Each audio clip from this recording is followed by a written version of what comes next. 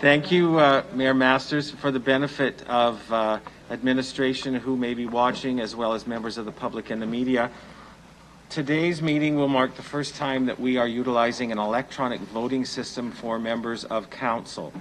So after every motion on the floor, when the vote is called, members will be voting electronically, and the vote tabulation will not take place until everyone has voted. When that's complete, the results will be shown on the screen, and I will also read into the record what the final result is. So for members and the viewing public, on the screens, it will show those who voted for, against. It will also indicate if someone is absent, and it will also indicate an abstain count.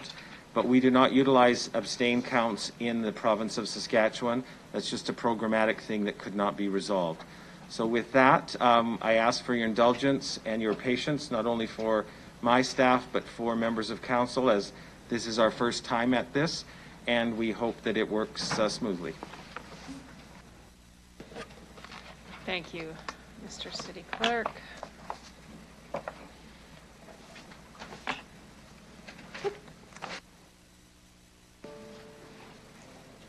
At 1:06, I'll call the meeting to order. Good afternoon and welcome to October 13th, 2021 City Council meeting.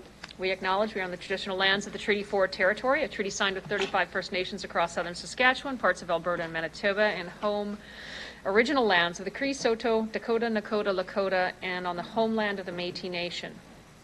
To ensure social distancing measures are being met, the gallery is closed to the public. All delegations will be appearing by teleconferencing. All members of council are present in chambers.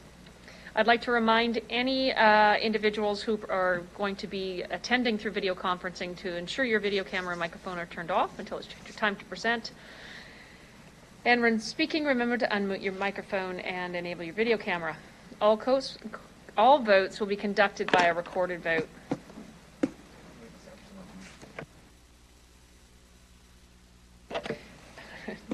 We will not do a recorded vote on the agenda in the minutes. That will just be a call for opposition. Friendly reminder that all movers should be confirmed verbally by the chairperson for the record. We have a mandatory recess to be called at 3:15. Adjournment is scheduled for 5:30. Can I have someone move a motion to approve the agenda at the call of the chair? After tabling CR 21-141 baseball stadium letter of intent for the October 27th City Council meeting, withdrawing Councillor Shaw's motion MN 21-11, no parking at an entrance of an alley restriction change, and adding the written submission from Dream Development to DE 21-276. Can I have a motion? Thank you, Councillor Bresciani. Can I have a seconder? Thank you, Councillor Shaw. I'll call the question. Any opposed? Seeing none, carried. Can I have someone move a motion to approve the meeting minutes from the City Council meetings held on September 29th, 2021? Thank you, Councillor Stanichuk. Seconder. Thank you, Councillor Shaw. Are there any error or omissions? Seeing none, I'll call the question. Any opposed? Carried. We will now consider the bylaws that require a public hearing, and I will turn it over to Deputy Mayor Findura. Thank you. Good afternoon, Mayor, and everyone else here. 2021-59 Development Levy Amendment Bylaw number 2021 number 2. I move, seconded by Councillor Bresciani, that Bylaw 2021-59 be introduced and read at the first time. Mr. Clerk. Thank you. This public hearing bylaw before you today is the Development Levy Amendment Bylaw, which is to establish the servicing agreement fee and development levy rates that will apply to proposed developments on or after July 1st, 2022. As this is a public hearing bylaw, any interested parties wishing to address council were instructed to do so and register accordingly. And in that regard, there were no delegations wishing to address council, Mayor.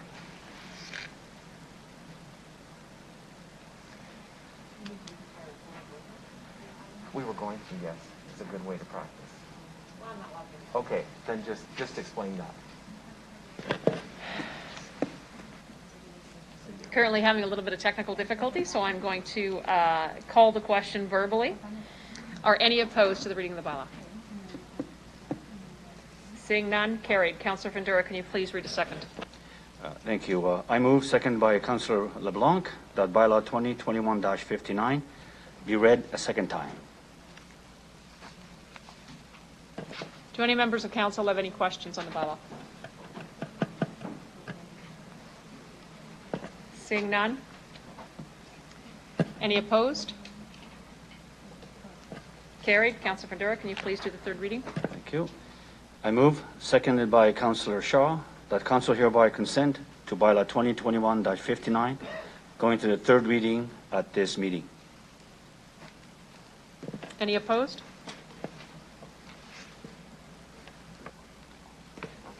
Carried unanimously. Councillor Fundura, can you please do the final reading? Thank you. I move, seconded by Councillor Zahidniak, that bylaw 2021-59 be read a third time. Any opposed? Carried.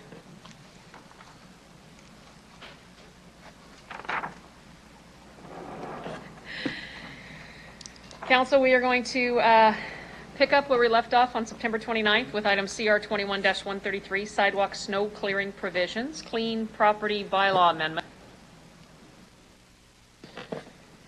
Prior to introducing the motion, I am wondering if administration would like to speak to the table. Thank you, Mayor Masters. So realizing that council is going to pick up the tabled conversation from the last council meeting, at the last meeting there was discussion, and I just felt it appropriate that I provide some additional context and background in terms of discussion administration has had since your last council meeting. So I know that as we adjourned, Councillor Mancinelli had asked about the cost of the city taking on the responsibility to clear the entire sidewalk network. And Mr. Onright will be able to provide further detail, but that would cost in excess of $3 million. And, you know, just perspective, 1%, the mill rate increase in 2022 is $2.7 million. So the other piece was, you know, there was concern about the way the information was presented in the report. There was an ask for $510,000. That ask was for additional bylaw inspectors. It was for additional administrative staff. We've since had conversations with administration. Obviously, this is a new bylaw. I know council's had lots of conversations about we are a winter city. We want to be an age-friendly city. We want to have accessibility and make sure that people can get around in the winter, access, you know, parks, access transit, and just be able to get to where they need to get in terms of, you know, experiencing, I guess, a full quality of life as a citizen in Regina. So a consideration for council is that a big component of this bylaw change, if council decides to go in that direction, is to do an education and awareness campaign. Let's make sure that people are aware of the fact that there's going to be a new requirement, and that is that you have the responsibility to shovel your walkway outside of your property. I look at it very similar to when we introduced the snow road around Regina. We picked locations, we introduced snow routes, we needed people to remove their cars so that we could do a more efficient plow of city streets. Obviously, we didn't on day one, you know, ticket and tow. We went through a process where people understood, and then we gradually introduced the enforcement piece. So obviously, a new sidewalk bylaw, new requirements for homeowners. We'd go through that education awareness piece. We would get a good sense over 2022 of exactly what the implications are on our bylaw staff. And then if we find that, you know, it's going to take a lot of enforcement to, you know, get the compliance that we need, then in 2023, we would bring additional budget asks. So what does that mean for us? It means that we would have to potentially reprioritize some of the work that bylaw officers currently undertake. And, you know, we're committed to always being able to look and find efficiency or improvements. So that would be our approach if council decided to introduce the bylaw and actually, you know, put it on the administration to look at how we could implement that program through 2022 without additional funding. And once we had a full understanding of exactly the impacts, as I say, we would bring back a request in 2023 once we have more knowledge and understanding of what the program would require. And with that, I'll turn it back to council. And as I say, Mr. Onright will answer any questions related to the technical side of the clearing, and Mr. Wary in terms of any of the bylaw pieces. We also have Andrew McNeil-Wilson, our manager of bylaw, here today to answer any questions council may have.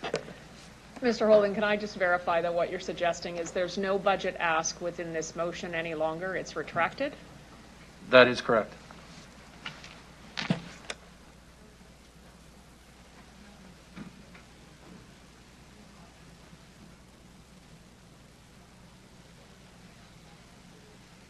Councillor Hawkins, can I ask that you read your motion into the record with the removal of the allocation of budget, please and thank you? Thank you, Mayor. I'll read from the screen. 1, approve the amendments to the Clean Property Bylaw 9881 as detailed in option 1 and Appendix A effective January 1, 2022.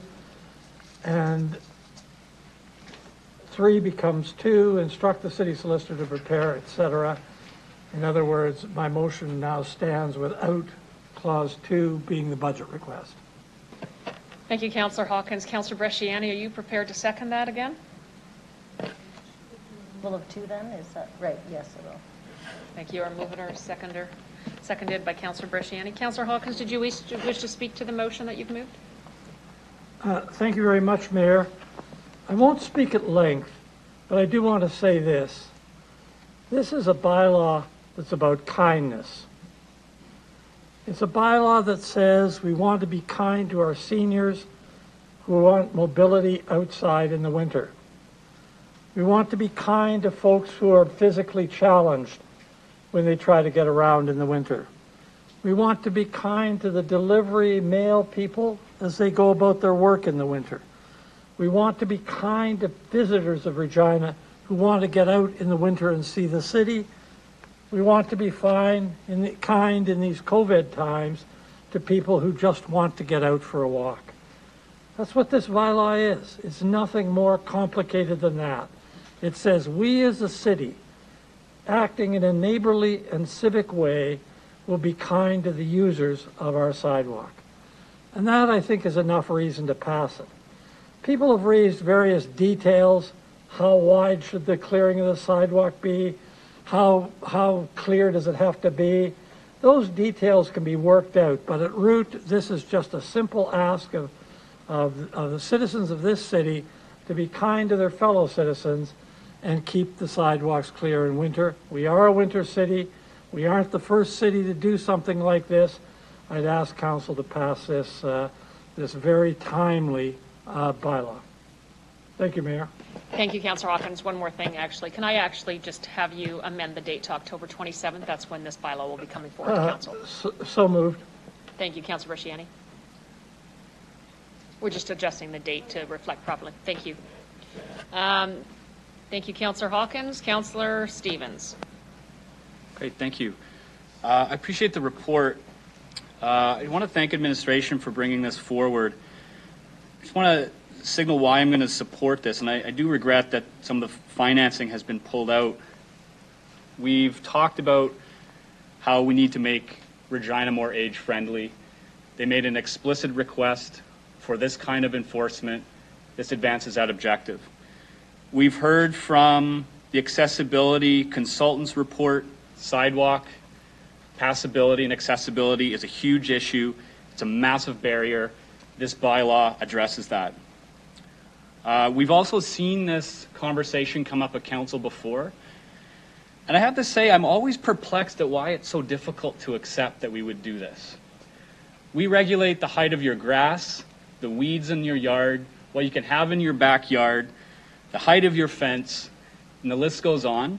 I think this is a very humane and kind way of making our city more accessible, and it deserves a bylaw and it deserves enforcement.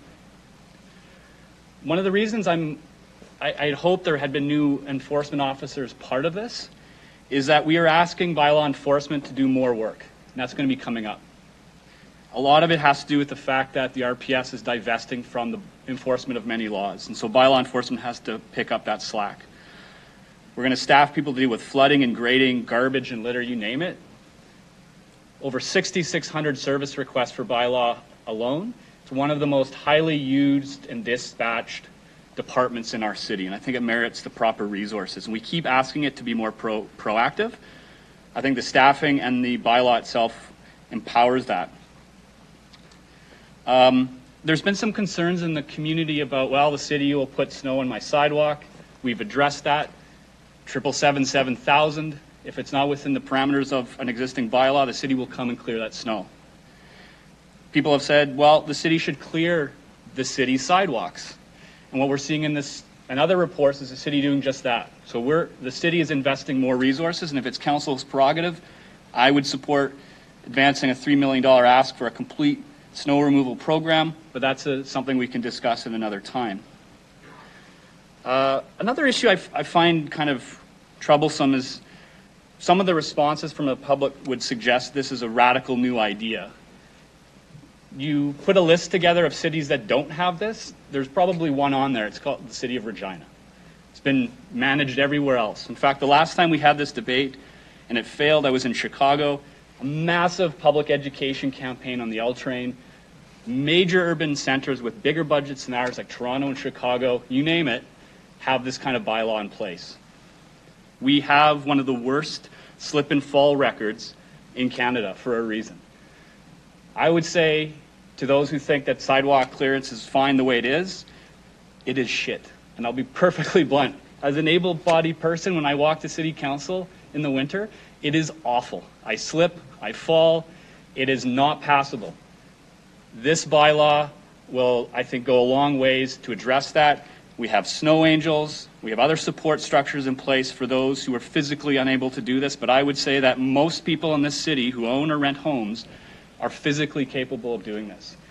I know it's a bit much for a bylaw, but I think it does fulfill so many objectives in making our city accessible. So I do want to thank administration for bringing this forward. I hope there are sufficient resources in bylaw to actually address this. So perhaps that's another discussion, but I think this puts us in the right direction. So thank you, administration, for this. Councillor Stevens, thank you very much for the comments. I'll just remind yourself, as well as the rest of council, to watch our language on the floor of council. Thank you very much. Councillor Zakidniak. All right. So I am happy to support this new bylaw. We have a gap right now in that we don't clear all the city sidewalks, and but we didn't have a bylaw in place. So I think we needed to do one or the other. I do have a couple of questions though. So with the original ask talked about an expansion of the Snow Angels program. So now that there's no budget attached to this, I just want to confirm that there's still planned to be a $75,000, and I believe that's the accurate number, investment into Snow Angels as part of this proposed, as part of the new recommendation, or as part of this amendment. Mr. Holden? So through my masters, the 2022 budget that will come in front of council will provide for an increase of $25,000 to enhance the Snow Angels budget. For a total of $75,000? That's correct. Right? Yep, okay. And then I did hear, I received just a few calls in relation to this. And I just wanted the city administration to provide assurance that as a city, we will be able to fulfill our requirements for snow, like what we've committed to do for snow clearance within 48 hours as well. Through the chair. Through my masters, I'll ask Mr. Onright to take that question. Through Mayor Masters, that is correct. That is in the new policy that will be adhered to by city. Great. Okay, thank you. That's all I have. Thank you, Councillor Zakidniak. Councillor Shaw. Thank you. Just to add to this, I definitely agree with this, and I'll be supporting this. Now, I really believe in our residents in Regina. I believe that a lot of people just don't know, and when you know, you do better. And I'm going to give you an example of a neighbor of mine on a street where I lived, and I have a daughter with a physical disability. Never cleaned his sidewalks, never cleaned his sidewalks. I always cleaned his sidewalks for him. And then finally I said to him one day, I said, you're a young man, you have one job, I have 2 children, 2 jobs, and I'm cleaning your sidewalk. And he said, what does it matter? And I said, well, do you see my daughter coming out of the house? And I got Crystal to come out of the house, and his face dropped. He felt so terrible. He goes, I never even thought of your daughter or people like your daughter. Never asked him to clean the sidewalk again. His sidewalk was cleaned. I really hope that not putting a dollar amount on this, that this awareness, and we as council members, we can put this on our Facebook. We can go out and shovel somebody's sidewalk. We should be leading by example, and we can do better.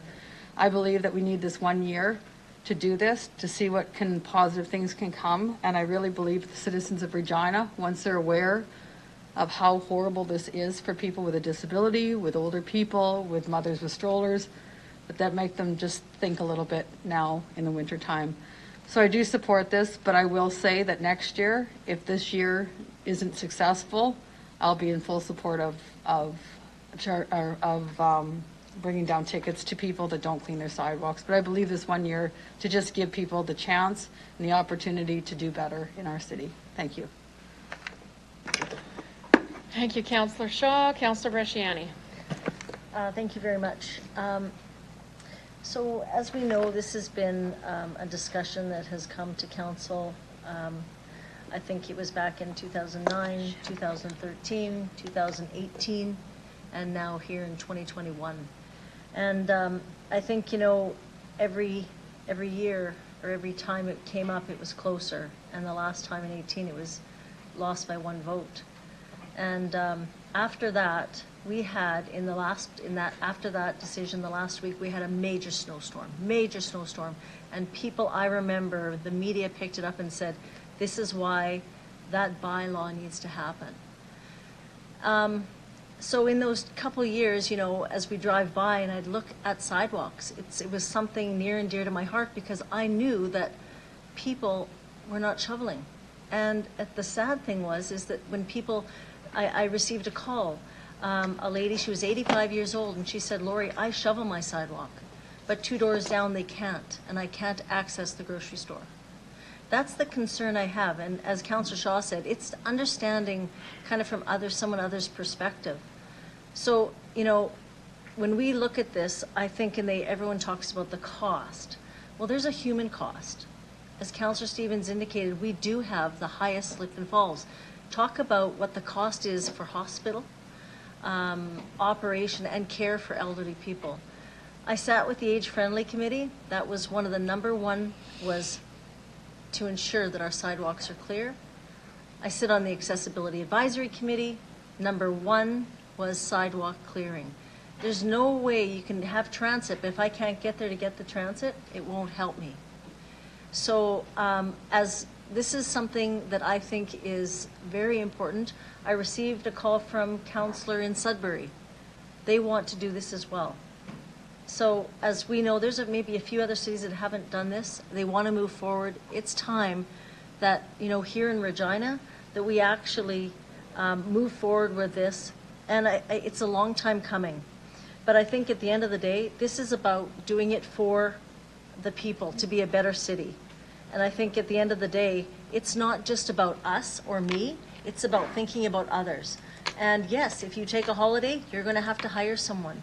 But there are people out there that do this work. And that's why we brought in the Snow Angels program. And I want to make it clear, if there are people that cannot do this for medical reasons or for health reasons or age, Mr. City Manager, what is the process to go through for, if they can't find someone within their neighborhood, how does the Snow Angels help with that? Through the chair.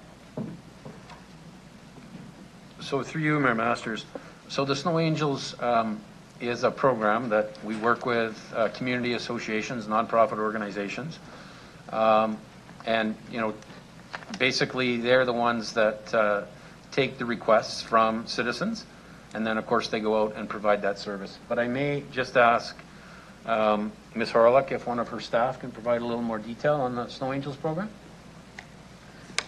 Through you, Mayor Masters, I'll ask Ms. Hill to go through the details of the program.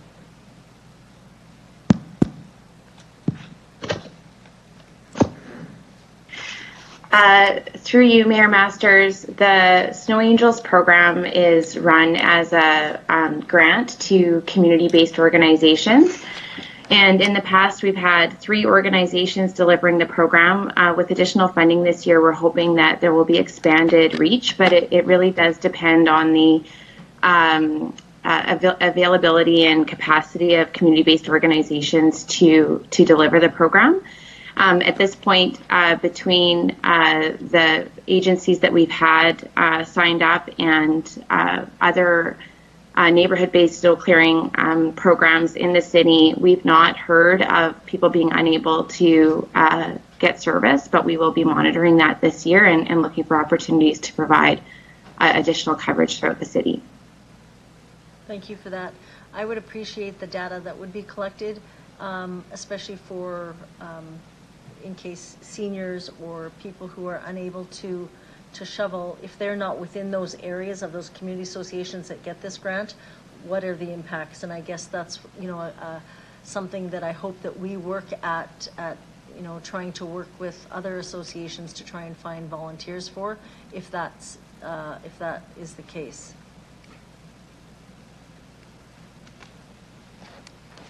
Is that the case? Through you, Mayor Masters. So yeah, we can look at that, and I might ask Ms. Hill to go through how we evaluate it and if something like that happens and how we'll use this money as we move forward.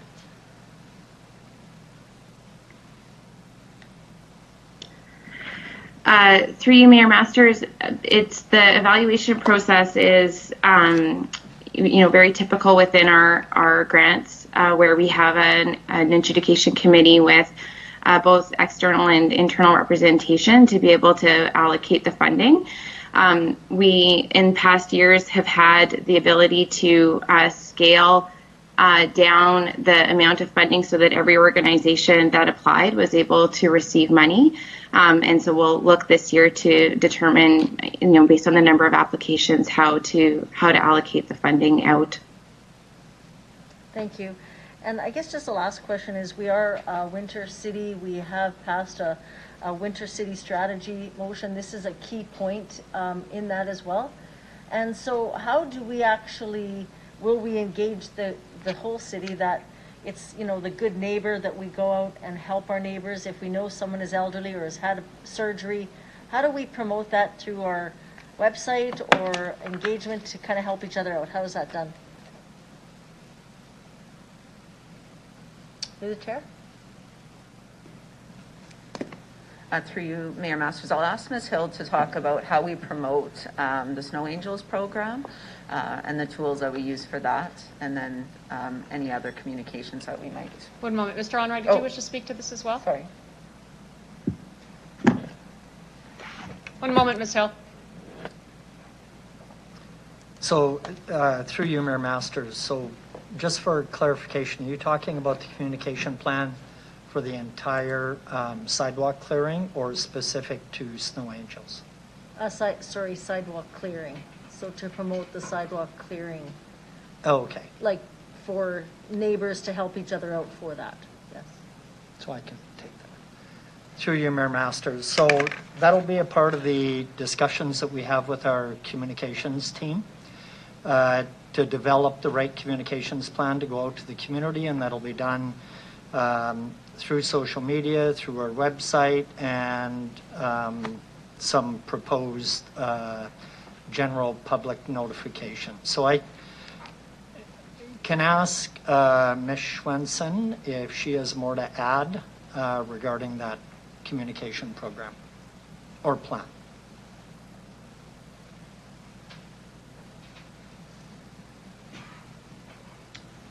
Thanks. Through you, Mayor Masters. We actually have already started drafting our communication strategy in anticipation that this gets passed, and so we're well poised to activate. We'll be looking to share information straight to people's doors by bill inserts. We'll be doing lots of social media, media events, a huge number of tactics, and we're also going to look for opportunities to partner with, as we promote the winter city strategy, as we promote the winter maintenance policy. We'll be looking for alignment across these different pieces to really reinforce, as Councillor Hawkins and others have said, that good neighbor approach, and really doing our best to make this city a winter-friendly city. Okay, and just the last final question is in regards to the process. So will there be a warning, or how does that work, and how do we see that working? Through the chair.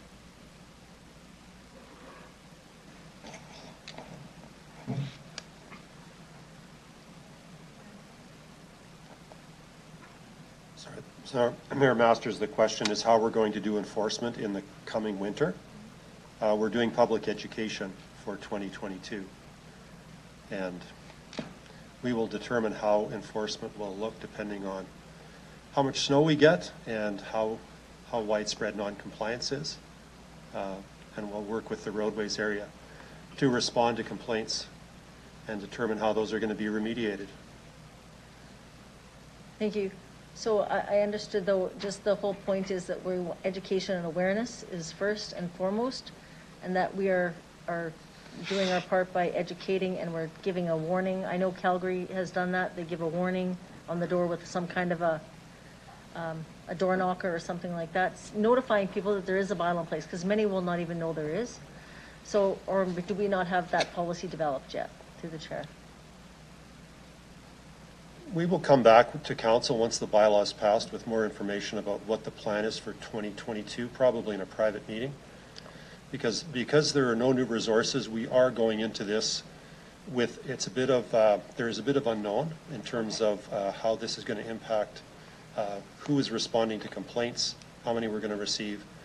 But I think the direction I'm hearing from council is that year one is an education phase for a new program that is citywide. So we don't see aggressive enforcement in year one, and then, as was discussed by the city manager, we will be able to get a better sense of the degree of compliance in the community once this bylaw is in place to determine if we need dedicated enforcement resources or not, and that would be something that would come forward in 2023. So just so council is aware, as they receive complaints about non-compliance, that our approach is to educate in year one, primarily. Great. Thank you. That's all I have. Thank you, Councillor Bresciani. Councillor Stadnichuk. Councillor Bresciani asked my question about the enforcement, but my, I guess the second question through the mayor is just regarding, I had a question from a resident about liability. So if somebody is clearing the sidewalk, which is city sidewalk, and is hurt, is there a liability to the city in any way? I just would like to know the answer.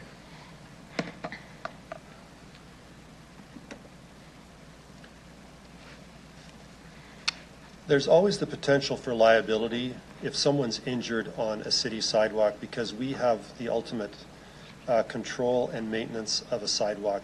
I can't comment in an individual case whether someone's going to be liable or not. It has to meet the negligence standard. But there's always the potential for liability if anyone's injured on city-owned or operated property. And the city has a statutory obligation to maintain streets and sidewalks. We don't own them, but we're responsible by operation of the Cities Act to maintain them to a reasonable state.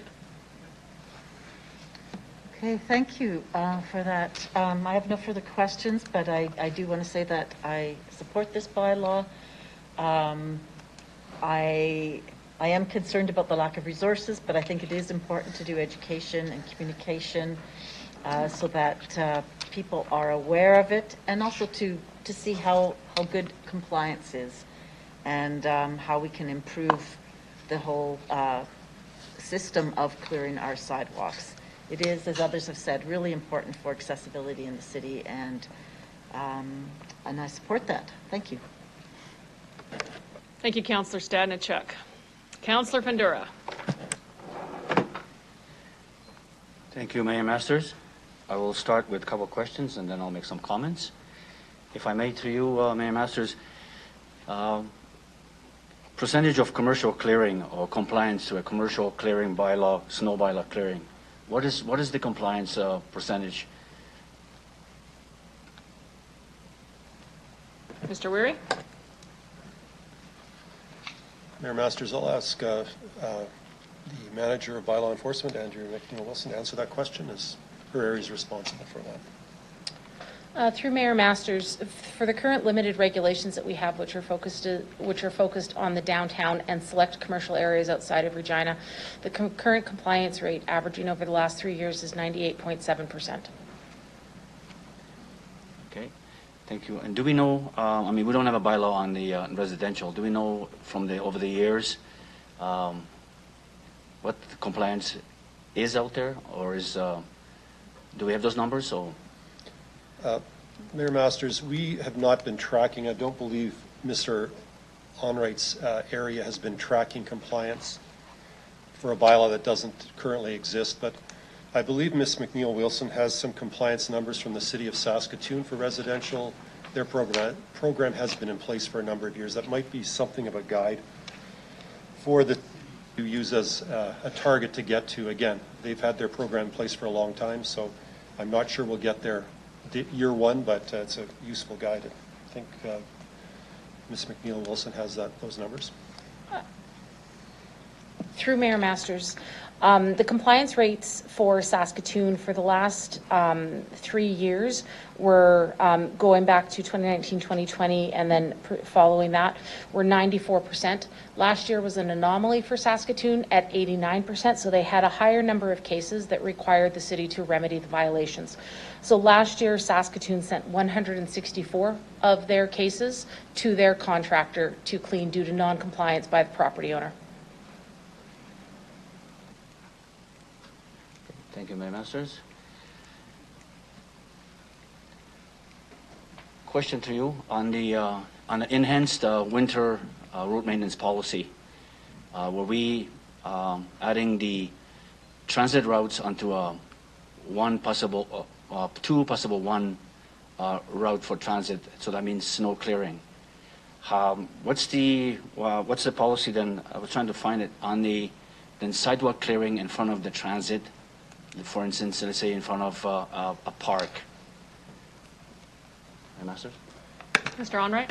Through you, Mayor Masters. So in the new winter policy, we have added about 200 kilometers of sidewalk clearing that our city crews will do, and that is directly related to transit stops and connectivity to these transit stops. Also along parks or adjacent to parks that were not already cleared. So we've added, we were doing about 86 kilometers prior to this change. We'll be doing approximately between 280 and 300 kilometers. Okay. Thank you, Mayor Masters. The comments and discussion is about reaching the transit stop or transit bus area through the sidewalk, through what it means. What do we do as a city when we have a sidewalk and 5 feet or 6 feet of grass and then the bus on the road? And individuals I've watched in a wheelchair or mother pushing a stroller can reach that bus. What are we, in that enhanced policy, what are we doing about that? Mayor Masters? Through you, Mayor Masters. I'll ask Mr. Warren to comment. Through you, Mayor Masters, we as a operational group, we would take those locations into consideration and do our best to ensure that the sidewalk is accessible to the curb where the riders would enter and exit off the transit. And we've done some of that already in several of our locations where we see a high number of users of the transit system that may have disabilities or accessibility challenges. So many of our transit stops in the downtown core and other locations throughout the city do receive already an enhanced level of service to ensure that the transit stop is accessible to the front of the curb. Okay, thank you. So then another question, Masters. We have the Snow Angel, which we talked about for a few years already, and there is looks like limited amount of money invested in the Snow Angel program. Is there opportunity, or is there I would say a need or ask to let's say add funds to the Snow Angels policy?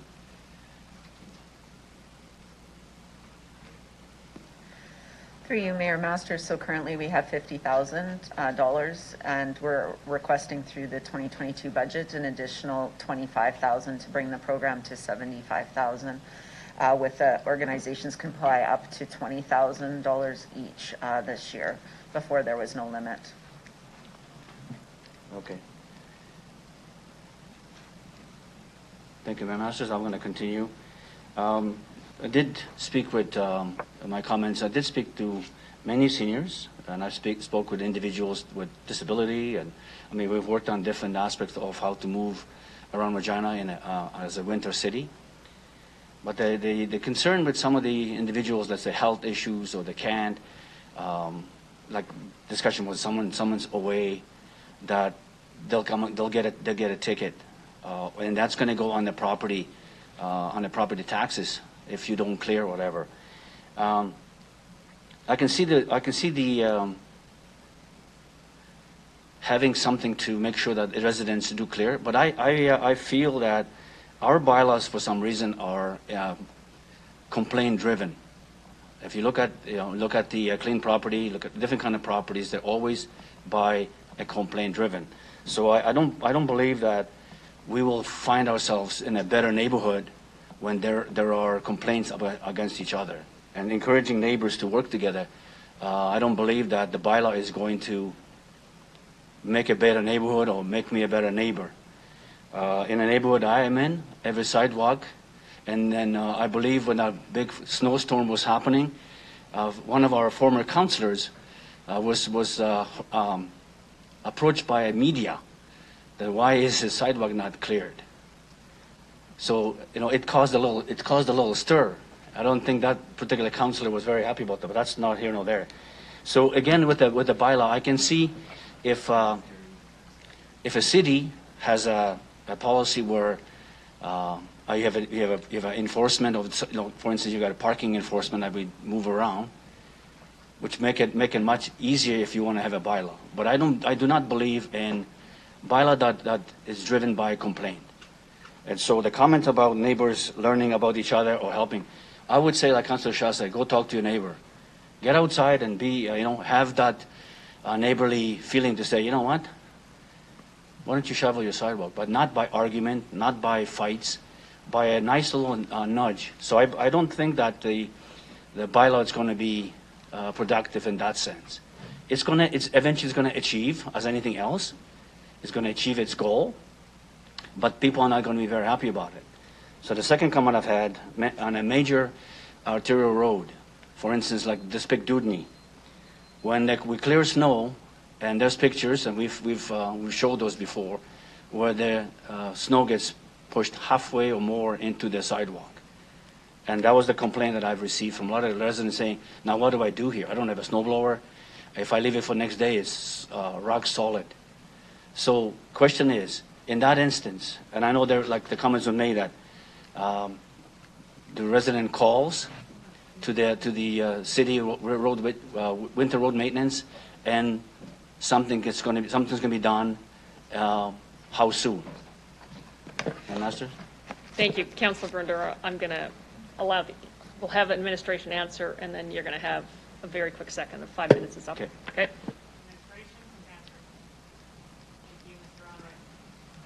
Through you, Mayor Masters. So in the last meeting, Mr. Warren was pretty clear about the training and education we need to do internally with our city crews prior to this season, and regarding all of the policy changes that have been made.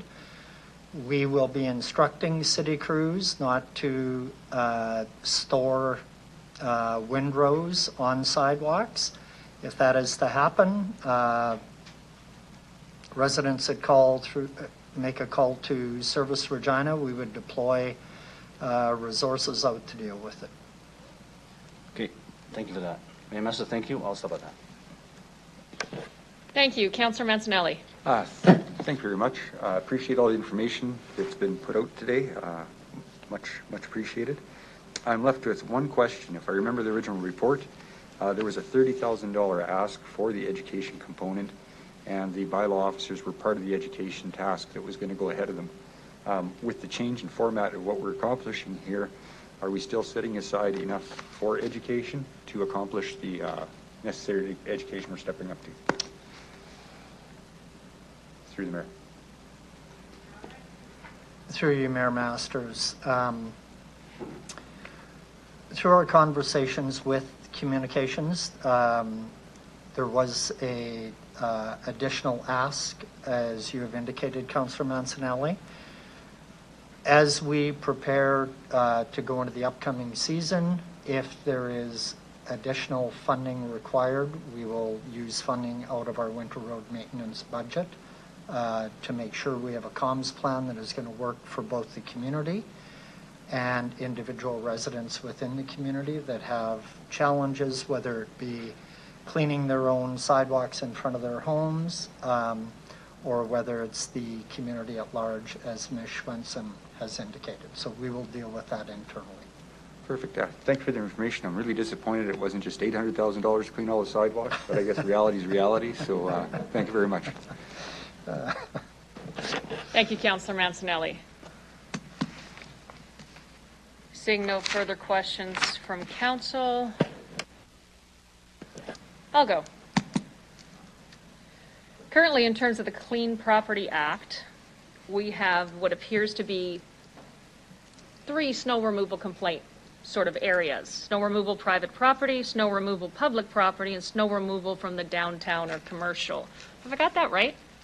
I'm open to whoever wants to answer this. Mr. Weary? That's correct, Mayor Masters. We have a bylaw for commercial properties and some snow removal requirements. City property is, we're responsible for maintaining that, and then the residential component is what's being proposed here. So that's a fair way of categorizing the three areas. Thank you. Right now we have snow removal from private property. Can you explain to me what that is right now? The only place where we have requirements of the adjoining owner is for commercial properties. And that has been in place for a number of years. I'm not sure when that requirement was put in place, but it's been there for a while. Okay, thank you. When I look at the number of calls that we've had for either the commercial, the removal from city property, or private, we're under 200 a year. Is that a fair estimation? I'll look to Ms. McNeil-Wilson to confirm the number of complaints that we're receiving. Through Mayor Masters, yes, that would be a correct assessment. If I may, could I provide some additional information to your previous question, Mayor Masters? Absolutely. So in terms of the other 2 violations that you mentioned within the Clean Property Bylaw, in terms of the movement of snow, in addition to the sidewalk clearing that exists, there's also regulations in the bylaw of individuals, both regardless of whether is it a residential property or public property, or sorry, pardon me, commercial, of moving their snow that is on their private property onto the public right-of-way. That is not permitted within the current language in the bylaw, and that is something that is currently enforced by the bylaw enforcement branch.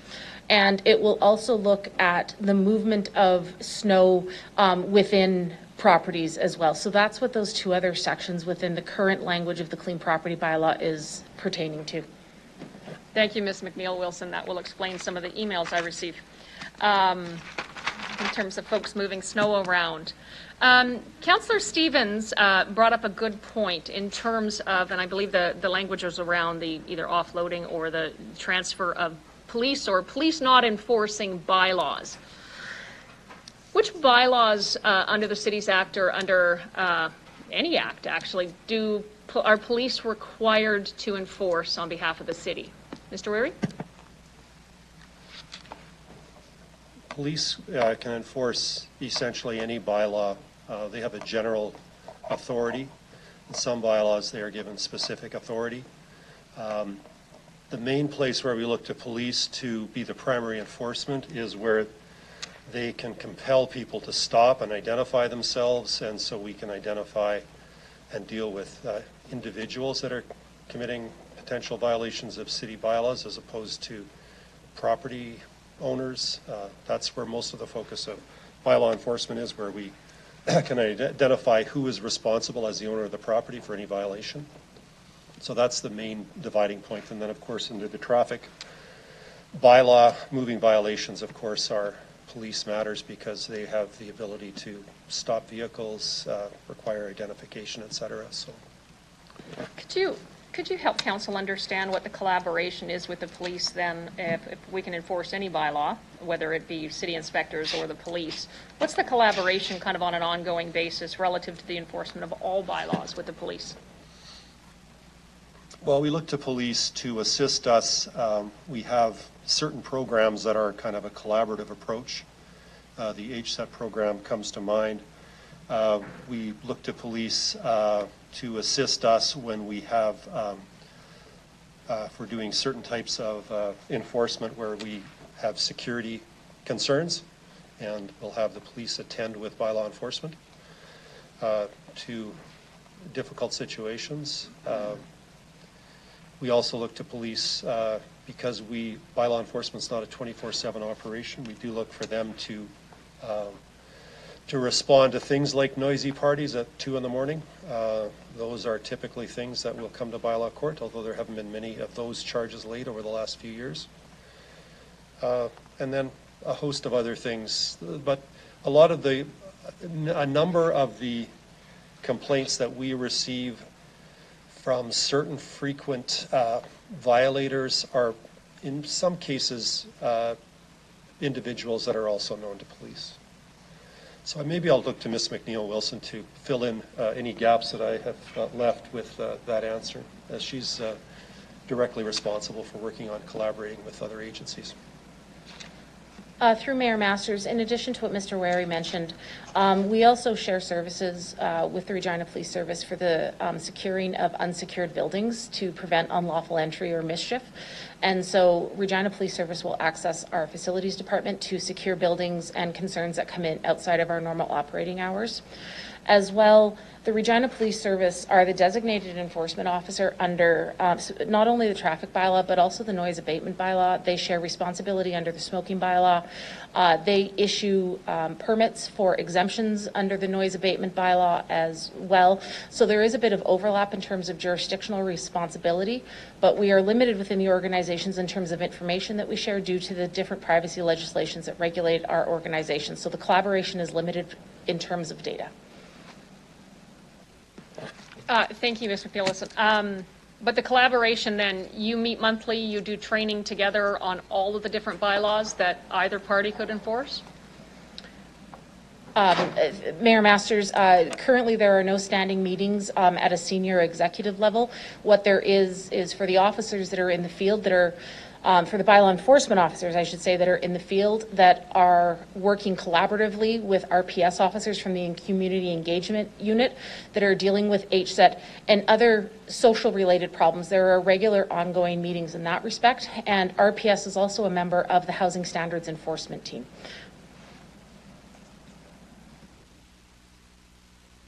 So I guess what I'm hearing is that you're not opposed to ongoing scheduled collaboration to ensure or enforcing the bylaws that could actually affect reasonable community change. Pick housing standards, for example. That's correct, Mayor Masters. I just wanted to add one other one to the list that Ms. McNeil-Wilson provided, and that's the traffic bylaw working group. That's a agency group that reviews the traffic bylaw and vets any changes, whether coming from council or coming from the various agencies. So that's another collaborative body that we have that's been in place for a number of years. Thank you. In terms of the resources in bylaw, I heard that referenced a couple times. The resources in bylaw, you have how many bylaw inspectors again? I believe it's 13, but I'll just confirm that number in terms of how many are active right now, because we do have some casual positions. So ask Ms. McNeil-Wilson to respond. Through Mayor Masters, yes, there are currently 13 active full-time enforcement officers that are permanent positions. And do you have any on leave? Yes, we do. And how many in casual positions would you hold? So currently there are up until September 30th, there were 2 casual bylaw enforcement officers that were brought in the middle of May for the overgrown grass and vegetation season. One of those individuals is still under the employment and had a 6-month contract. Thank you. We had reached out to Saskatoon just to understand, and they have 6 full-time bylaw officers who are generalists because they work on summer issues in the summer and winter issues in the winter, and I understand they've got some allocations in some other areas where they collaborate with fire or perhaps with police. Could you explain for council perhaps the reasoning behind making people specialists as opposed to generalists? I'll ask Ms. McNeil-Wilson to explain how the area is structured in terms of specialization. Through Mayor Masters, the model that the City of Regina has adopted for enforcement is a generalist model, and we have a hierarchy system in place based upon experience and competencies of the bylaw enforcement officers that increase. So there is a bylaw enforcement officer 1, a bylaw enforcement officer 2, and a bylaw enforcement officer 3. In terms of Saskatoon, with the overlap in terms of the bylaws that our branch is responsible for versus Saskatoon, they actually have 2 separate areas and different models that are in place within each of the areas that are responsible for enforcement. So there are some slight differences between Saskatoon and Regina, as well as the difference in the number of FTEs within Saskatoon, which is more than 6. Thank you. We do have the number of the full-time employees specific to bylaw enforcement inspectors. They do have some other admin people, but it is 6 there. So my question then is, Mr. Holden, how much do we spend for the municipal benchmarking evaluation network thing that we belong to? So through Mayor Masters, we pay about $30,000 a year as an annual membership. And then we support it with support from staff positions. So we have one staff person who has probably got 50% of their time to support NBN. And then, of course, we have subject matter experts around the organization that obviously collect and input the data into the data repository, which then produces the report on an annual basis, which produces the assessment in terms of how we perform against the other member communities, of which, the communities that we often compare ourselves to are Calgary, because they're a part of the benchmarking network system, and Winnipeg. Thank you. Of the cities that are in the municipal benchmarking, they equalize it out for population so that we can compare apples to apples. And correct me if I'm wrong, they're pretty stringent about ensuring that the information we're entering is comparable across cities, correct? Human Masters, that's one of the principles, is that with benchmarking, it's important that you're actually doing an apples to apples comparison. So that is one of the foundational pillars in which NBN operates. So does anyone within administration, Mr. Waria or Mr. Holden, and I know you've been looking at this and are going to do some work on it, but in terms of enforcement complaints, Regina lines up exactly with the median for all of the benchmarking cities.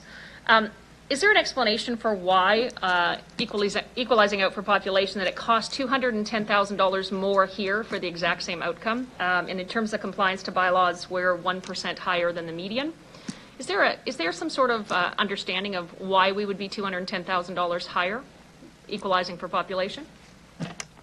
So through Human Masters, So, the advantage of benchmarking is we get to, rate ourselves in terms of our improvement and movement year over year, but we also get to look at how we compare to the other municipalities, and where we are an outlier, obviously administration needs to do some evaluation and review.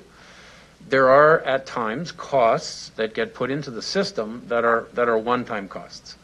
So I know in one instance, we had a significant retirement, which required us to make a one-time payment. And in some other instances, it's a matter of how overhead costs are calculated.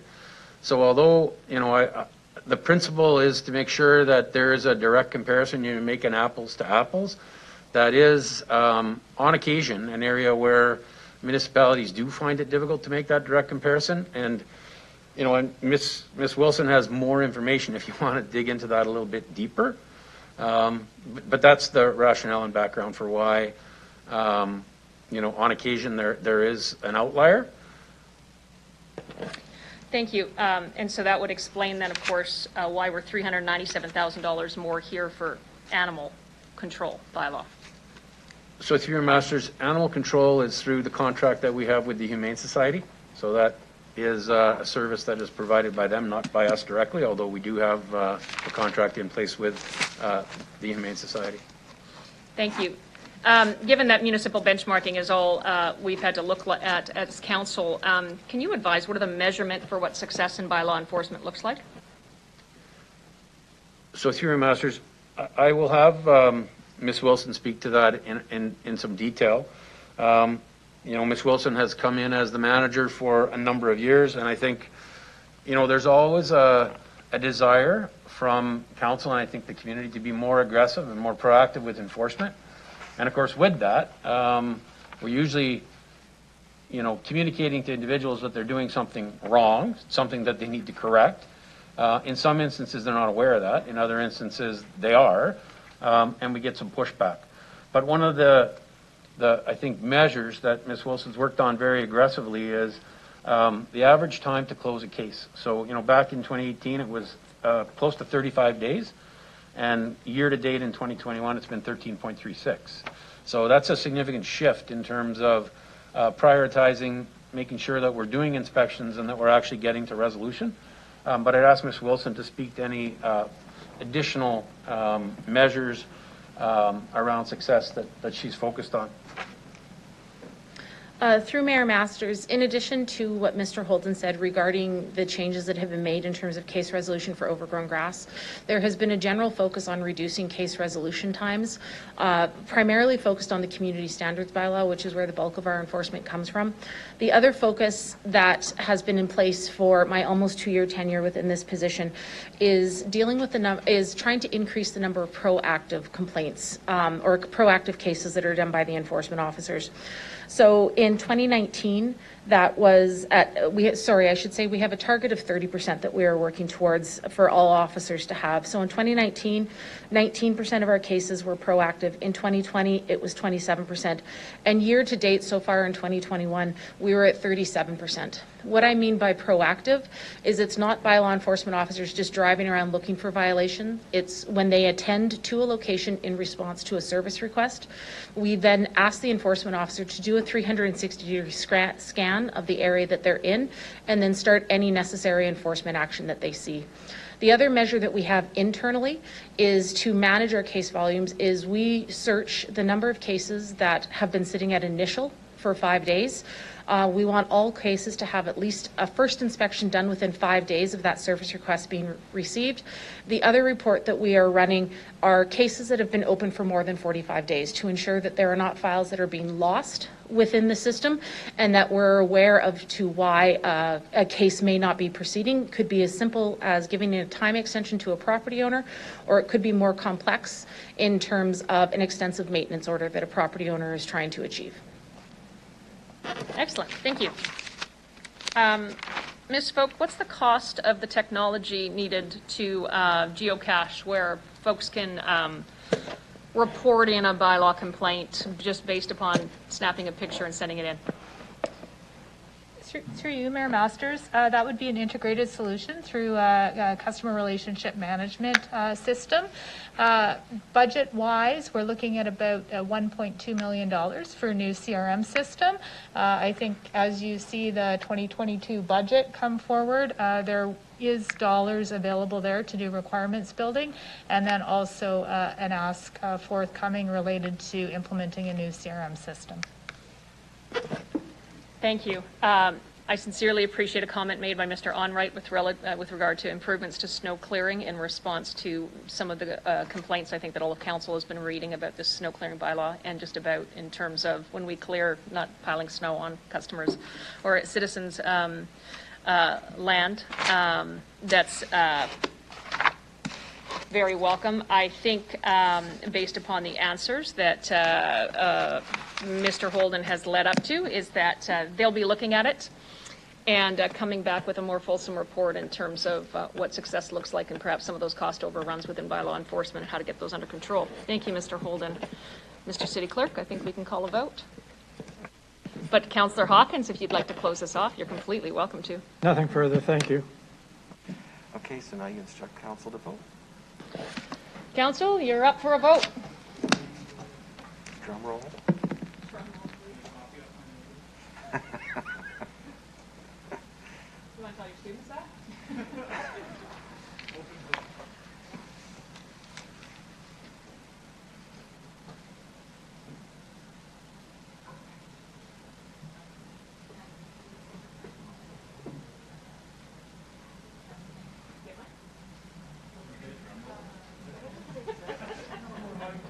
Just you, John. I think they're waiting for you.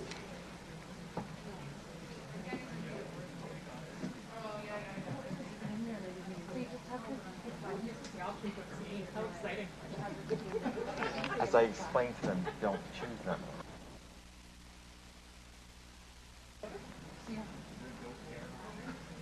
To the public, we're just dealing with the first vote on the new technology, so if you'll give us a moment. You get going.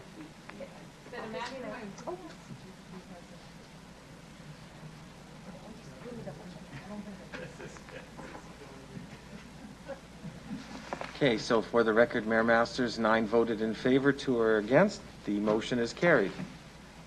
Thank you very much. Delegations. I'd like to call upon delegation Mr. Tim Reed from the Regina Exhibition Association Limited is here for questions only. Please introduce yourself for the record, sir, the organization you're representing, and where you're calling from.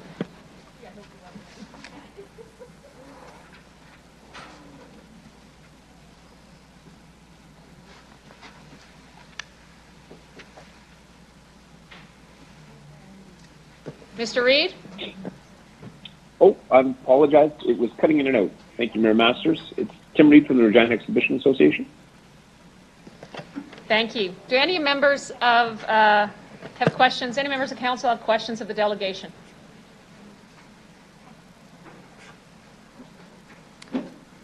Mr. Reed, I have none, but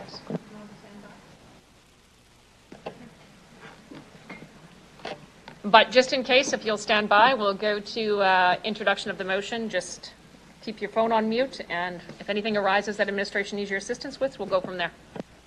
Oh, I apologize. Councillor Vendura, did you have a question? I apologize, Mr. Reed. Councillor Vendura has a question for you. Oh. Never mind, Mr. Reed. You're on hold. There we go. Thank you. We'll now consider CR 21-137, the Real Hotel lease. Councillor Vendura, can you please introduce the report? Yeah, there we go. Microphone's on. Thank you, Mayor Masters. I bring report CR 21-137, Real Hotel lease. The City Council, under the campus master lease agreement with the city, consent to Real entering into a sublease to Genesis Hospitality Inc. for a portion of the city-owned property for a potential total term, including possibility of entering into a 90-year lease. Mayor Master, can I get a second there? Councillor Bresciani, thank you. Thank you. Real operates the grounds on behalf of the city of Regina, and this aligns with the Real 2.0 strategic plan for the campus. The committee seeks concurrence. Thank you. Thank you, Councillor Fundura. Do any members of council have any questions or wish to make any remarks about the motion before them? Councillor Bresciani? Thank you. I just want to say I think this is very important to the whole Real Campus for events, but also great for that district. I think they, as council, we've seen, we've asked them for many years to be sustainable, to look at options for them to create opportunities. With this hotel, we know there will be jobs, so I think it's a huge asset, not just to the campus, but also for our city. So I think it's a great investment here, and I appreciate all the work that Real has done to do this. So that's all I have.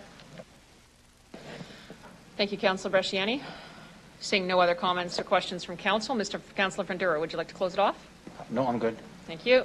Let's post the vote.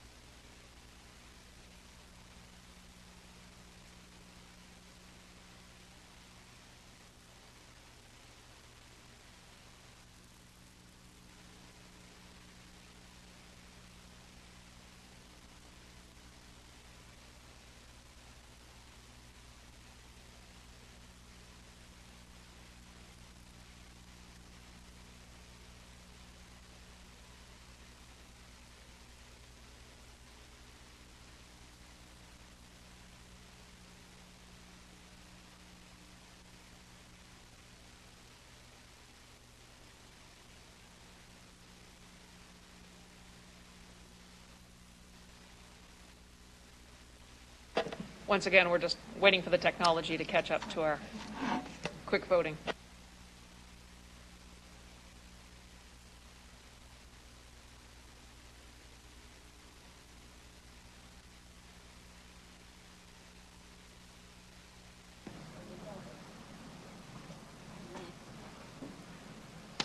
Mr. Clerk, go ahead. Thank you, Mayor. Apologies for the delay. The vote is 10 in favor, none against. It's carried. Thank you.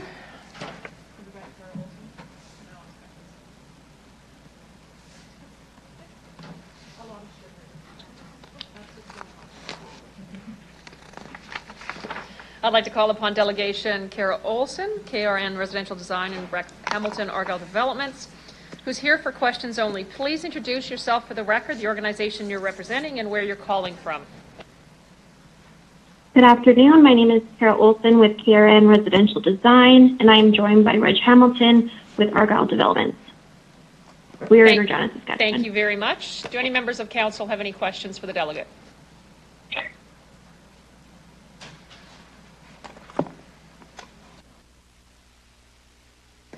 Seeing none, there are no questions. Thank you very much for attending the meeting. I think it's safe to ask that you can please leave now.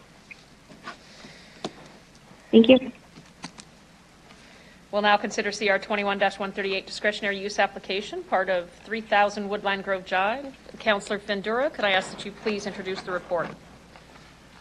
Thank you, Masters. I bring report CR 21-138. The discretionary use application, part of 3000 Woodland Grove Drive. The City Council approved the discretionary use application for the proposed development of the building, planned group located at the intersection of Buckingham Drive and Green Brooks Road in the town subdivision. Masters, can I get a seconder, please? Seconder. Thank you, Councillor Mancinelli. Thank you.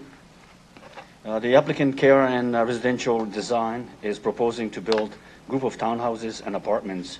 The proposals include 10 buildings with 52 2 and 3 bedroom units. The Planning Commission voted unanimously on this one, and the Commission seeks concurrence. Thank you. Thank you, Councillor Frondura. Any questions from members of council?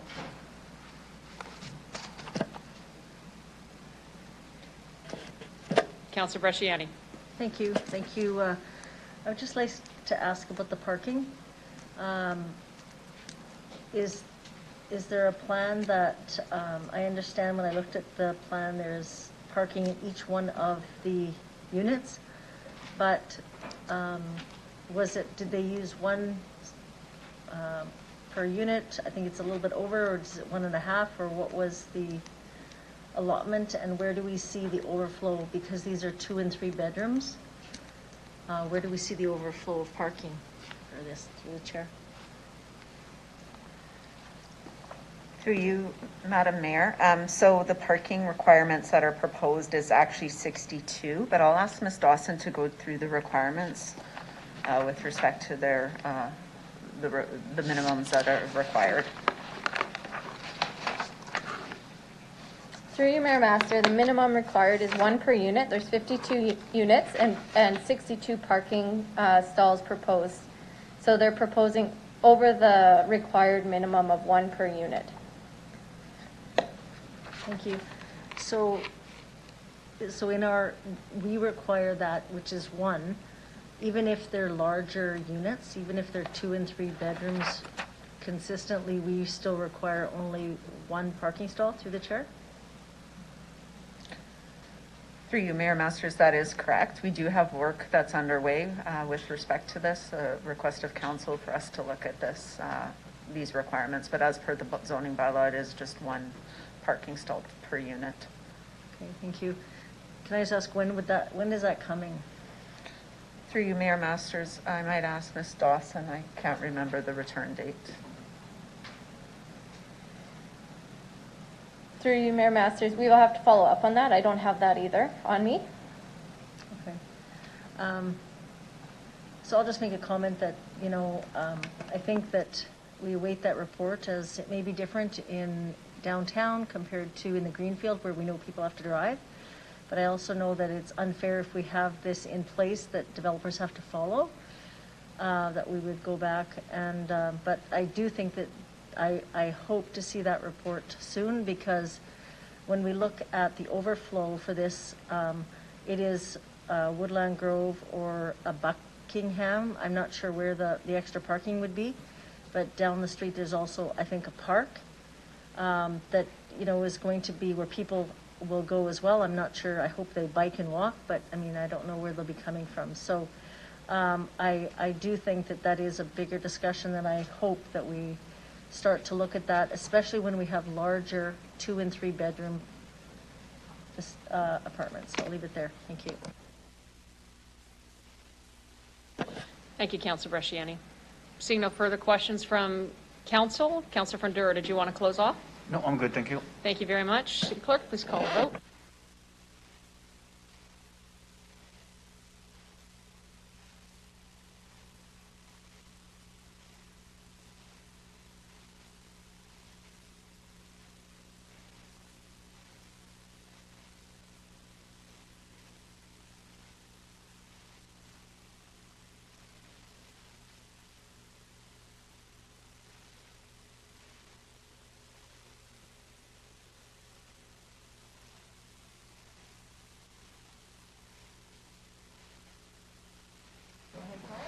Thank you, Mayor Masters. For the record, the motion carries 11-0. Thank you very much.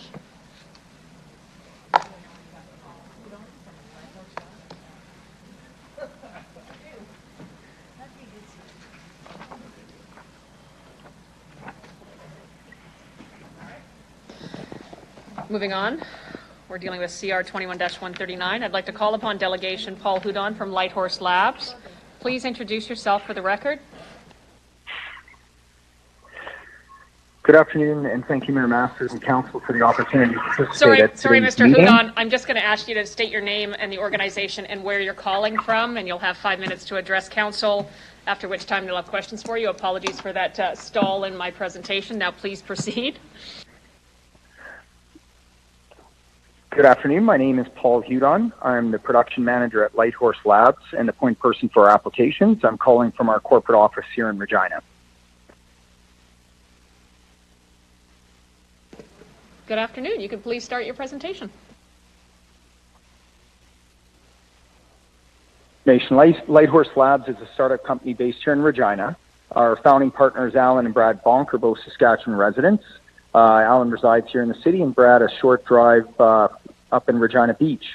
We're in the final stages of production readiness to assemble and ship a stand-up electric all-terrain vehicle, which will be utilized for recreational and a variety of institutional applications such as law enforcement, fire rescue, campus security, etc. The lithium-ion battery pack utilized in our vehicles are currently assembled in Calgary, Alberta. Our objective is to complete the battery pack assembly in our Regina facility to reduce cost lead time, minimize supply chain risk, and hire city residents to staff the assembly process, contributing to local job creation. The battery pack is an integral component of our vehicle and therefore critical to the success of our operation. The battery pack itself is comprised of individual battery cells, similar to AA batteries, only larger, welded together in series with a battery management system controller. And finally, that assembly is inserted into a waterproof ABS enclosure. The assembled battery pack will be installed in our vehicle, shipped separately as an accessory, or to replace an existing battery pack for warranty purposes. We're going to assemble the battery packs in a just-in-time basis to minimize the amount of in-process and finished goods inventory. And upon successful completion of the application process and meeting all regulatory requirements, I plan to relocate the equipment from Calgary to Regina and hire my assemblers. So I'm on standby and happy to answer any questions you may have. Thank you very much, Mr. Hudon. Do any members of council have any questions for the delegate?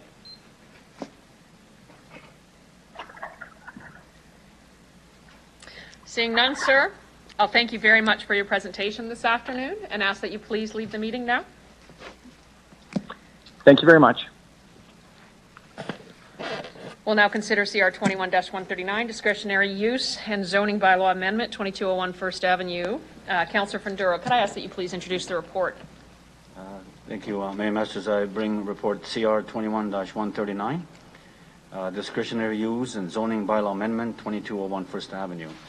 The City Council, I want to approve an amendment to the Regina zoning bylaw 2019 to add industry heavy as a discretionary land use in the industrial light zone. To approve the discretionary use application to develop industry heavy and storage hazardous material at 2201 First Avenue. Members, can I get a seconder, please? Thank you. The applicant proposes to build electric recreational vehicles, ERV, and storage and assembly of lithium batteries. Administration supports amendments. Planning Commission voted unanimously. Planning Commission seeks concurrence. Thank you. Thank you, Councillor Fundura. Do any members of council have any questions with regards to the motion in the report? Councillor Zakidniak. Thank you. I just have a couple of questions for administration for clarity purposes. There's a proposed amendment to allow industry heavy in an industrial light zone. Just confirmation that we do have a process in place currently for this sort of classification, just not in the industrial light zone. And also, it's my understanding that we used to have this in place in the industrial light zone in the past. Through the chair, please. Ms. Harlett? Through you, Madam Mayor, that is correct. Zoning bylaw 9250 did allow hazardous materials related land uses as discretionary in all industrial zones formerly, and then when the zoning bylaw changed, it took it out. So when we reviewed this, we believe that adding it back in it has a history of being in the bylaw previously, and we do recommend putting it back in. But I could ask Ms. Dawson to add anything further. Yeah, through you, Mayor Masters, our industrial zones, they're somewhat stacking zones, so we have, it goes from lowest users to highest, heaviest users, and within our previous bylaw, we did have some uses that when we went through, we tried to clean it up and designate them into the specific zone that they should be within. And in doing so, there are some users that are within the light industrial zone that are this heavy industrial. And so putting it back in the light industrial zone would allow for us to review it on a case-by-case basis, ensuring that they're consistent with the intent of the zone and that there's no issues related to their proximity to surrounding neighbors. Okay, thank you. And also, so this would make them a discretionary use. And so with our new policy, these applications won't necessarily come to council. Can I get some clarification about what sorts of things would make these applications come forward to Planning Commission and Council? Like what would be what would trigger that? You, Mayor Masters. So within the admin DU bylaw, we would look at the comments that would have come in through the circulation process, and if any concerns are coming forward, we'd evaluate the concerns that are coming in, if any. If there is no concerns, the community association doesn't have any concerns, then it would go through the admin DU.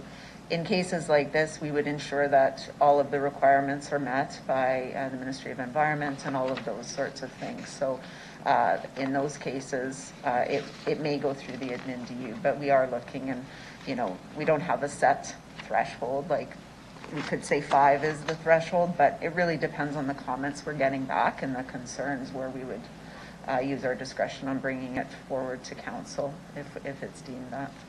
Okay, and I think my last question is, with this new discretionary use process, my understanding is we'll be reviewing that in a year from when it was implemented to evaluate how it's working. Is that accurate? Through you, Mayor Masters. So we were going to be reporting on a yearly basis on just a reporting on the applications that were approved and those sorts of things. So it wasn't a review, it was a review of kind of a summary of what was approved through the admin DU process, which just started in September, and actually we'll be looking at our first application here, I believe, next week. Okay. Okay, thanks. That's all I have. Thank you, Councillor Zakiniak. Councillor Mancinelli. Thank you. Just one follow-up question to dovetail off Councillor Zakiniak. When is that new process implemented? Is that in the new year for discretionary use? Through you, Mayor Masters. So it actually started in September 1st was when it became effective, and the first application that we will be reviewing is next week. Okay, so the application before us just came in ahead of the new change. Sorry about that. Yes, that's absolutely right. Okay, and when the new process is in place, will we be kind of kept abreast of some of these different discretionary permits being put out? Do we still get to know what's going on in the city that way, just as an information line? Through you, Mayor Masters. So that is correct. Part of it is as we do the circulations, and the councillor of the area, the mayor, gets notifications. RPC members get notifications, and then it's posted if it's discretionary. So it goes through that exact same process. And then we have committed to council and RPC that we would be doing reporting on the applications that would be approved through the admin DU process. Perfect. Thank you very much. And I'm glad to hear we will be hearing of these things, because my only comment is I'm very excited to hear that a company building electric all-terrain vehicles is manufacturing in Regina.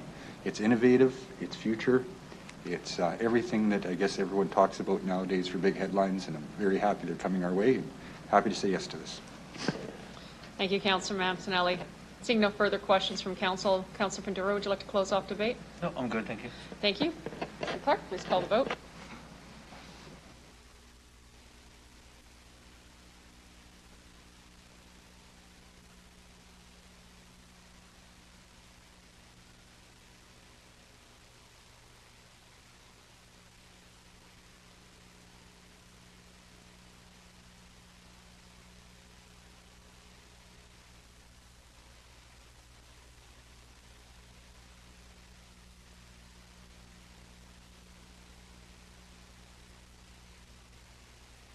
bylaw. Is that what you're talking about?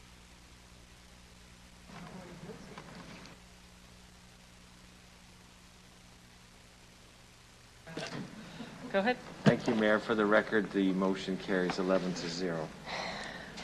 Thank you, City Clerk.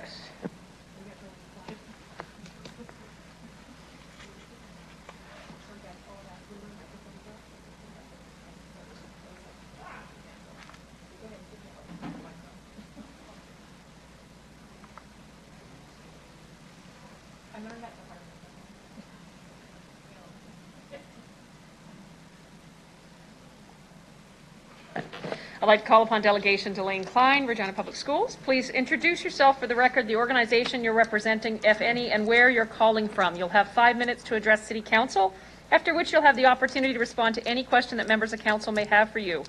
Good afternoon. Good afternoon. Thank you. My name is Delane Klein. I'm the Supervisor of Policy Planning and Research with Regina Public Schools, and I'm calling from Regina. The division would like to communicate to Mayor Masters and City Council that the division supports the recommendation put forward by the Regina Planning Commission in this report. And we'd also like to express our appreciation to the city's real estate and planning departments for their assistance in helping us move these transactions to completion. I'm available for any questions that Mayor or Council members may have specifically for the school division. Thank you. Thank you very much, Delane Klein. Any members of Council have any questions for the delegation? Seeing none, I'll thank you very much for being here with us this afternoon and ask that you please leave the meeting now. Okay, thank you.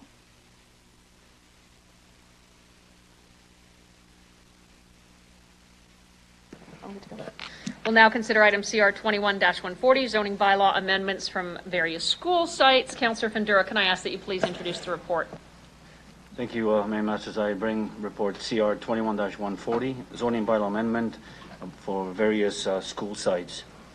The City Council approved and authorized the transaction to complete the transfer of 4.017 hectares of land from City of Regina to Board of Education, Regina School Division number 4. Mayor Master, can I get a second there, please? Councillor Stanichuk. Thank you, Mayor Master. These 6 parcels will satisfy City's outstanding obligation to Central Collegiate Land Exchange Agreement that was entered in 1987 between the City and Regina's Board of Education. Planning Commission had no issues with this. Commission seeks concurrence. Thank you. Thank you. 1987, a very good year. Councillor Stanichuk. Thank you, Mayor Masters. Through the chair, a question for administration. When I reviewed some of the comments, so Appendix B2 of the report, there were comments from one of the community associations, Whitmore Park Community Association, and they had a number of recommendations. In their comments, they supported the zoning, but they also had some comments. What normally happens with those comments regarding maintenance or so forth? Do you want me to read I can read the comments, but I'm just sort of wondering, how do you normally deal with those comments? Are they taken into consideration for other areas of other departments to take up? I just have that it was an Appendix B2, and it was the comments from the Whitmore Park Community Association. Thank you. Ms. Harlock? Through you, Mayor Masters, that's correct, Councillor Stadnichuk. If there is general comments about things that the city needs to look at in other areas, and those would be forwarded on to the appropriate areas. In this case, as Councillor Fundura indicated, this is just, nothing's really changing other than making into effect the LOU that was approved by Council. Okay, thank you. So I can follow up on those specific comments to see what's being addressed. Okay, thank you. That's it. Thank you, Councillor Stanichuk. Councillor Bresciani. Thank you very much. Through you, Madam Mayor, I remember, and I don't know if it was previous council, that this already went through and we approved this. So I'm wondering why it's back at the table again through the chair. Ms. Harlock? Through you, Mayor Master. So the letter of understanding for the 6 schools was approved by Council on June 24th. So this is just finalizing the legalities of getting the zoning in place and all that. I might ask Ms. Dawson to just go through the details. Through you, Mayor Masters. Yeah, you have seen this already, so this may seem like deja vu, but what this is doing is rezoning the properties to the proper zone to allow for it to be either an institutional use. There was various zonings under the city's ownership, and we wanted to be consistent. And then there's also some technicalities with regards to lane or road closures to facilitate some of that as well, which needs to be done through bylaw. So this is facilitating those bylaw pieces. And the previous report that you saw was actually the land transfer. So they're two different processes. Thank you. So I just want to be clear, because I know there was, they had little signs that went up on every site. And I know there was some concerns from residents, the way the sign read. I remember that getting it in about August, they said that, you know, it was like a permit development or something was going there. But I want to make it very clear, and I'd like to hear from administration, that because we are transferring this land, that any development process would still come back to the city, but it's not developable land. And number two, that it's not going to affect any programming that we use these lands for the city, because I think these lands are vitally important for programming, for football, soccer, all those things. I just need to ensure that, you know, that we hear from our administration back to the residents of Regina that this will not affect that. Through the chair. Through you, Madam Chairman, that's absolutely right, Councillor Bresciani. There is no anticipated land use changes. This is just to facilitate it, and as Ms. Dawson said, it was a requirement to rezone them to the proper zoning. So that's just this process, and the signage that goes up is just a notification to let them know those things, and then the circulation, that's just the process. But definitely, at this point, there's no anticipated changes, and if there was, it would have to go through that process. But at this point in time, there's no anticipated changes on any of these sites. Thank you.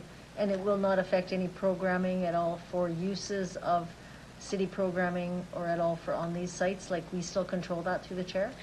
Through you, Madam Chairman. So this zoning doesn't change any of that. Okay. I mean, if programming changes because of other reasons, that's a different conversation, but this actually rezoning it is not at this point going to change any of that. Okay, good. That's all I have. Thank you.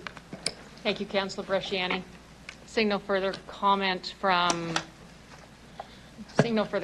council. Councillor Vendura, did you want to close off debate? Yeah, no, we're good, thank you. Deputy Clerk, please call the vote. Look at that.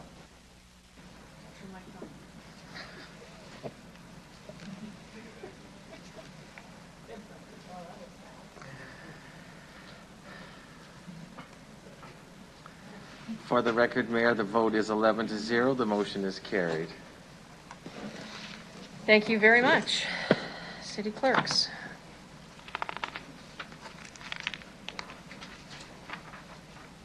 Council, we're moving on to delegation for CM 21-19 relative to Rapid Housing Initiative. I'd like to call upon Delegation Stephen Onda from Bright Sky. Please introduce yourself for the record, the organization you're representing, if any, and where you're calling from. You'll have 5 minutes to address City Council, after which you'll have the opportunity to respond to any question that members of Council may have for you. Good afternoon, Mr. Onda. Good afternoon. My name is Stephen Onda.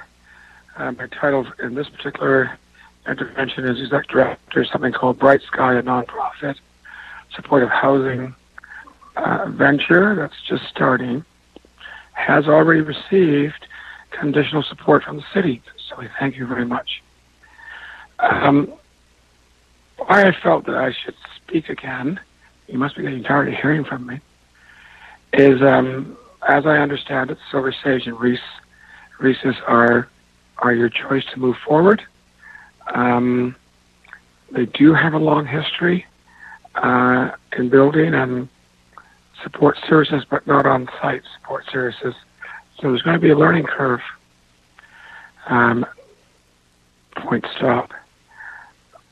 The one point I wanted to make is that in my 12 years of dealing with at risk of homeless or sheltered inappropriately, couch surfing or the like, and trying to support single-parent families, which are largely women and children, is that they are missed.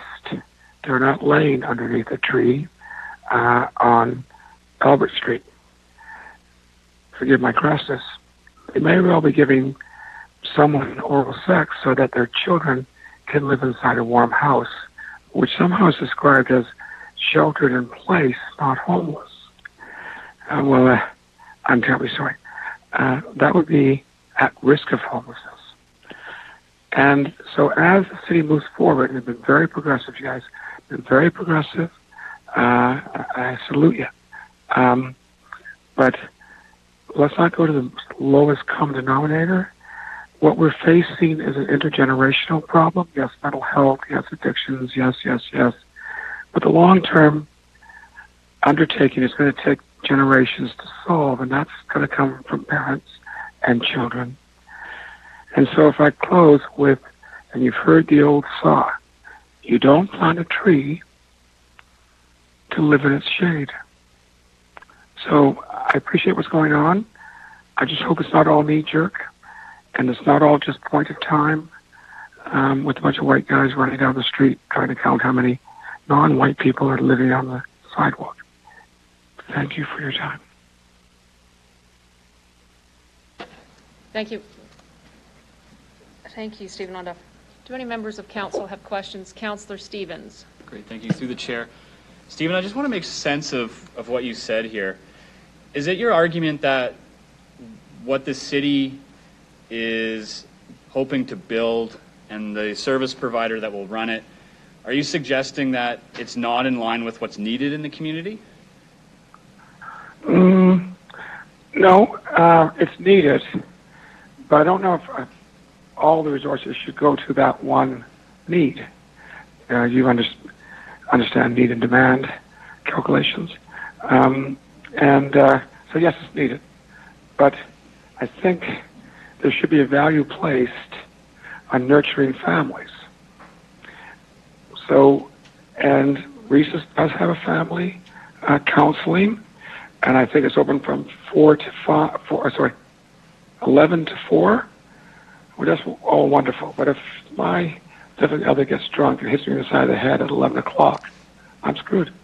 So if there was supportive housing for young families, or old families, here's another one. Grandma's raising 2 grandchildren. Son gets out of jail. Moves in illegally. Kids are doing really great. They're going to school in the inner city. It's all wonderful.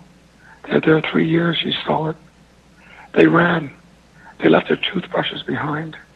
They left the jingle dress of the 8-year-old hanging on the back of the door. They ran. So now if she would have had some kind of intervention, modest, someone in the building or home care that could come at any hour, those 2 children might have been safe. Who knows where they are now? And it took me 2 weeks to get the needles out of the place. So it's a dire world. And so treating just the highest need, I forget, what's the matrix that's used to measure homelessness you guys are using right now? Anyway, it doesn't matter. It's highest need. Well, that may not be the full target. Thank you. So just one follow-up. You are aware that the money that we are talking about here is related to a federal funding program with very specific parameters. Are you suggesting that we could alternatively construct the kind of center that you're asking for? You know what? I don't think so. And I'm very familiar with Rapid. We're actually on the short list on the project stream. I believe we're one of 2 or 3 being considered currently in Saskatchewan. Because we score very high energy efficiency, our targets, women, children, on and on. Proven track record, 40 years from Phoenix of support services, ability to satisfy our goals for these past 4 years. No, I don't think you can. I think you have to go forward where you're at. You might want to caution your colleagues, cohorts, that perhaps some biased, maybe a bit more balanced, so it's not just what appears to be the one target, which is the highest in need. What we're not seeing is there's others who are highest in need, but you don't see them. They're not laying on the sidewalk. I guess so. I'm probably speaking more to the administration than the council to give that some thought, and then going forward, we'll live again tomorrow. Rapid is a fantastic program, and because it has no debt servicing costs, which takes 2/3 of the monthly operating, even if you only finance 50% of the undertaking. So having that go away lets you drop your rents or pay for support services or I don't know if there's ever going to be another Rapid again. But going forward in thinking this through, please consider what I just shared. Thank you. Thank you. Seeing no further questions coming from council, I'll thank you very much for your presentation this afternoon and ask that you please leave the meeting now. Yes, thank you.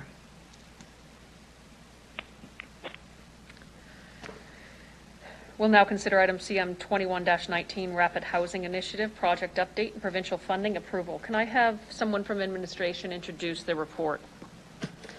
Thank you, Mayor Masters. So the City of Regina was selected to receive funding for the delivery of permanent affordable housing as part of the Government of Canada's Rapid Housing Initiative, City Stream, administered through the Canadian Mortgage and Housing Corporation. The city was allocated $7.8 million in capital funding to deliver a minimum of 29 affordable housing units. In August of this year, the administration submitted a proposal on how the affordable units will be built and operated, and anticipate signing a capital contribution with CMHC in October of 2021 to receive the funds and commence the project. So as noted in the report, we have selected through our process a provider, Silver Sage, along with Ritzis, to be the operator. And today we're coming to council to seek council's approval to enter into an agreement with the Saskatchewan Housing Corporation to receive the committed funds from the province in the form of a forgivable loan. And so the obligations of the city under this agreement include registering the mortgage on title to the property and agreeing to a 10-year time frame for forgiveness of the loan. In addition, we're just seeking council's approval for the project, including the ability to make modifications as needed to deliver the housing units on time. The program is quite quick, and we need to deliver it in a expeditious way. And so we just need some leeway as we try and finalize the site and moving forward with our partner to get the units in place by our HI timelines. We'd be happy to answer any questions that you might have. Thank you very much, Ms. Harlock. Can I get a mover on the report? Thank you, Councillor Stevens. Can I have a seconder? Thank you, Councillor Hawkins. Questions from council? I have Councillor Zakidniak. Thank you. So I'm happy to support this, and I'm happy for the work that administration has done on this application. And I know that the timelines are tight, and I think that the process followed has been a proper process, and that we are taking, we have experts on the adjudication panel, and so I trust their expertise in this area. I do have a couple of questions. I first did want to say that I think that this is a very timely issue. There's currently a tent community set up in Pepsi Park, and I know that the city is having ongoing discussions with the organizers of that to determine the needs for a safe site there. So this is a very timely issue in our community, and I think it's important that we're pursuing this work right now. My questions are, in the environmental impact section on page 4, it notes that it's preferable that attention be given to decisions on energy performance and efficiency of a building at the design stage. I understand that new construction projects are expected to meet a minimum energy efficiency, conversion projects under the Rapid Housing Initiative are not required to meet a minimum requirement. If it sounds like it's not completely determined if we will end up needing to convert or to build a brand new building. If we do convert something, can I have some clarity from administration what sort of energy efficiency requirements we would follow for converting an existing building? Through the chair. Through you, Madam Chairman, I might ask Ms. Pfeiffer to start, and whether or not facilities would have to also weigh in. So through the mayor, that's correct. So under the CMHC program, conversion projects are required to meet a minimum energy efficiency standard. I think that's just, recognizing that that's probably more of a challenge than with a new build to set a set requirement across the country. It's certainly something in our discussions with Resistance Silver Stage that we could look at what opportunities there are, whether or not it's upgrading. If a conversion project were to be pursued, whether or not it's upgrading certain facilities within the building, or whether there's the opportunity to add things like solar panels on it. We know that in some of their other projects, Silver Sage has incorporated solar into their builds, so it's something we can examine. Great, I would appreciate that. I think it's crucial that as we're making these decisions that we consider we have a climate lens in our decision-making process, because as we know, buildings have a long lifespan. We have a goal of being a renewable community by 2050. These are the steps we need to take to get there. My last question, I believe, is I just have a question for clarity. On page 8 in decision history, it talks about something that I don't recall, and that happened a few months ago. So I'm just looking for somebody to refresh my memory. It says that on April 14th, we amended the housing incentives policy. This is at the bottom of page 8. In section 8, to decrease the maximum amount of funding available annually from 2.5 million to 1.5 million. Can someone refresh my memory about that decision and why we did that? Through the chair, Thank you, please. Councillor Skidniak. I believe it was a diversion of $1 million from the HIP program into the plan to end homelessness. But Ms. Howrellock, did you wish to speak to that? Yes. That's exactly what it was. It was to actually reduce the 2.5 to 1.5 so we could take that million for the creation of the Permanent Supportive Housing Operating Grant. And so that's what we're pairing with this program with the RHI, is we would take that million as part of the operating grant. It was fortuitous that this came forward to us, because we would have had to go through a program to try and find an operator for them to build the capital on their own, and then we do the operating. So in this case, we're now leveraging federal funds to get the units online, and then for our funds to go to. Okay, thank you. That's all I have. Thank you, Councillor Skidniak. Councillor Hawkins. Thank you very much. I have a technical question. For the administration, the provincial funding comes by way of a forgivable 10-year loan. It's a little unusual as a structure.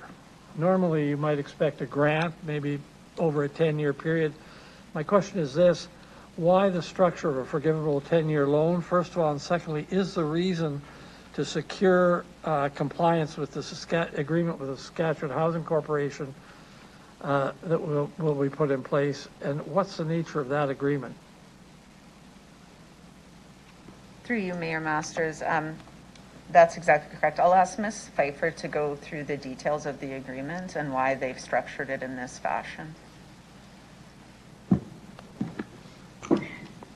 Through the mayor, so the reason that the provincial funds come as a forgivable loan is because it's being administered through the co-investment program that the province, it's a similar program that the province would use with nonprofit housing providers who are developing. And so it's more so the mechanism through which it's being administered. So the obligations for the city are that it's registered on title for the property for the timeline of the 10-year timeline, I should say, and that we consent to regular increments that are forgiven over the 10 years. So at the end of the 10 years, any interest that the province has or any registration on the title goes away, and the loan is fully forgiven. Through you, Madam Mayor, I had trouble hearing that, so trouble understanding it. I guess the question, put it at its simplest, is why a loan and it's not an outright grant extended over a 10-year period?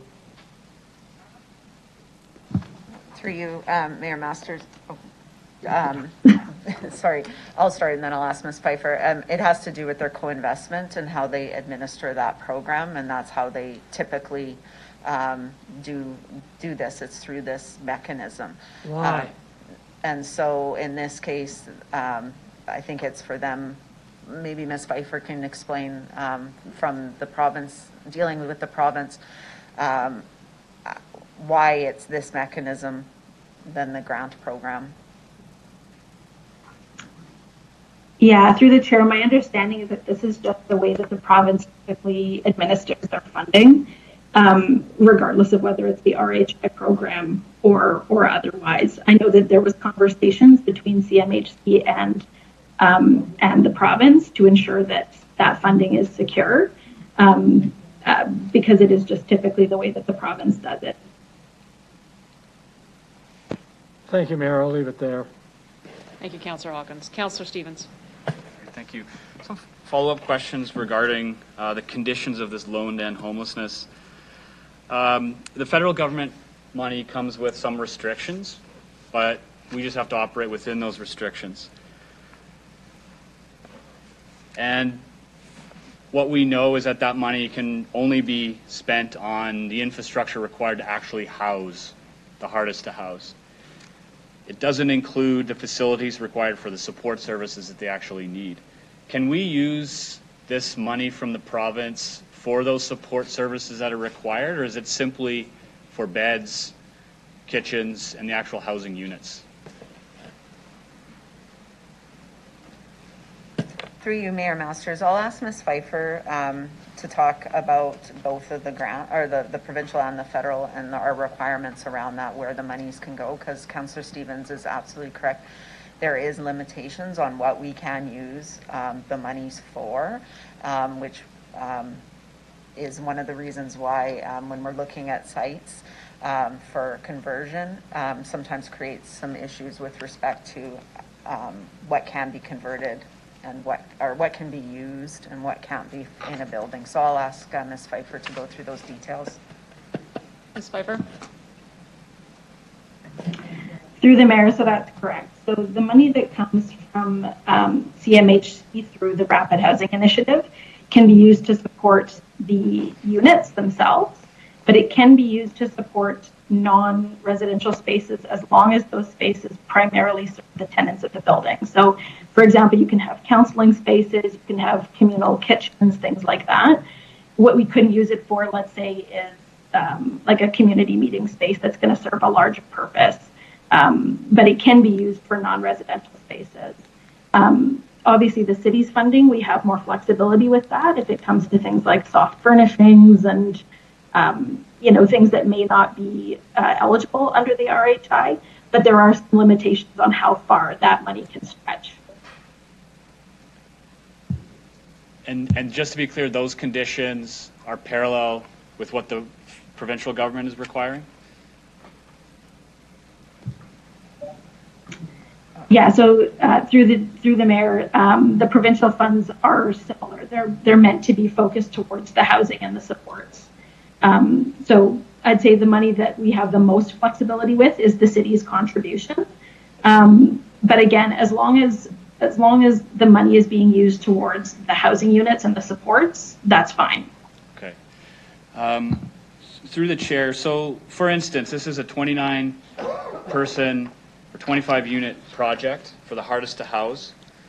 If, for instance, we built a dining hall for 50, counseling service space for 40, we could still build that, but we would have to find money for that difference. Is that correct? Ms. Pfeiffer? Through the mayor, that's correct. Okay, yeah, thank you. we have to show that we have funds for the other components. Thank you, Ms. Pfeiffer. Ms. Howard, did you wish to respond? No, I was, Thank you. yeah. Okay, thank you. I don't like turning away money, but it almost seems as if we're getting what the report suggests to be a pretty negligible amount of money that we might not even need, given the fact that the federal government is ponying up most of the cash, and I would proceed without it.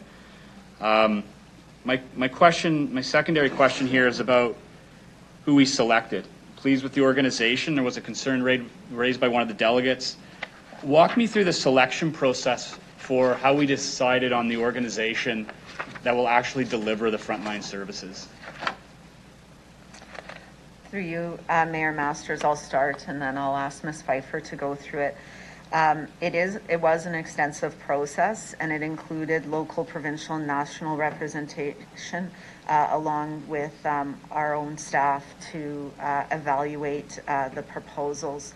And the proposals were assessed independently by each committee member and then based on criteria. So I'll ask Ms. Pfeiffer to just quickly go through the criteria and the adjudication process.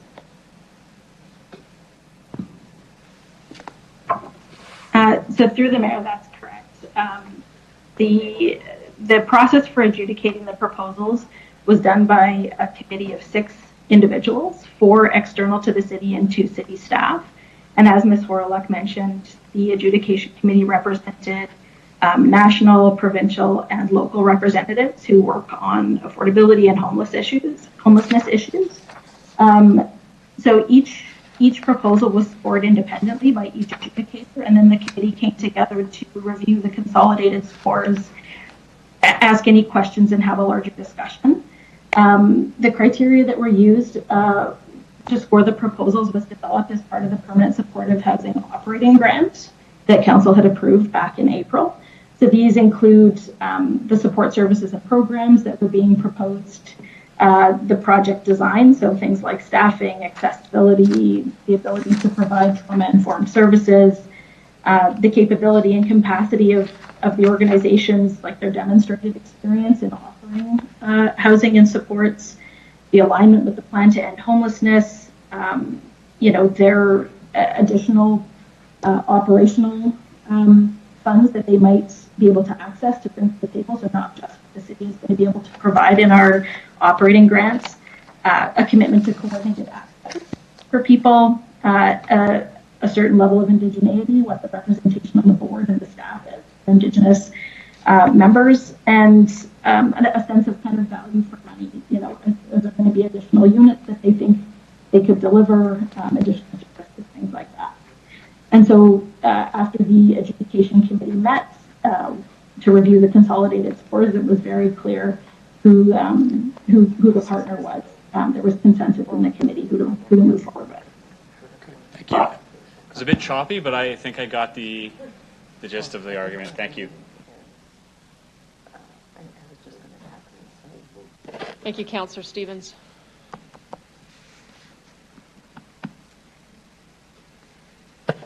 I'll ask a question of administration. Ms. Harlech or Ms. Pfeiffer, either one of you are welcome to answer this. The City of Regina received notice of our hitting phase 2 of the RHI funding from the federal government. When? Through you, Mayor Masters, it was early. It was, I believe it was June, but I'll ask Ms. Pfeiffer for the exact date.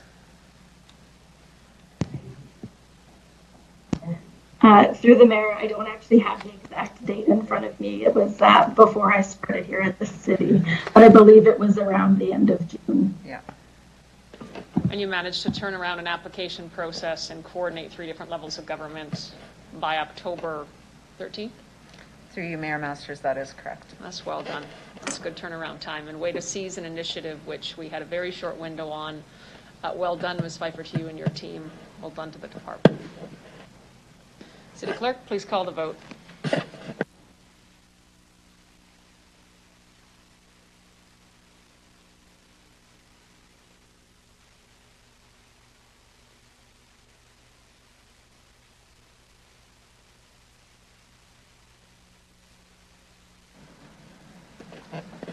You're on. Thank you, Mayor. For the record, the motion carries 11-0. Thank you, Council. We have a tabled report on baseball. The next issue before us will be CR 21-143. However, we are approaching the legislative mandated time of 3:15, and so I suggest, prior to getting started with any of the delegations and interrupting them, that we take 15 minutes right now and be back here at 3:25. Any opposed? Thank you.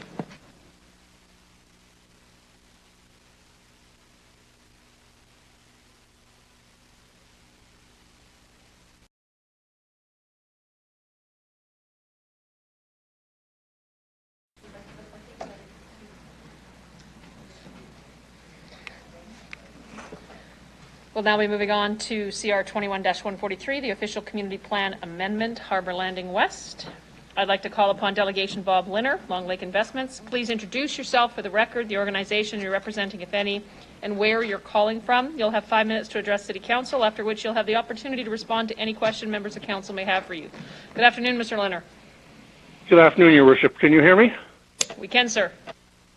Thank you very much, Your Worship, Mayor Masters, members of the City Council and Administration. My name is Bob Linner. I'm representing Long Lake Investments, Inc., and I'm calling in from our home in Southeast Regina.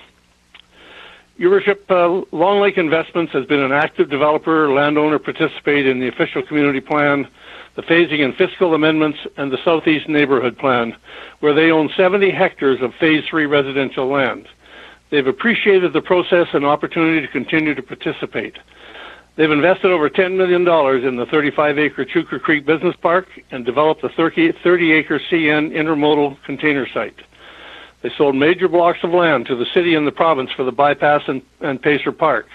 All of those decisions and actions have been made within the word and intent of the OCP policies that have provided clear and predictable directions. Your Worship, the partners in Long Lake, who are all successful Regina business leaders, have accepted that their future residential land is Phase 3. It's in the west of the bypass, abutting the towns Eastbrook and Greens and Gardner, and changes would be considered as part of the regular cyclical consultative processes for review as development market conditions, servicing capacity, and fiscal positions shifted. The current application in Harbor Landing is a significant deviation from the comprehensive policies and anticipated process. It is predicated solely on the need for a new school, a need Long Lake supports and submits can and should be accomplished as a single site as the report recommends.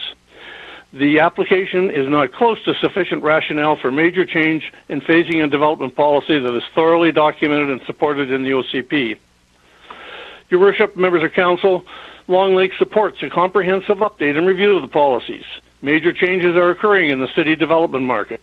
The bypass has added new considerations. The Long Lake land is west of the bypass and isolated between existing residential land and services that together would constitute a complete neighborhood supported by an existing new school, Pacer Park, Acre 21, and Aurora commercial centers. We acknowledge the servicing capacity for wastewater is an issue to be considered, but that point is equally identified as a concern for Harbor Landing. Complex interrelated factors make up the city's servicing, phasing, land use, and fiscal strategies. They should be comprehensively reviewed, not initiated by a one-off or single-purpose consideration. Your Worship, Long Lake has not advanced their land for phasing review as they respected the current process and OCP content, with the understanding regular comprehensive review would occur and they'd be invited to participate. When phase land has approached 75% of development, the city policy articulates that a review will take place. The latest city report shows that less than 35% of the phase land has been developed, but over 70% in Southeast Regina, arguing for consideration of the Southeast area for accelerated phasing to maintain the desired market geographic distribution of new development. Your Worship, members of Council, the report before you is thorough and unequivocally compelling in its analysis and conclusion. It assesses the application against the documented policies and concludes decisively that falls well short of compliance on the basic criteria of orderly development, efficient servicing, and fiscal sustainability. Substantial negative impact could harm other landowner developers who have relied on the predictability and stability of city policies and process for their investment decisions. Long Lake commends your administration and the Regina Planning Commission for their professional and comprehensive policy review based on the policy and the analysis for their recommendations. This proposal, Your Worship, was first circulated to Long Lake in August of 2020. At that time, this same presentation was submitted to your administration as part of their consultative process. We made several recommendations and reiterate them to you today, and as they are supported by your administration and planning commission. We ask that the Harbour Landing application not be approved but be deferred to the contemplated regular comprehensive review and consultation to be undertaken by the city for the phasing designation in the OCP, taking into consideration all relevant factors and interests. And secondly, and importantly, a standalone school site be approved through the necessary amendments. Governments establish stable, predictable, and impartial policies to support investment and community interests. The current OCP and phasing policies do just that and have served the city and investors very well. Developers accept and assess risk. They accept market and economic risk. The current challenging environment has increased that risk, and that will be exacerbated if city policies or processes are altered outside established and stated processes. Your Worship, members of Council, the Long Lake Investment Group respectfully urges City Council to support the recommendations of the Administration and Planning Commission and undertakes that we are committed to provide the resources and time to support a comprehensive review that we believe is necessary and desirable. Your Worship, members of Council, Long Lake, and I thank you very much for your time and consideration, and we'd be pleased to answer any questions or provide clarification. Thank you. Thank you, Mr. Linner. I have questions from Council for you. Councillor Hawkins. Thank you very much, Madam Mayor. Thank you, Mr. Linner, for your submission. Was Long Lake a participant in the consultations that preceded the phasing report? And can you briefly describe to us what those who was involved in those consultations and what those consultations came to? Your Worship, Long Lake was actively involved as one of the landowners who were circulated by your administration in all of the processes and discussions and analysis of the OCP and the phasing and sustainability work that was done into the amendments in the Southeast Neighbourhood Plan. It was a very comprehensive process, Your Worship. Numerous meetings, many hours. All of the developers have participated, invested in consultants and advice for it. We would submit to you, Your Worship, through to Councillor Hawkins, it was a very comprehensive and thorough process and one that was welcomed and accepted by everyone. We weren't all satisfied with the results, but we were very satisfied with the process and the very thorough engagement. Thank you. Very brief follow-up. Were all of the major land developers in Regina involved in the process you've just described? Yes, they were, Your Worship. Thank you. Thank you, Councillor Hawkins. Councillor Bresciani. Thank you, Madam Mayor. Thank you, Mr. Linner, for coming forward. Just a question. You did comment on the fact that you were, that Long Lake was consulted in regards to this proposal. When was that, and was there consultation just through a letter, or how was that done through the chair? Your Worship, Long Lake was circulated with the proposal back in August of 2020. It was a circulation of the actual application, and we were invited to provide response or comment. We did provide that in a brief, almost identical to what I presented to you today, Your Worship, and that was the extent of the consultation on this. We provided a response. We followed up numerous times with your administration, who advised us that they were taking our input into consideration and would subsequently be addressing it before the Planning Commission. There were no active meetings or other active consultations other than the request for a submission and the one that we submitted in August of 2020, Your Worship. Great. That's all I have. Thank you very much. Thank you, Councillor Bresciani. Seeing no further questions, Mr. Linner, I'll thank you very much for your presentation to Council this afternoon and ask that you please leave the meeting. Thank you, Your Worship.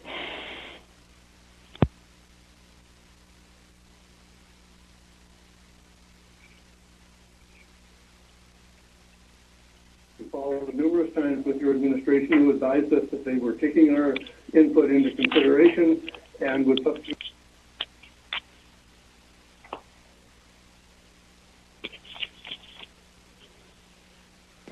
I'd like to call upon Delegation Blair Forster from Forest Harvest Development Corp. Please introduce yourself for the record, the organization you're representing, and where you're calling from. You'll have 5 minutes to address City Council, after which you'll have the opportunity to respond to questions that members of Council may have from you. Good afternoon.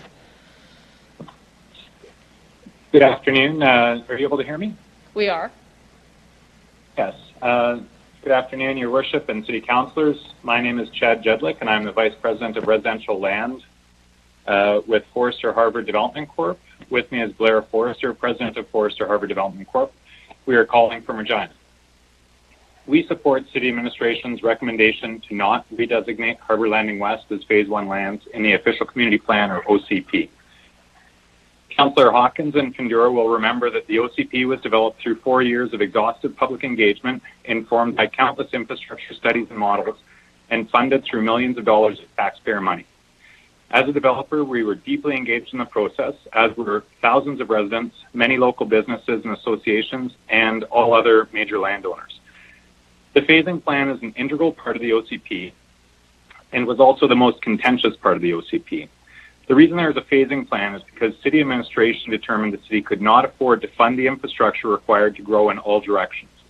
And in fact, that it is poor planning to have unrestricted growth because neighborhoods take longer to build out, infrastructure is not fully utilized, delivery of city services is inefficient, and amenities such as schools, retail, and transit are only delivered midway or late in the neighborhood build-out. The phasing plan, as it has been adopted, considers all these factors. The phasing plan is also the foundation of the City's new infrastructure master plans and servicing agreement fee models.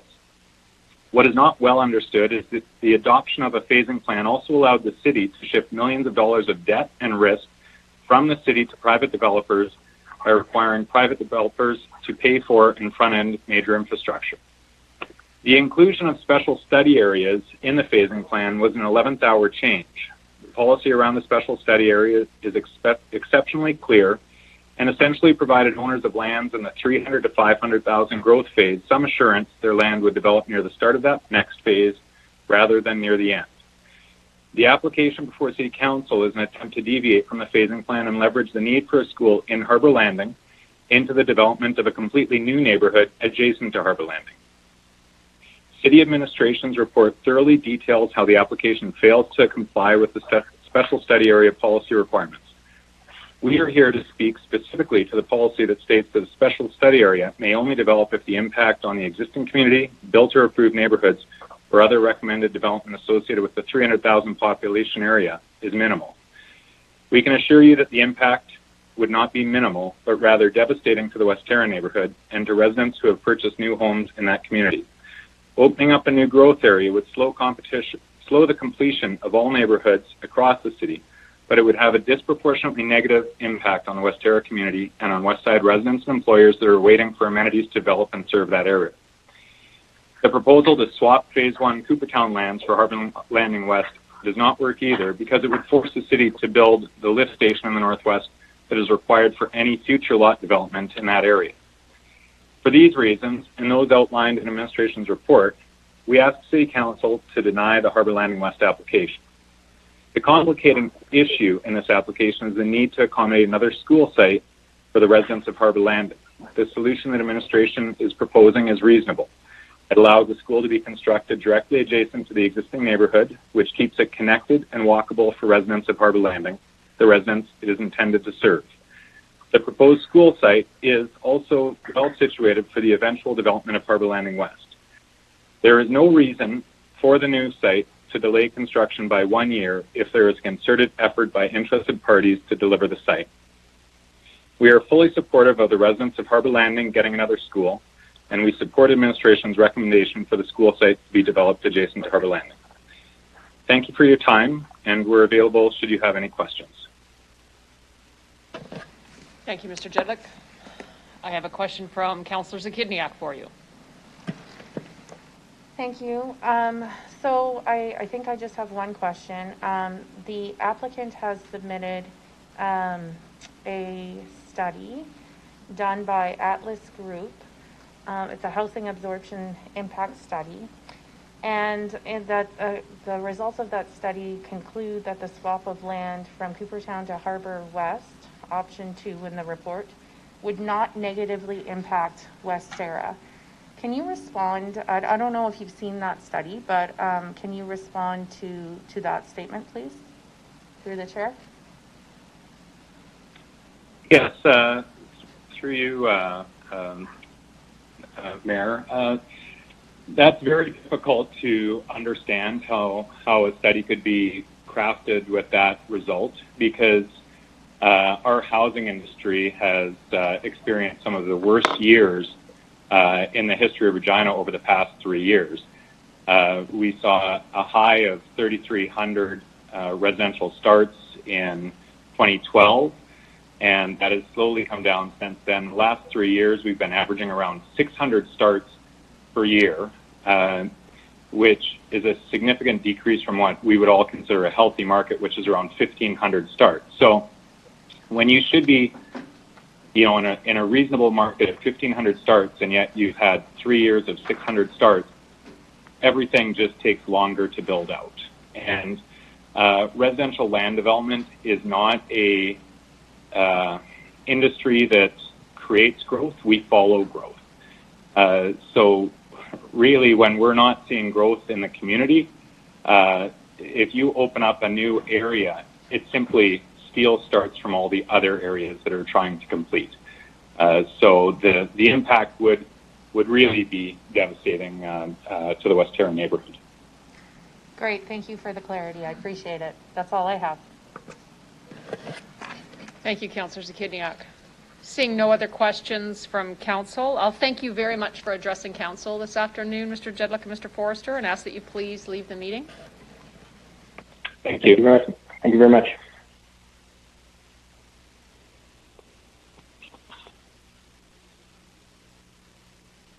I'd like to call upon Delegation Louise Moore.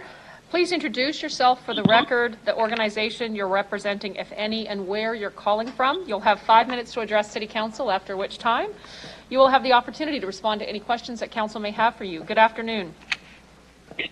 Good afternoon, Your Worship and members of City Council. My name is Louise Moore, and I am speaking on behalf of the Beaudry family. I am calling from my lake home on Last Mountain Lake. Please proceed, ma'am. Thank you. Our family owns approximately 56 hectares of land directly north of the existing Harbor Landing neighborhood. Beaucorp Ventures Limited is our holding name for the lands, and you may hear these lands referred to as the Beaucorp lands or Harbor Landing North. The lands were annexed into the city in 1953, and our family has owned the land since 1965. It is the largest contiguous parcel of undeveloped land annexed for urban development purposes, remaining undeveloped from this era. According to the Design Regina OCP, the western half of our land is designated as employment area, and the eastern half is designated as special study area as determined by the NEF boundary. Our family has been working with the City of Regina over the past 50 years to ready the land for urban development, and we have been trying to initiate a concept plan since 2014. Previous servicing infrastructure decisions during the development of Harbor Landing ignored our lands, which has resulted in a very challenging servicing situation for our property and played a role in the current special study area designation. Following the completion of Design Regina OCP and the phasing and finance project, BNA Planning Group and Associated Engineering were retained by the Beaudry family in 2016 to assist with city engagement on planning policy and technical matters, and they were directed to work collaboratively with city administration and key stakeholders to advance policy amendments and planning entitlements to support future development. In November 2019, we were advised by city administration that an OCP phasing amendment application for the subject lands would be considered, subject to the completion and submission of a comprehensive concept plan and supportive technical evaluations. BNA, in collaboration with our project partners, developed and filed a comprehensive current state report and design briefs in February 2020, and following city review and subsequent refinements to these reports, filed a comprehensive OCP phasing amendment and concept plan application in December 2020. Since the filing of this application, we've been working with city administration and stakeholders to address and resolve comments received through the circulation process. I think it's important for you to know that it has always been our understanding that the special study area designation does allow for near-term development of our property. During the concept plan process for the Beaucorp plans, we requested that both Beaucorp and Dream concept plans and phasing applications receive concurrent consideration to ensure a fair and equitable approach to these applications, notably as it relates to infrastructure solutions to support both projects and to ensure the viability of near-term development of the Beaucorp lands. Our planning and engineering consultants will speak to this in the following presentation. While concurrent consideration of the two applications has not occurred, we remain supportive of contiguous neighborhood development in the southwest sector of the city and the provision of new and beneficial services such as employment lands, school sites, and recreational amenities. As a long-term landowner in this sector of the city, we have seen the exponential growth of the southwest sector over the past 15 years. Harbor Landing has developed into a complete community with a range of housing options, employment uses, services, strong transportation and mobility systems, and parks and recreation facilities. These strong community attributes support and promote new contiguous urban development that will continue to enhance Harbor Landing as a desirable neighborhood for Regina residents to live, work, and play. With near-term build-out of Harbor Landing, there will be a demand for new housing supply in the southwest sector to accommodate the desire for living in this quadrant of the city. While new development is proposed in all other areas of the city, there is currently no new planned residential land in the southwest. This eliminates the short to medium-term residential supply in this area and reduces the locational choice of residents in the city. We believe it has always been the intention of the OCP that there would be continued expansion of the Harbor Landing community in the near term. In summary, the Beaudry family believes the OCP clearly contemplates that 120 hectares of land within the special study area can be considered for development in the near term. The Beaudry family supports Dream's Harbor Landing West proposal contingent upon equitable consideration being undertaken for the Beaucorp Harbor Landing North concept plan. The Beaudry family supports the Harbor Landing West application if no further negative servicing implications or capacity issues are created that impact the development of the Beaucorp lands. Thank you for your time. Thank you very much for your presentation this afternoon, Ms. Moore. Do any members of council have any questions for the delegate? Councillor Hawkins. Thank you very much, Mayor. Ms. Moore, was it always your understanding that the Beaufort lands would not be part of the Phase 1 lands in the phasing program? No, that isn't what my understanding was. My understanding was that we were given a special study area designation as well. 120 hectares would be able to proceed. It certainly was not our understanding that the special study area designation meant something like we would be the last phase. It meant that we needed to have a phasing applied to us, which obviously to me could be a Phase 1. And is it your submission that that all of the requirements are in place for your lands to be approved for development now as part of Phase 1? Yes, it is, absolutely. Thank you. I see no further questions from council. I'll thank you again very much for addressing council this afternoon, Ms. Moore, and ask that you please leave the meeting. Thank you very much for your time.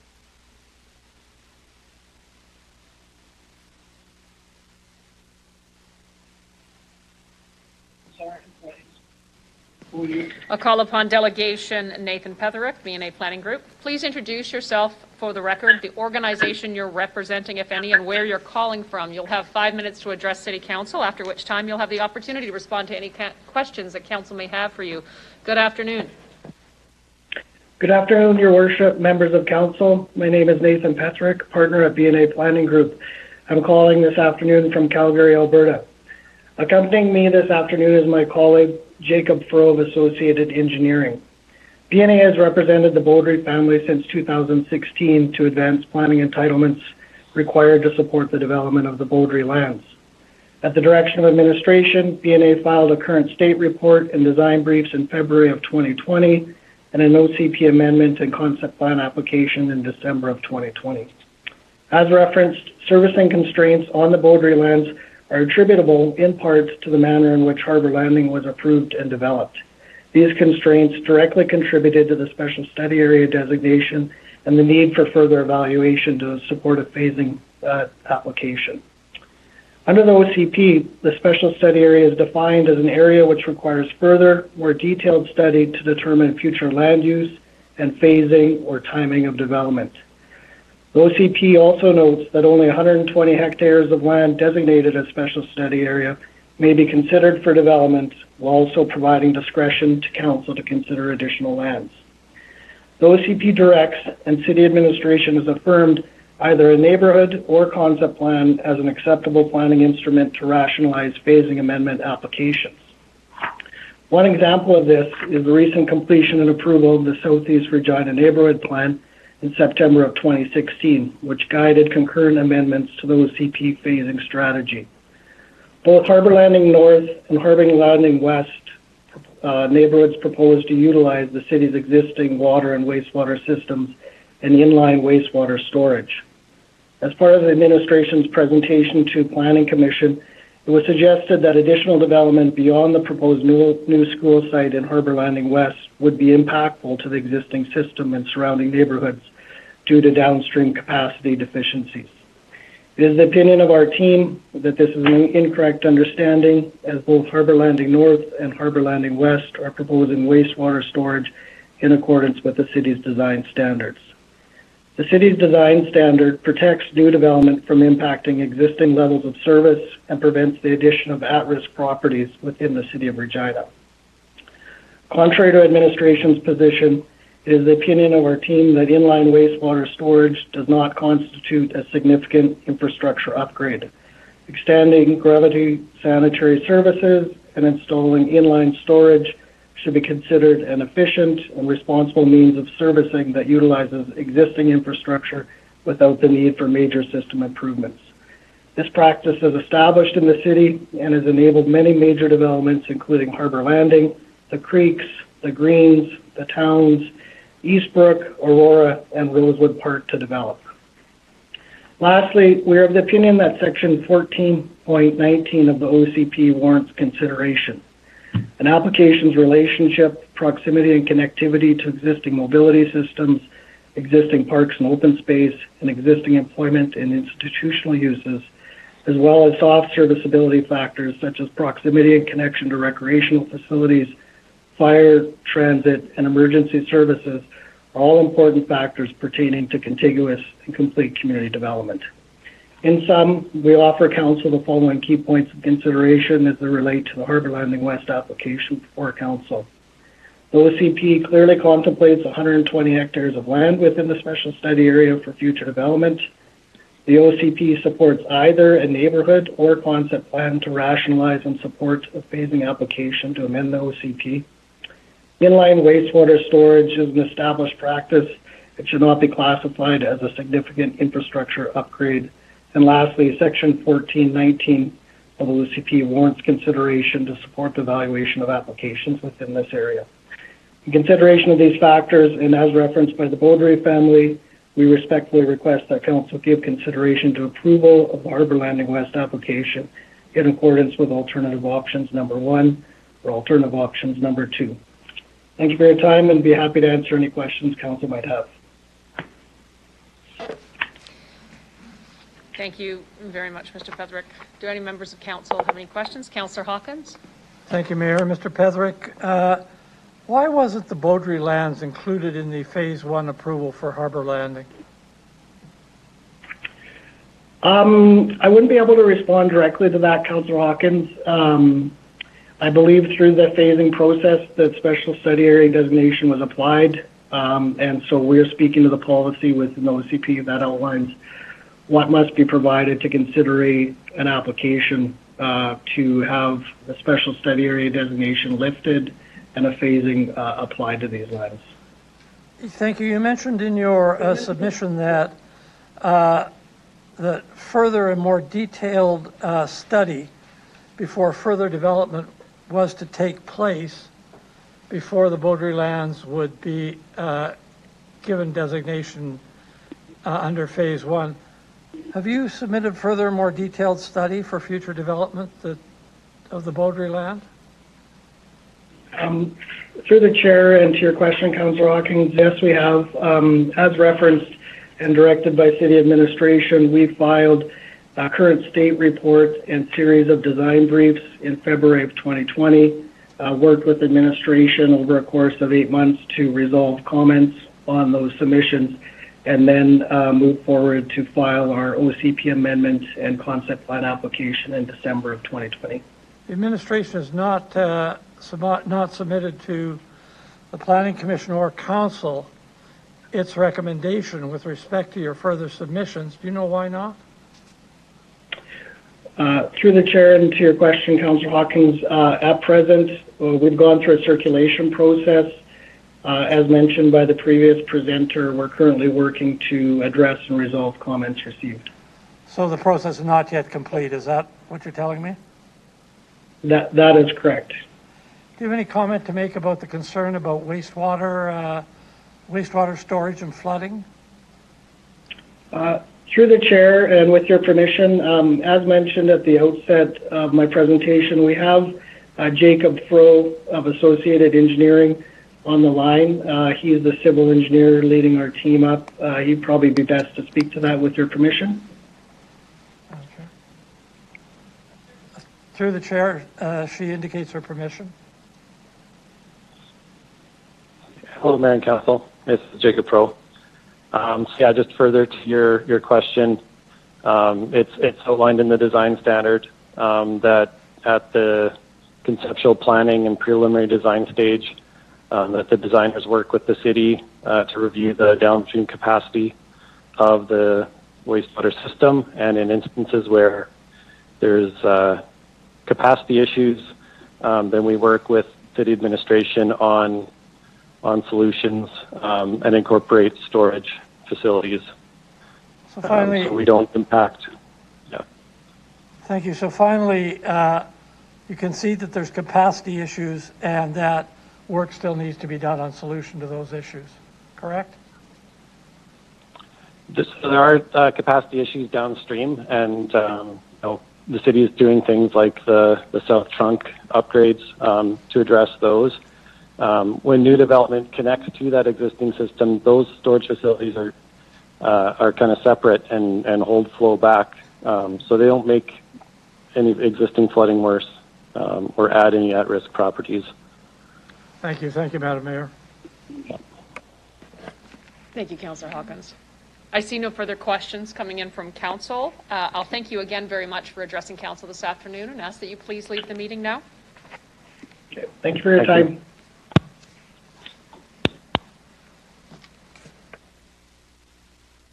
There are capacity issues I'll call upon Delegation Terry Murphy, Regina Victory Church. Please introduce yourself for the record, the organization you're representing, if any, and where you're calling from. You'll have 5 minutes to address City Council, after which you'll have the opportunity to respond to any question that members of Council may have for you. Good afternoon. Can you hear me? We can, sir. Can you hear me? Yes, we can, sir. Please proceed. Thank you. My name is Terry Murphy, and I represent the Regina Victory Church, and I'm calling from Regina. I'd like to say hello and thank you to the Mayor and Council for giving me the opportunity to speak on this subject. Regina Victory Church owns a parcel of land in Harbour Landing that we suggest would be excellent for a new proposed school in that area. The land is situated on the northwest corner of the Louvain and Number 1. The total land available is 15.5 acres at the south end of the Harbour Landing development. The land we purchased was intended to be used for a church and an adjoining housing project. We had purchased more land than we needed in the hope that we could develop some of it to help pay for our church development. We soon discovered that we'd bitten off more than we could chew. the amount of finances needed to develop the land, put in all the infrastructure, streets, streetlights, sidewalks, sewers, utilities, etc. And when you add in the city's infrastructure charges, the cost was far more than we bargained on. We've now decided to try to find another piece of land of a more manageable size that's ready for development with the infrastructure in place, land for just our church. As you likely know, the land we own is in a wonderful spot, extremely visible, easily accessible, in an area that would be excellent for a school or a church for that matter. One complication is the fact that this land was once a skeet shooting range. While the vast majority of the land is completely clean, there are lead pellets left over from the shooting range that need to be cleaned up. We've looked at various methods to clean the land, and by far the simplest would be to remove the top layer in those areas that are contaminated and simply take them to the landfill to be used as cover. We've spoken at length with city landfill officials about this. We would be willing to entertain a sale to the city, or we propose something that could be beneficial for all involved. We would trade with the city for a smaller portion of land of a similar value, say 5 acres, that are serviced and ready for development. We have met with different departments within the city and found there are several land options that could work for us. This could really be a win-win-win arrangement for all involved. It would be an excellent site for a new school and a real blessing to the Harbour Landing community. A land swap could help the city in several ways. It would not cost them any finances to obtain a land for a new school. Instead of opening a brand new development up to provide a school for an area that a school was neglected, it would finish off an area of the city that appears to be unfinished. It would also provide the community with a much-needed school. Finally, it would help our church community be better positioned to move forward in growth. I want to thank you, and I'd be pleased to answer any questions you might have. Thank you very much, Mr. Murphy, for your presentation. I'll just ask council, any members of council have a question for the delegate? Seeing none, I'll thank you very much for your presentation this afternoon, Mr. Murphy, and ask that you please leave the meeting. Thank you.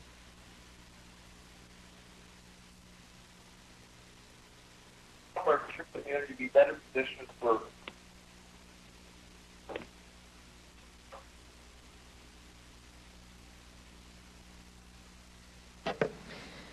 I'd like to call upon delegation Kevin Phil-Two and Rory Jensen from the Minister of Education, Adam Hicks, Regina Public School Board Trustee, Sean Chase, Doug Sears, and Vicki Bonnell from the Regina Catholic Boards of Trustee. Good afternoon, everyone.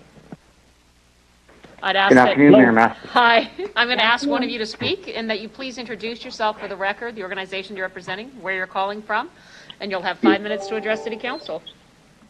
Thank you. Good afternoon, Mayor Masters and members of City Council. I am Kevin Filto, Director of Capital Projects with the Ministry of Staff Build and Procurement.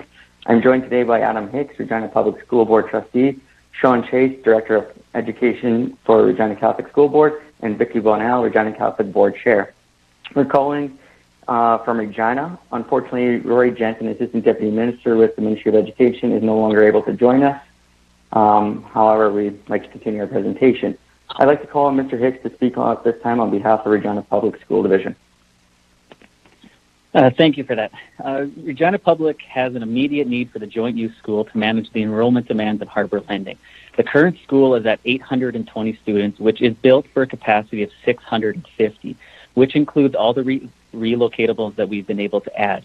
There is no further expansion on that land. The projections indicate a continued increase in student population. The last projections I have put English student population close to 1,000 students by 2024. This is without any new development, so we know that a new school is absolutely required. It's important to note that we've had to make adjustments last year and move close to 200 French immersion students, which are now bused out of Harbour Landing to Perry and Massey schools. We've added relocatables to Perry to manage this growth. And we believe that the student growth for English and French immersion in the Harbour Landing area could reach as high as 1,400 students by 2024. Our planning group has worked on the school planning site details for over 2 years, and we feel we've done everything as per legislation, regulations, and city policy with regards to school planning for the near and long-term area, or for this area of the city.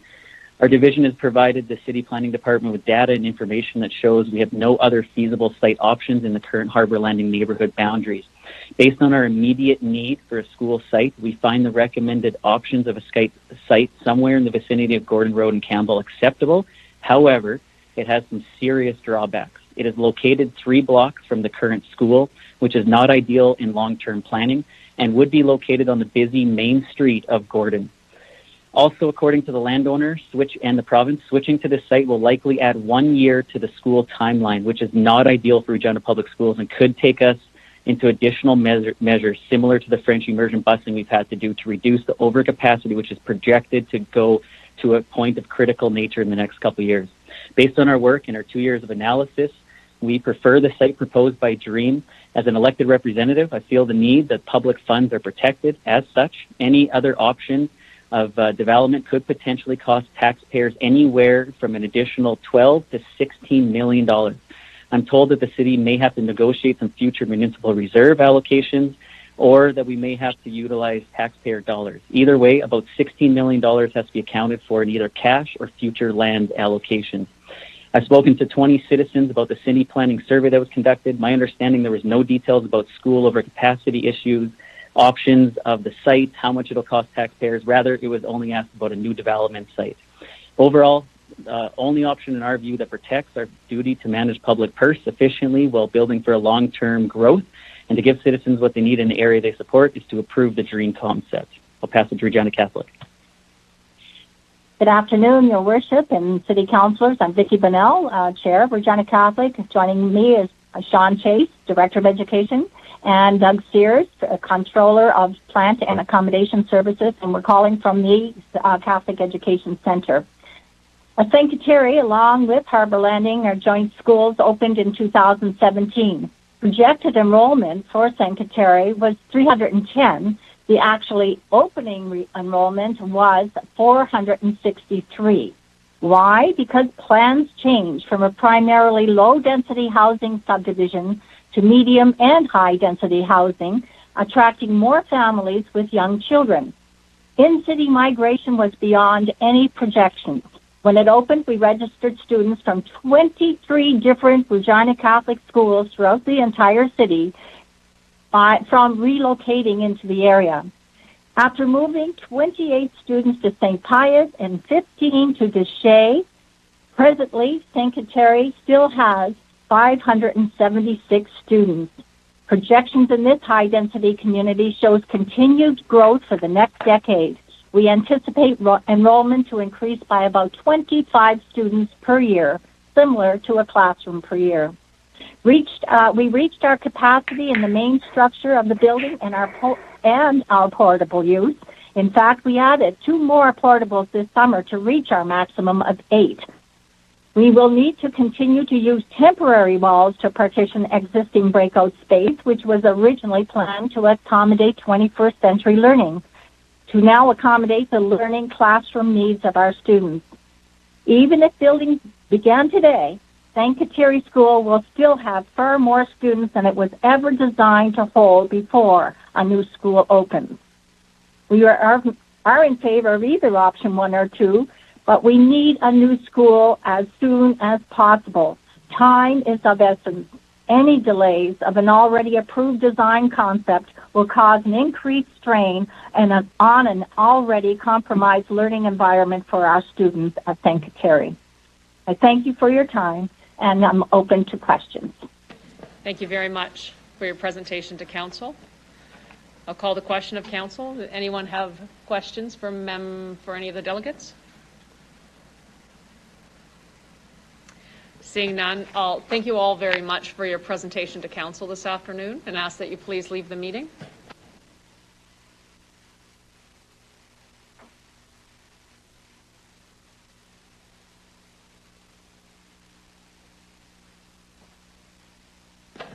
I'll call upon Delegation Evan Hunchak and Jason Carlston from Dream Development. Please introduce yourself for the record, the organization you're representing, and where you're calling from. You'll have 5 minutes to address City Council, after which you'll have the opportunity to respond to any questions that members of Council may have for you. Good afternoon.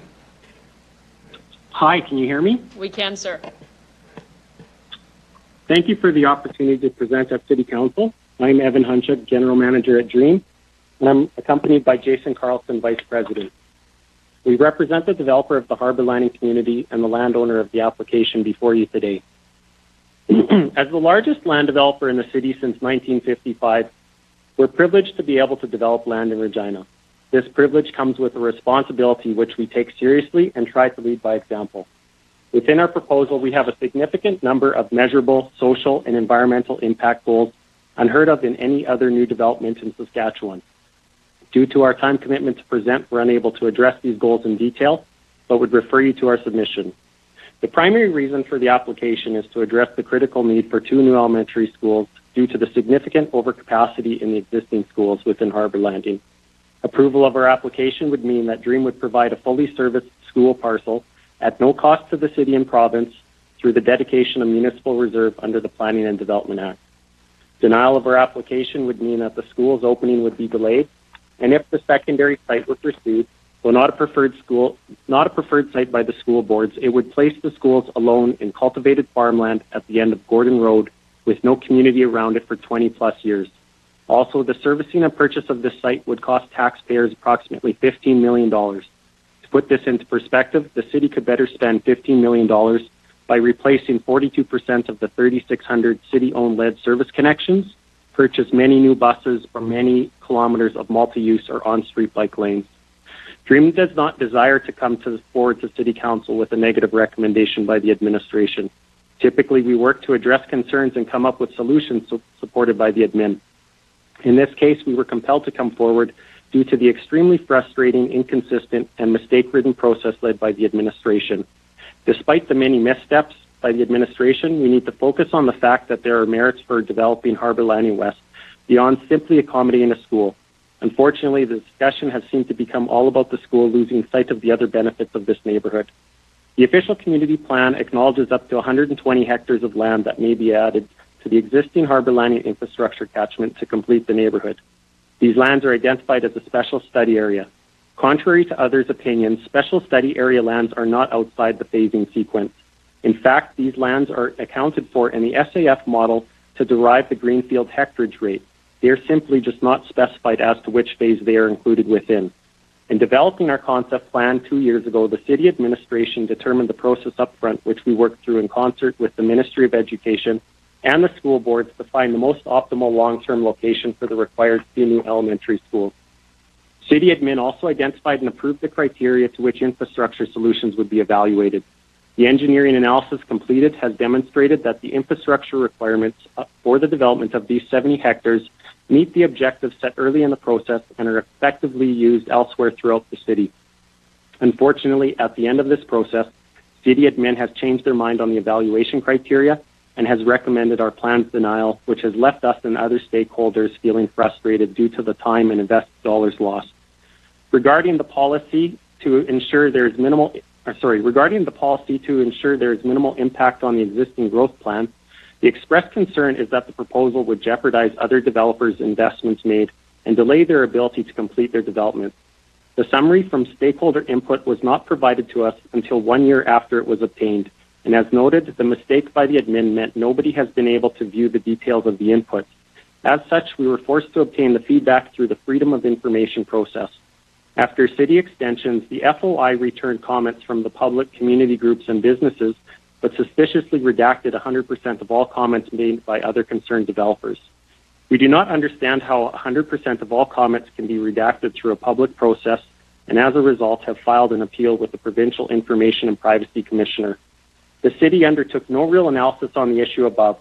DREAM recognized the issue and proposed a solution which is supported by analysis.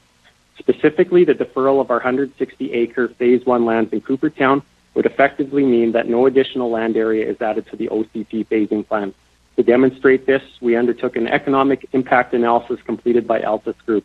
The summary of the findings concluded it's not expected that the absorption rates at Westera would be affected by a swap-in development entitlement between Coopertown to West Harbour Landing.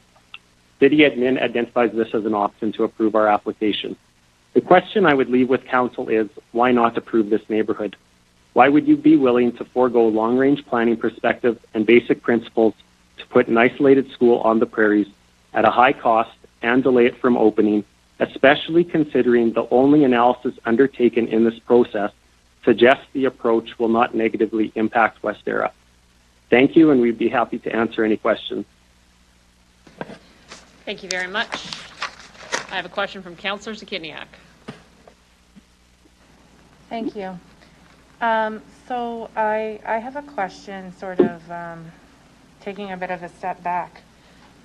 So the problem is that there is an additional school needed in Harbor Landing. Why is the solution to develop a new neighborhood when there's already enough students to build an existing school? Won't that create, or at least have the potential to create, the same problem down the road? Through the chair, please. Through the chair, thank you for that question, Councillor Zaginiak. The reason that we're interested to continue to develop Harbor Landing is that it will attach to the existing infrastructure catchment, meaning that the water and the sewer will still drain by gravity into the current neighborhood through the infrastructure that we've designed, and it will complete the Harbor Landing community effectively.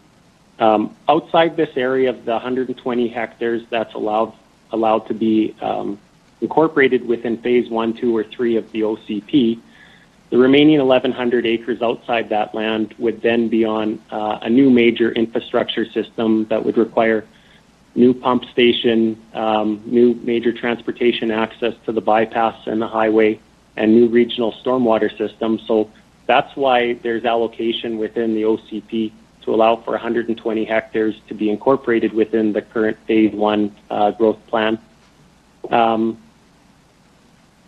Beyond to your second question there, this new neighborhood is designed from a long-term perspective in optimally placing the school in the location that it best should be.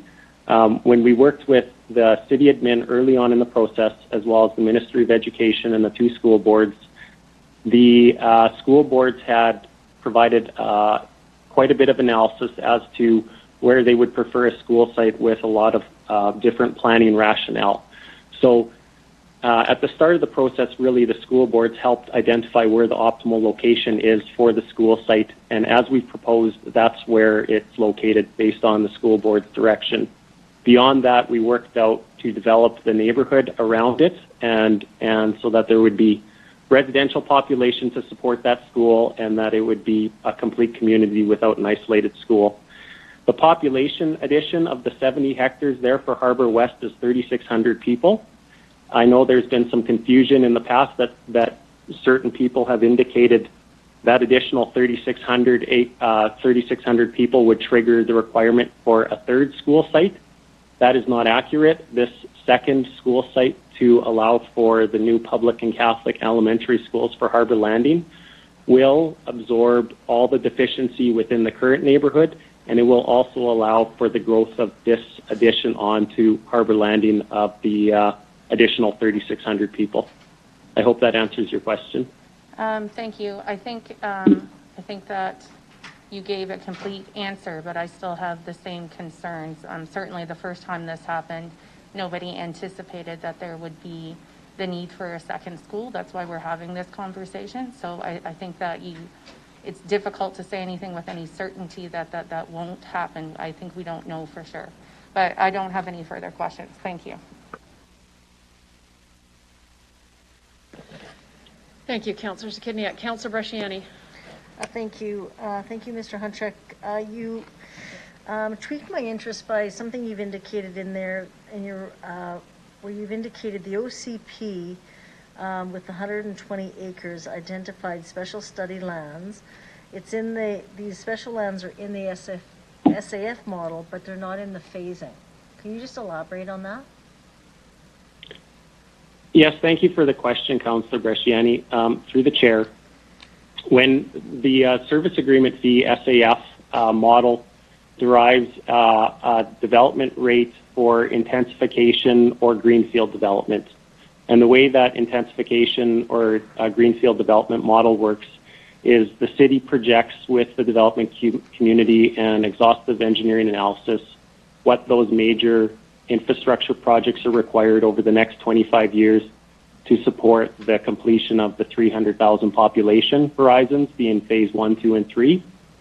And so they come up with a list that identifies all the infrastructure that's needed, and that list has a dollar value to it for all that infrastructure.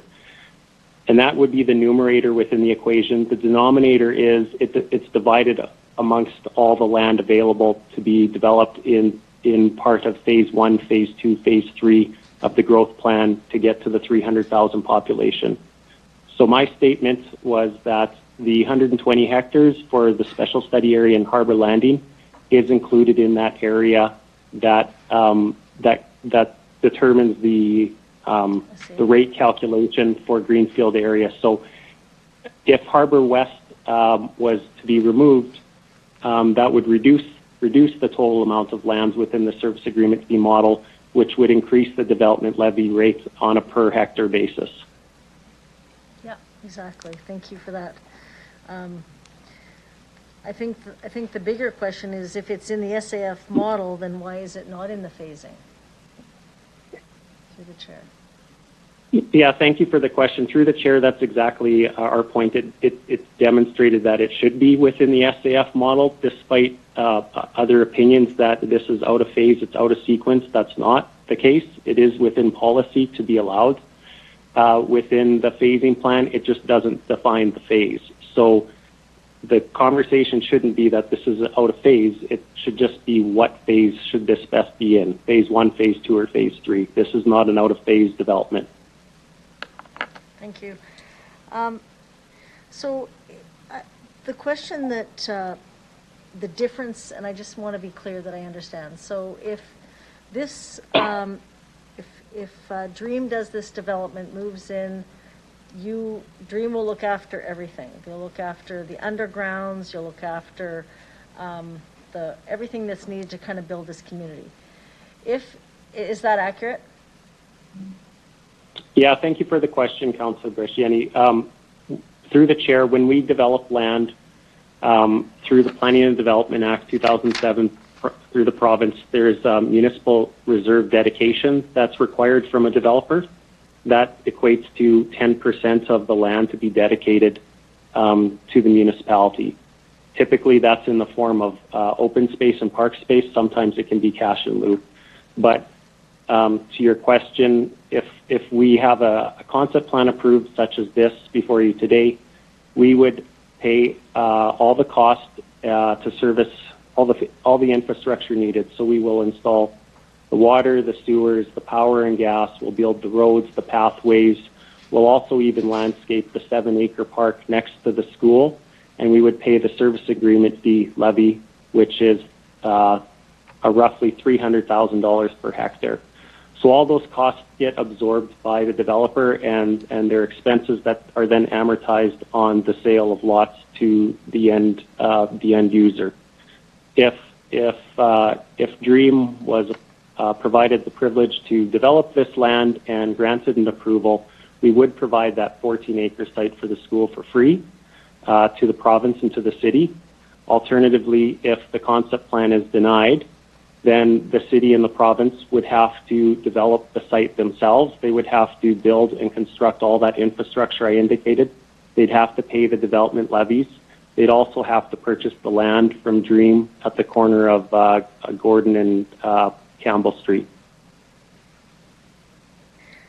Thank you. And to the chair,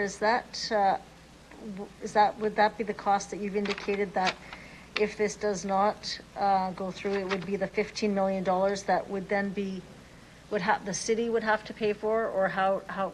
Just elaborate on the $15 million that you've indicated here through the chair. Yes, through the chair. Again, thank you for that question. The $15 million would be primarily the servicing and development levy costs. The land component purchase from Dream would be fairly insignificant. It's the majority is the servicing expense of that $15 million. So the $15 million then would be the taxpayers, is what you're saying? Yeah, through the chair, that's correct. It would be the taxpayers of either the city of Regina or the provincial within province of Saskatchewan. However, that's determined between the city and the province. Okay. I guess just the last question is, I think the frustrating thing, and I'm just trying to understand, is you've started with the city administration. I think, how long has it been? 2 years or over 2 years? Was there any discussions or pushback against hearing, we've heard from other developers that over a year ago in August that they already submitted a letter saying this, they did not support this.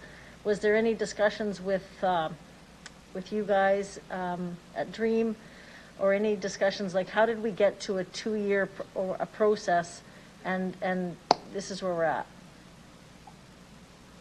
Yeah, thank you for that question through the chair. Part of the frustration, again, the presentation today is that this is a bit of a surprise to us until recently. We had undergone a fairly exhaustive process that we worked through with the city-led. It was a city-led process. The school board, the ministry, DREAM were stakeholders within that process, and we worked collaboratively along.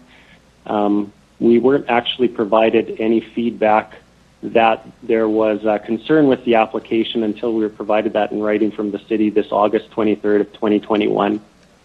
We had heard rumors about that a little bit earlier, maybe in June or July, but as far as we were aware, as of the summer of 2021, everything was going to plan through the city's process, and it was a very collaborative process that all parties were participating in. And the last question, if this is denied, what would be your thoughts in the next steps, because you still own the land? What do you think is the next steps? And I'll be asking administration that as well, but what are your thoughts on that, through the chair? Yeah, thank you for the question.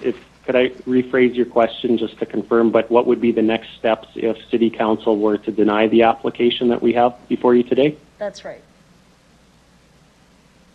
Well, again, I can't understate that what a privilege we have to develop within the city of Regina, that we've been active as the largest developer since 1955, and we do take that privilege very seriously. We would like to be granted the same privilege over the next 65 years to come, and we would just work as best we can with city administration going forward as it relates to a school site, and look to advance our Coopertown neighborhood at the same time as well. Thank you very much. That's all I have. Thank you, Councillor Bresciani. Councillor Shaw.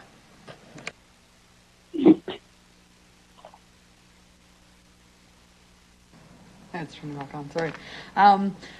Lori, or Councillor Bresciani answered or asked most of the questions I was going to ask, but just to add to this, I'm trying to understand, you worked with city administration since 2019 on this. Now, not once did it come into that it was out of the phase, and it didn't come into as being out of phase of this development because of the special service land. Am I correct on that, through the chair?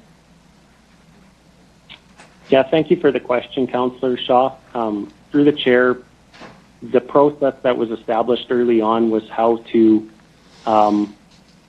eventually amend the OCP phasing plan to deal with the policy as it relates to the special study area. There was never any conversation that this is an out-of-phase neighborhood. It's more a determination of what phase would it be within the OCP. Would it be a phase 1 or phase 2 or phase 3 area? And in consultation with the city, we elected to try to demonstrate that it would be phase 1 lands would be best suited because of the immediate need for the school. And regardless if the school wasn't immediate need, DREAM still would have been advancing this neighborhood within the next few years, because, as I had previously indicated, it would be the completion to the Harbour Landing community. We've now completed the last phase of Harbour Landing, phase 6-3 in the southwest corner of Harbour Landing, through lands that we purchased from the Ministry of Highways several years ago that were previously reserved for interchange lands for Campbell Street to Highway number 1, and those were determined not to be needed. So we've completed the development in the southwest corner, and now we would be just looking to complete the community as it relates to the extent of the infrastructure that can be most efficiently and maximized to be serviced in these additional lands without triggering on another big significant investment in the 1,100 acres to come after this. Thank you. That's all I have. Thank you for answering that.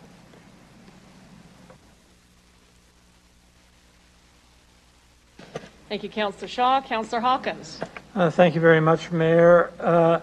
Hunchuk, you indicated early on in your presentation that the primary reason for this application was the need to address the requirement for a new school.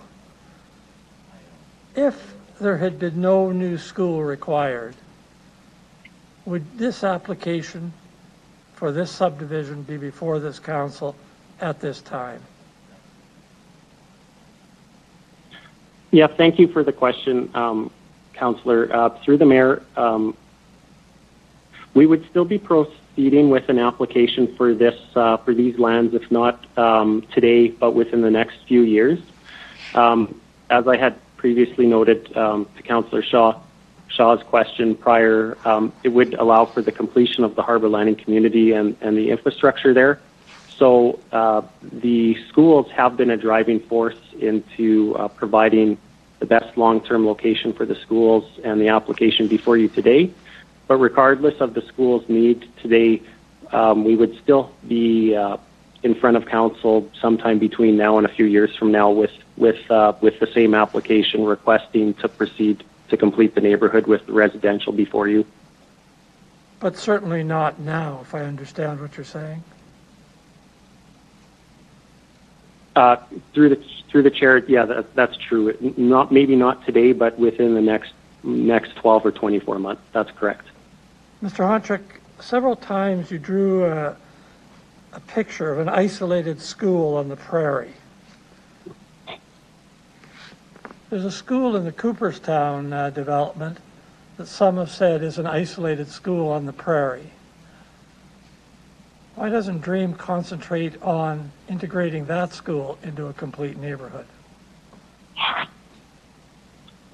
Thank you for that question. Through the chair, they wouldn't maybe necessarily be the exact same to compare against one another. The school in Cooperstown, and specifically in the Rosewood Park neighborhood, does have a 160-acre development approved around that school. In this case, the recommendation would put a school out in a quarter section of land, 160 acres, without any residential around it. So I don't know if the Rosewood school could be compared to this school with no residential. Just to follow up on that, if the other option, not the DREAM option, but the other option is chosen, the school would be located across Campbell Road, across from all of the development in Harbour Landing. Is that isolated? All you have to do is cross the street. Yes, thank you for that question. I'm not sure if I understand the exact location, but would it be at Parliament and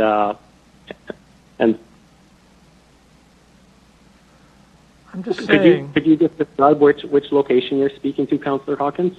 Well, one of the options is to build a school across this Campbell Street from the current Harbour Landing development that's already there. Hardly isolated, is it?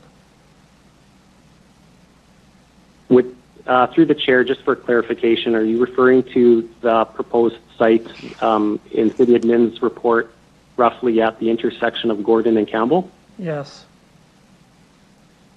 Yeah, through the chair again, that's where I'm indicating that it would be by itself there within that farmland. There would only be residential on one side that would back the school. There wouldn't be anything to the north, to the west, or to the south of the school. And one of the issues that Harbour Landing experiences, still even being on the periphery of the city, is that when we have significant storm events in the winter, it's quite common that, Gordon and Parliament Avenue blow in with 6 feet or more snow drifts, and it's impassable. So I would think that having an isolated school out in the farmland would be even more exaggerated as to trying to allow for buses and parent drop-off in the middle of winter with nothing around it to the north or to the west. Let me ask you another question. You're a developer and I'm not. My understanding is that a house for sale in the Harbour Landing South subdivision developed would sell more for more than a house in Cooperstown. Is that correct? Bigger profit margin. Through the chair, again, thank you for that question, Councillor Hawkins. I wouldn't necessarily say there's really any difference in profit margin between Cooperstown and Harbour Landing West, and the impact analysis that Altus Group had conducted for us has about 65 pages of analysis there to demonstrate that the direct swap to not add any additional land would have no negative impact on West Era. If we were to develop Harbour Landing West or Cooperstown, I would speculate our sale price for the lots would be largely indifferent, and our costs would be somewhat comparable as well. So I wouldn't anticipate any significant difference in the profit margin on the sale of land in the Northwest versus the Southwest. Why not just proceed with Cooperstown as you've committed to do under Phase 1 then? Through the chair, yes, thank you for that question. I think we would love to also develop Cooperstown if that was an option, which it is, that City Admin has identified. City Council does have the ability to approve this neighborhood and not defer the entitlement in in Cooperstown. That was us just proactively trying to find a compromise to work towards a solution that would be acceptable for all parties. And we came to that solution with some assistance from City Admin. So again, that was just to try and find a compromise and allow us to take something off the table to get something. Is the demand for housing so strong in Regina right now that you can simultaneously develop and earn a reasonable profit in both Harbour Landings West and Cooperstown at the same time? Thank you for that question. Through the chair, I think that's why we're willing to allow for the Phase 1 entitlement to be removed from Cooperstown and swapped in Harbour Landing. In the immediate future, the development has not been strong, but again, long term, we have seen a lot of immigration and net migration to Saskatchewan, and we do believe that through the federal government's immigration policies, that demand is only going to continue to grow. So looking from a long-term perspective, the OCP is a 25-year plan. We tend to look 25 years out and not 1 or 2 years out. And that's where we're looking to try to maintain a balance within the current market. And we've proposed a solution that you can consider to allow for the approval of this community. In response to an earlier question, you said admirably, I think, that you would be prepared, DREAM would be prepared to work with the city and other partners if this subdivision, Harbour Landing West, was not approved. Would you be prepared to sit down with the city and the province and the 2 school boards to work quickly to find a site for this new school? Yes, thank you for that question, Councillor Hawkins. Through the chair, again, I can't understate the privilege that we've been granted within the community of Regina to develop, and we're thankful for that.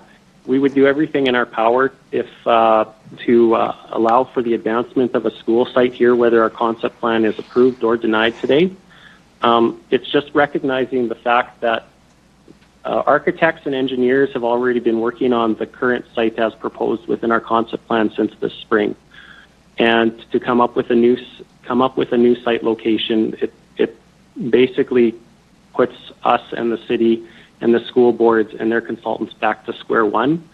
So with the delay of the area, it wouldn't be any cause that we would be driving. We would try to work as quick as we could, and our role would be very minor. We would be more a facilitator to try and allow for a school site, but there is quite a bit of work ahead of us as a group if the application before you today is denied. I'm encouraged by your willingness to work to find a site quickly. Thank you very much. Thank you, Madam Mayor. Thank you, Councillor Hawkins. Councillor Stadnicek. Thank you, Madam Mayor. Through the chair, just following up on some questions, I do have some questions regarding Cooperstown. I do recall going by it, and that was some time ago. There wasn't much development. Can you tell me how much development terms of residential development has happened at Coopertown? Thank you for that question, Councillor Stadnichuk. Through the mayor, presently there is 320 acres within the Phase 1 growth plan in Coopertown. 160 of it is under development right now in the Rosewood Park neighborhood. I don't know specifically how many acres have been subdivided and approved. That would be a great question that you could ask City Admin. As for our 160 acres, we haven't initiated any of that development. But within the Coopertown overall neighborhood plan, it would be close to 2,000 acres in size. Roughly, just over 50 to 60% of it is within that Phase 1, 2, or 3 phasing designation. So there is a large amount of land that would be equivalent, if not slightly greater than the current Harbor Landing neighborhood, including this 70 hectares as well within the Coopertown area.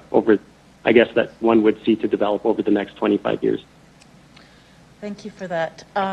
Through the chair, I recall a news story that parents said that their children had to walk across an open field to get to the new school in that area. Do you know, this might have been a question perhaps for the school boards, but representatives, but is the school at capacity? Is it still under capacity? Is there still a lot of room for population in that area?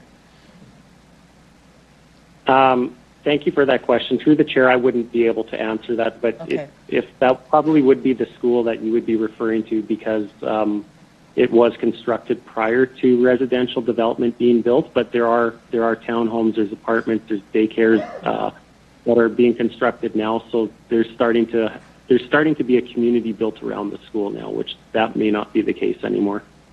Okay, thank you. That's all I have. Thank you, Councillor Stadnichuk. Councillor Mancinelli. Thank you. Presently in Rosewood, do you know how many of the homes you just mentioned are inhabited? Where's the closest living person to that school as far as you're aware? Through the chair. Yeah. Thank you for the question, Councillor Mancinelli. Through the chair again, I don't know. I don't have an answer for that. We're not the developer of that area, so I don't have those intimate details. But I do know there has been several service agreements they've entered into, and there's several acres of multifamily land that's been approved in addition to several hundred lots as well. So I think if you were to ask that question to admin, they'd have a better answer for you. Okay. Thank you very much. I guess I'll pass that through to admin. Thank you, Councillor Mancinelli. Seeing no further questions from Council, I'm going to have a few. In your presentation, Mr. Hunchak, you suggest that the rule of thumb is that for every 5,000 residents, it requires a school because it produces about 500 students. Do I have this right? Yeah, thank you for that question. Through the chair, that would be a good rule of thumb to use, but it also depends on the size of the school, because a school of 600 children compared to a school designed for 1,200 children would double that area. Thank you, actually. That feeds into my next question. Originally, Harbor Landing was designed, if I'm reading your presentation correct, for about, 9,300 students? Or 9,300 people, which arguably is 2 schools, correct? Through the chair, yeah. Thank you for that question, Madam Mayor. That would be correct, yes, and that's what we have right now, yeah. Do you recall the year that the request to deviate from the 9,500 residents to the north of 13,000 residents was, in terms of the concept plan for the density build-out in Harbor Landing? Yes, thank you for that question, Mayor. Through the chair, it would have incrementally occurred over time. There was, from my recollection, probably 15 concept plan amendments that occurred to Harbor Landing probably between the dates of 2008 to 2020. So every time there was an amendment to the concept plan, there would have been additional density that would have incrementally been added to the plan.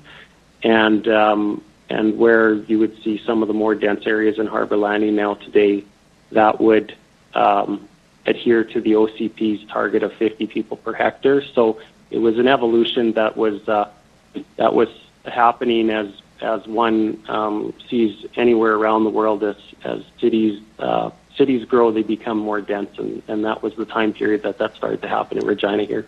Yeah, no, I understand. But it's been several years. It had to have been several years. In fact, as we started to increase density, predicting the need for an additional school would have been included in kind of some of those requests, or did that not occur?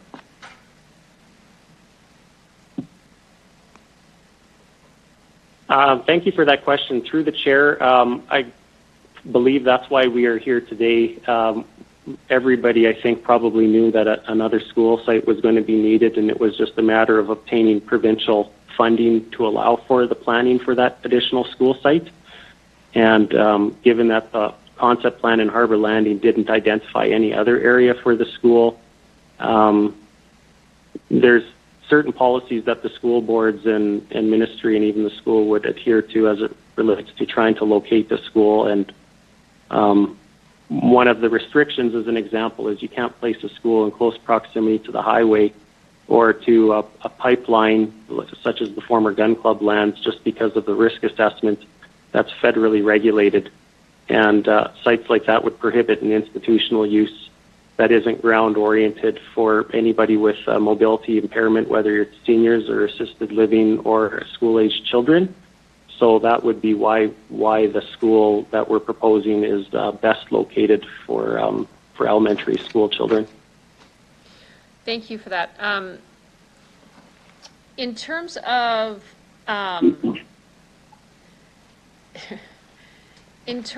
Coopertown and the phase one negotiations, so the lands that went into phase one, phase two, and phase three, do you recall the year that Coopertown was designated as phase one? Through the chair, thank you for that question. I believe the initial OCP phasing occurred in 2014, and there was an interim period, and then it was finalized, I believe, in 20. Hi, Madam Mayor. It's Jason Carlston here. The official growth plan was determined, I believe, in 2016. Coopertown, though, was phase 1B, so it was actually approved to start 2 years after other phase 1 land. So I think around 2018 or 19 was when we were eligible to proceed with Dreams lands, whereas Rosewood was allowed to proceed in 2016. Thank you very much, Mr. Carlston. I have no further questions, and seeing nothing further from council, I'll thank you very much for your presentation this afternoon and ask that you please leave the meeting. Yes, thank you very much for your time. Goodbye.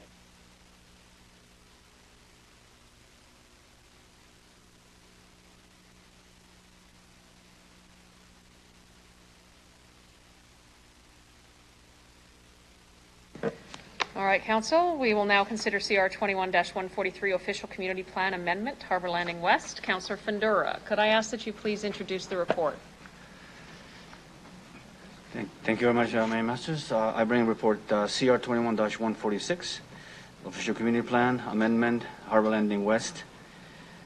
RPC concurs with administration's recommendation with a vote of 9-1 that the application to amend the lands to phase 1 designation and obtain a concept plan and rezoning approval be denied, and that the OCP be amended to facilitate a school site in the special study area and to update the special study area policies.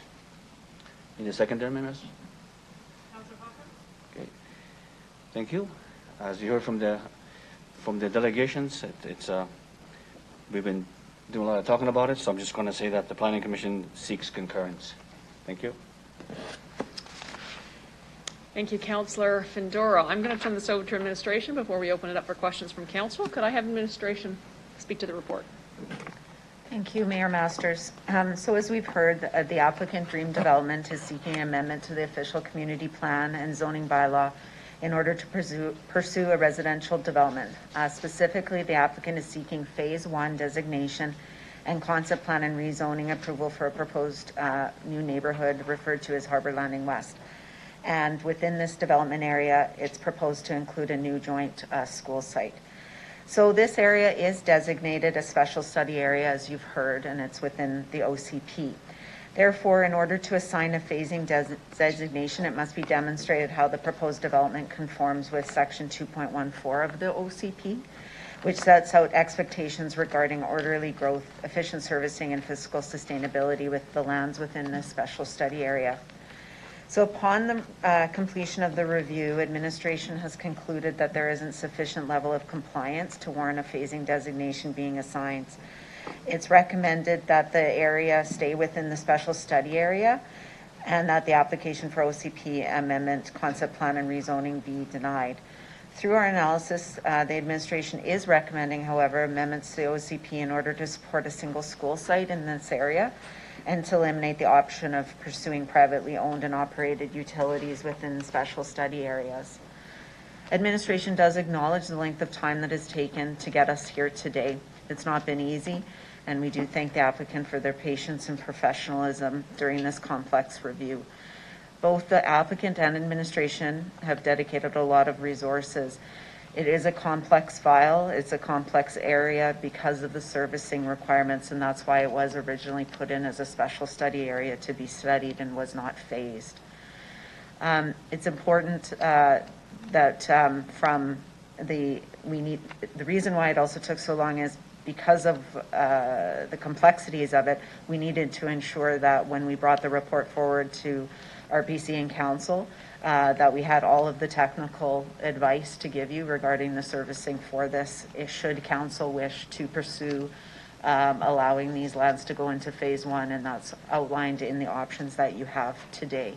As indicated by the applicant, the original application did come in with both having Coopertown and Harbor Landing West be in Phase 1, but as you've heard, they are willing to swap out the Phase 1 lands, so that would be option 2 in the administration's report. So we would be happy to answer any questions that you might have. Thank you, Ms. Harlick.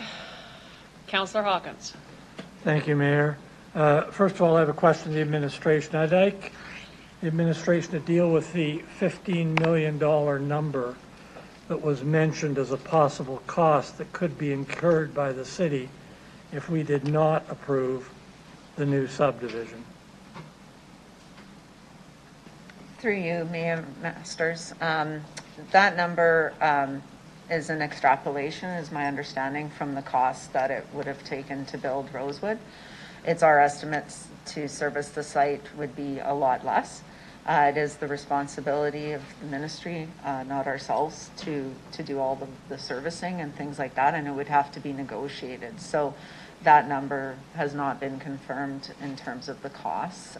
We have done preliminary analysis, and it's not at that level, I would say.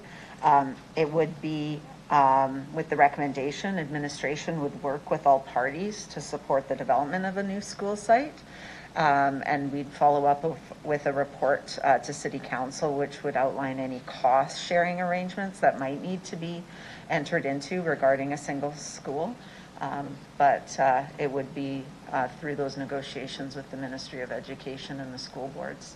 Could those discussions be taken on expeditiously? Through you, Mayor Masters, most definitely. Administration does recognize the need for a school in this area and would work with both the landowner and the ministry and the school boards to expedite this securing of a site as soon as possible. Thank you.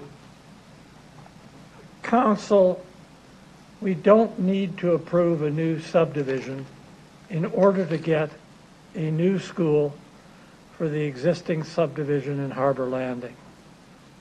And with that fact in mind, this becomes a less complex problem. It's the discussion of the subdivision that adds the complexity. The administration recommended against a new subdivision. Planning Commission recommended decisively against a new subdivision. The reasons are twofold. First of all, you've been told that there are technical matters that still have to be dealt with. Technical matters that existed when Harbor Landing West was placed in a special designation district. Practically, I have some experience as the counselor for this area with those technical matters. Every time there's a major rain flood event, flooding happens.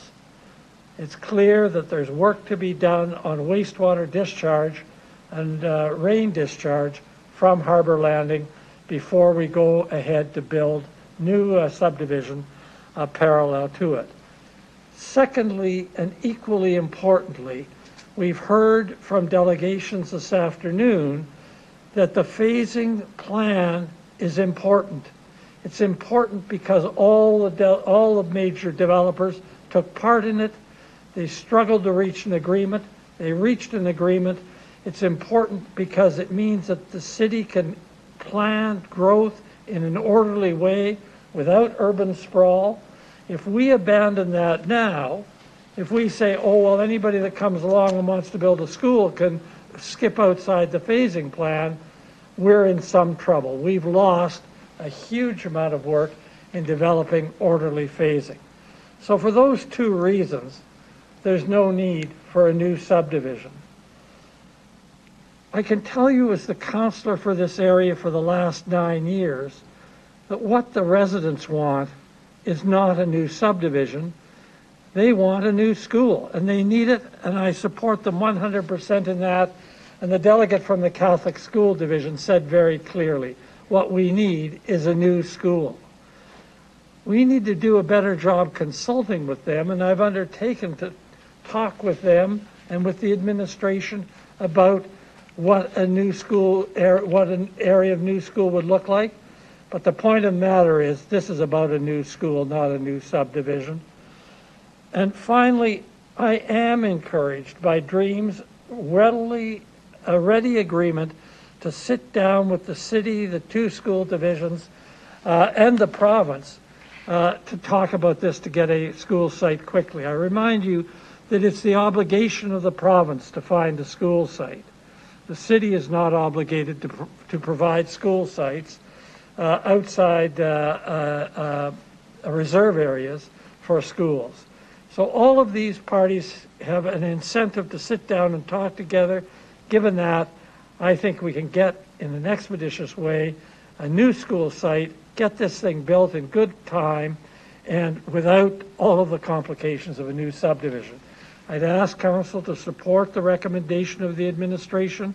I'd ask Council to honor the deliberation of the Regina Planning Commission. I'd ask you to turn down the application for a subdivision at this time in Harbor Landing West. Thank you. Thank you, Councillor Hawkins. Okay, thank you, Councillor Hawkins. Councillor Zakidniak. Thank you. So first, I would like to thank administration for a very thorough report. I believe it was 11 pages that very explicitly laid out why they were making the recommendation that they did. So I am in favor of administration's recommendations. I do want to note a few things. That first of all, as we just heard, the councillor of the area does not support the applicant's proposed new development in the area. I think that that matters, that the councillor of an area knows that area theoretically the best of any of us. I would also like to note that, so we're asking what's being asked is to make an exception to the OCP and to the planned development of our city. Those who spoke in favor of that exception were mostly folks who stood to benefit from an exception. I can't support this. It's not good for my ward. It's not good for the entire northwest of our city. It's not good for the process of the OCP, and I don't think it's good for our city in general. So I think that these are I really urge council to support administration's good work in bringing that they've brought forward to us and support their recommendation and also the recommendation of the Regina Planning Commission. Thank you. Thank you, Councillor Zakidniak. Councillor Stanichuk. Thank you, Mayor Masters. I have a question to administration, and it's regarding the infrastructure issues. In particular, the Harbour Landing Pump Station has limited capacity, the report states. And I just want to get an understanding of what is being done to address that. And I'm asking this question because some of the capacity issues in our system have, affect residents in other parts of the city, including in Ward 1. And that's something that I've had meetings with residents about. And so I'm just wondering if you can talk about what is being done what will be done to, if the upgrades to the South Trunk is going to address, I know it's going to address issues in most of the city. Would it also address the issues with Harbour Landing, or would that require even more work? I hope that's a clear question, sorry. Through you, Mayor Masters, I might start and then ask Mr. Doney to add to it. So one of the factors within this area is that the original projected population did increase, as we've heard. And so at what was estimated at full build-out is a lot more than what we had originally built for. And the June event really exacerbated the situation that we know exists there. So I'll ask Mr. Doney to talk about the work that's going to be undertaken to look at this area and how to address some of the concerns that we're seeing with regards to the pump station. Through you, Mayor Masters. So there is a project ongoing right now that is in the design phase that we have called the South Trunk Upgrade, and that project is to reduce the risk of sewer backups and wastewater overflows at Harbour Landing Lift Station and within South Regina. So that project is part of the wastewater master plan that looked at the entire wastewater system, and it is a significant project that is looking to have construction start in 2023 and beyond.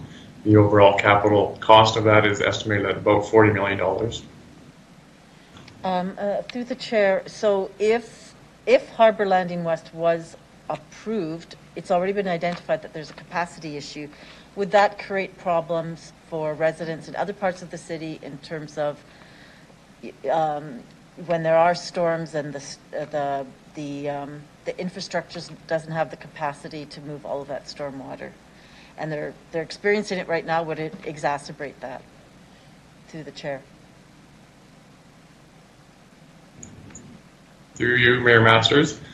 So unless certain upgrades are done within the development, as talked about inline storage, it would make the situation worse. However, there are some technical solutions that the developer has proposed that would not make the flooding of wastewater worse within the existing system. Thank you, Mr. Doney. Ms. Harlock, do you have anything to add? We're good? Okay. Okay. Thank you. That's all I have. Thank you, Councillor Stanichuk. Councillor Shaw. Thank you. I just have a couple questions of clarification because I'm on the planning committee and I think I was given wrong information when I made my decision at the planning committee. Can you please explain to me, administration, when they talked with Dream Development and they said that the administration had talked with them about this build and the special area and stuff, can you please explain to me why those conversations took place, how those conversations took place, if it was not going to happen, if it was not going to be developed, if it was not in the phase 1 development? Through the chair. Ms. Harlock? Through you, Mayor Masters. So I might start and then I'll ask Ms. Dawson to go through the process. So the issue was, as we've noted, is it is a special study area, and that's why there's special policies in the OCP, because there's always been concerns about how this area can be serviced without impacting our large systems and requiring lots of infrastructure. So that's why it was never phased in 1, 2, or 3. It was left, I guess, purposely not phased because we didn't have all of the information. And so this process was really, we needed to undertake to understand what the developer was proposing and how it was going to meet those sections of the plan. So I might ask Ms. Dawson to walk through the concept plan process, which is a lengthier process to get all the information and the requirements. We have noted that there was an error, as Mr. Hunchuk said, that they weren't made aware of the concerns from the other landowners when we did the circulation in June, and we do admit that that was an error on our part. And once we found out, when we did let them know that information and that has been rectified in our processes to date, so that that doesn't happen again. So I'll ask Ms. Dawson to just walk through the process that we undertake with developers on the concept plan. Certainly, yeah. So I think I want to start by saying that this is a special study area, so it's not within phase. What has to take place before lands within the special study area get a phase is determination whether it meets the policies within our OCP for obtaining phasing. So we outlined to the developer through conversations that section of the official community plan would need to be addressed, and one way to do that was to move forward with servicing options for the land, and that they would undertake review of those or the servicing options and determine if they were feasible. Essentially what the policy within the official community plan outlines is within the report, but it needs to be fed into existing systems and plug and play. So you would any of the impacts wouldn't affect other properties. Now, what the developer has proposed as a I guess at the end of the submissions is a technical solution that does work. They've proposed inline storage and some technical solutions that do work, and we have accepted them in other areas that are within phase. But because we're determining phasing here, and because there's policies that are in place to determine when they're allowed to be in phase, at the end of our review, it was determined that they didn't necessarily plug and play, if that makes sense. So just to follow up from that question, so that took a year and a half to figure out? Yeah, so the concept plan process does take longer than, say, a rezoning or a subdivision or a discretionary use application. It's an iterative process where they submit design and servicing options. We review it, provide comments. They adjust and make solutions that would potentially address the concerns that administration has. And then we wait for them to resubmit, and then we re-review. So it does take a while, and that 2 years is a long time, but it's not extraordinarily long. They can take 1 to 2 years typically, and those are in areas that are serviced. Those are in areas that are phased in, and this is an area that requires extra servicing attention. Okay.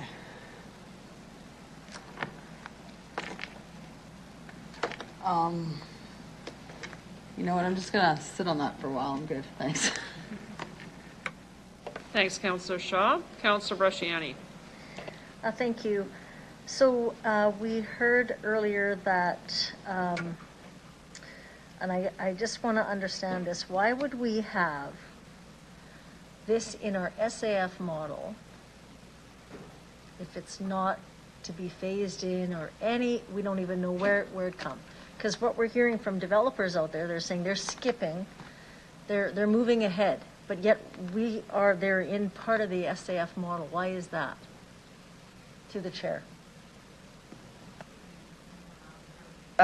So it was recognized through the SAF process that these areas had the potential to come into phase within the 310,000 population. So the land area, as Mr. Hunchuk indicated, is just the denominator that we divide the cost by to create this servicing agreement fee. So those lands were included in the larger area because it was noted that it would eventually be phased either, or it could be phased. And that's the whole purpose of this conversation today is, would it be phased? And they're asking to come into this current phase. At this point, we haven't recommended a phase 3 or 2. We're not saying it's a not now, is what we're saying, because there's still other issues that we need to resolve regarding the servicing. So the intent is by the end of this growth horizon, that hopefully those will all be dealt with, and that they would be seeing some sort of development. So that's why it was included. It's a small amount of land area to be included in the servicing agreement. But the idea is, as per the OCP, there is that opportunity. So would it be fair, though, that in you saying that they're, because they are included in this lands within that 300 to 325, if the as a special study area, they're really not moving. It can be done at any time, depending on when it comes. They're not jumping the queue. Is through you, Mayor Masters. So, in the sense of it's not phased. So the idea is to determine what phase they should go into. There has been comments that the special study areas thought that they should only be coming in at phase 3. At the end of the day, council determines the phasing of all of these lands, and as has been indicated by some of the delegations, and I think hearing from council and the changes in the where we are in the economy, that our OCP, we have to do a 10-year review, which we need to start sooner rather than later, that we would look at the full phasing plan. When we did the phasing plan, Mr. Hunchuk was absolutely right. We did an interim phasing plan, and then we did a final phasing plan. And at that time, these lands were still not phased because it was still undetermined in terms of the serviceability of them. Okay. I think to put that on council, the actual study area, I think that's something that, I mean, usually when you look at study areas, and I don't know the reason they're called study areas, but I mean, that would be part of the planning as we move forward with any development.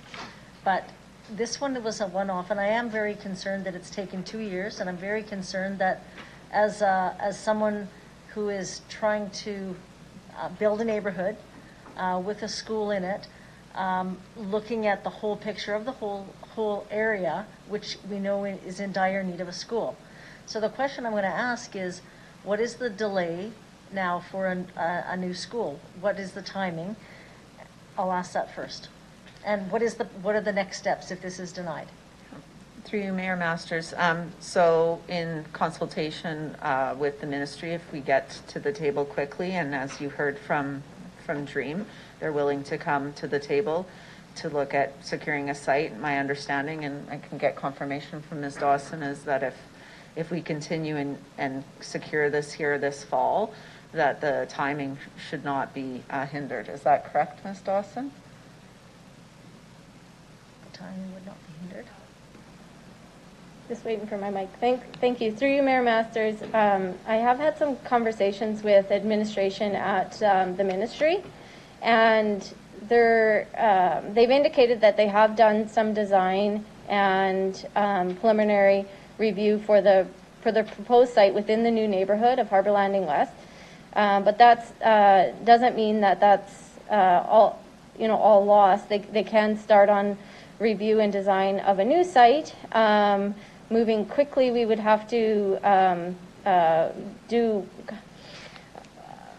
a process that was concurrent with what they're doing in terms of design and site review through our zoning and subdivision and servicing stages, which can be done.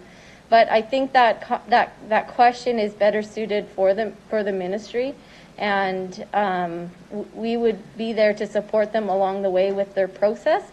But I don't have any information on what site planning they've already done and what they have left to do if the site was switched. So we've lost 2 years in this, waiting to have discussions with everybody in the room had those discussions, moved forward with the process, and it comes to the council floor and we then have to deny it. That's where, I really struggle with this process. It puts us in, I want to see a school in that area. Councillor Hawkins wants to see a school in that area. But I'm disheartened with the process. I understand there's cost to developers in this situation. Well, it cost everybody, city time. And we sit here at 5 o'clock hour and talking about we have to either, deny an application for a school. The next piece that concerns me is the location of the next school, if that's the case. I've got a school in my area that's on an arterial road on Chuka Boulevard. It's the worst decision ever for an elementary school. I hear now that the next location could be Gordon Road. That's not good enough. Like, we come up with these locations, but now we've got a developer that comes up actually with a plan that doesn't have to have a school on a arterial, plans a neighborhood around it. I know it's not the way we normally do business. We kind of just build and plumb things in. But we've got a developer that's going to say, hey, let's build a community around a school. It's not going to be out in the corner like the one up north and sit there for, many, many years in a dirt pile. So I'm frustrated with the process. I'm disappointed that it has to come here to council. There could have not been a win-win on this. And I don't feel that as a council, too, that we hear from developers all the time. Not in my backyard. It's going to put my development under. It's going to impact my development. We should be looking at the whole picture here. And we know what the picture is. We know that we need a school. We know that that's part of the high density that we've created in this city. And we shouldn't be starting, we know, Greens on Gardner's next. That's the next one that's coming. And there's another high school that's coming out there too. I've already heard there's discussions. So we know this is coming. So I'm going to leave it there, but I am frustrated with the model, and I'm frustrated that we have to deny an application for a school because of our processes. Leave it there. Thank you, Councillor Bresciani. Councillor LeBlanc. Thank you. I have a procedural question to begin, which is, am I right in understanding that this application came before the Planning Commission and now us based on Dream's application to amend the OCP for these subject lands? Is that accurate? Mayor Masters, that is correct. Okay. And am I right in understanding that anybody who owned land classified as a special study area could make a similar application and find their road to council to have a proposed amendment to the OCP debated like this? Through you, Mayor Masters, yes, and it's not just the special study areas. If somebody was in phase 2 lands or phase 3 could come forward asking for council to rephase them. Okay, thank you. And then the second is a bit more of a substantive one, and I guess I'm just looking for some guidance from Ms. Harluck. So I'll be honest, I'm a bit torn in that the schools we heard from, like the proposed site, the Dream School and so on, when we're designing our city, we're interested in schools, but that's not the only thing we're building around. I wonder if you can just provide some guidance on what sort of impact the school division's preferred site ought to have in our making this decision. Through you, Mayor Masters, I might start and then ask Ms. Dawson. So we do consult the school boards and the ministry when we're doing subdivisions, and so all of those changes to the Harbor Landing concept plans were referred for comments. So we definitely want to take into their considerations what their needs are and their concerns as we're developing. The concept plan that's before you, I mean, it is a good neighborhood concept plan. I think it comes down to the phasing, and when you separate the school from that, that's really the issue. So I think that's why there is options in the report, and we provided council with all of the technical information so that if council did want to proceed with it, it is that option. At the end of the day, the options within the reports are all with council, lie with council. We just make our best recommendations, and then it's up to council whether to take them or not. So to your point, we would take those things into consideration.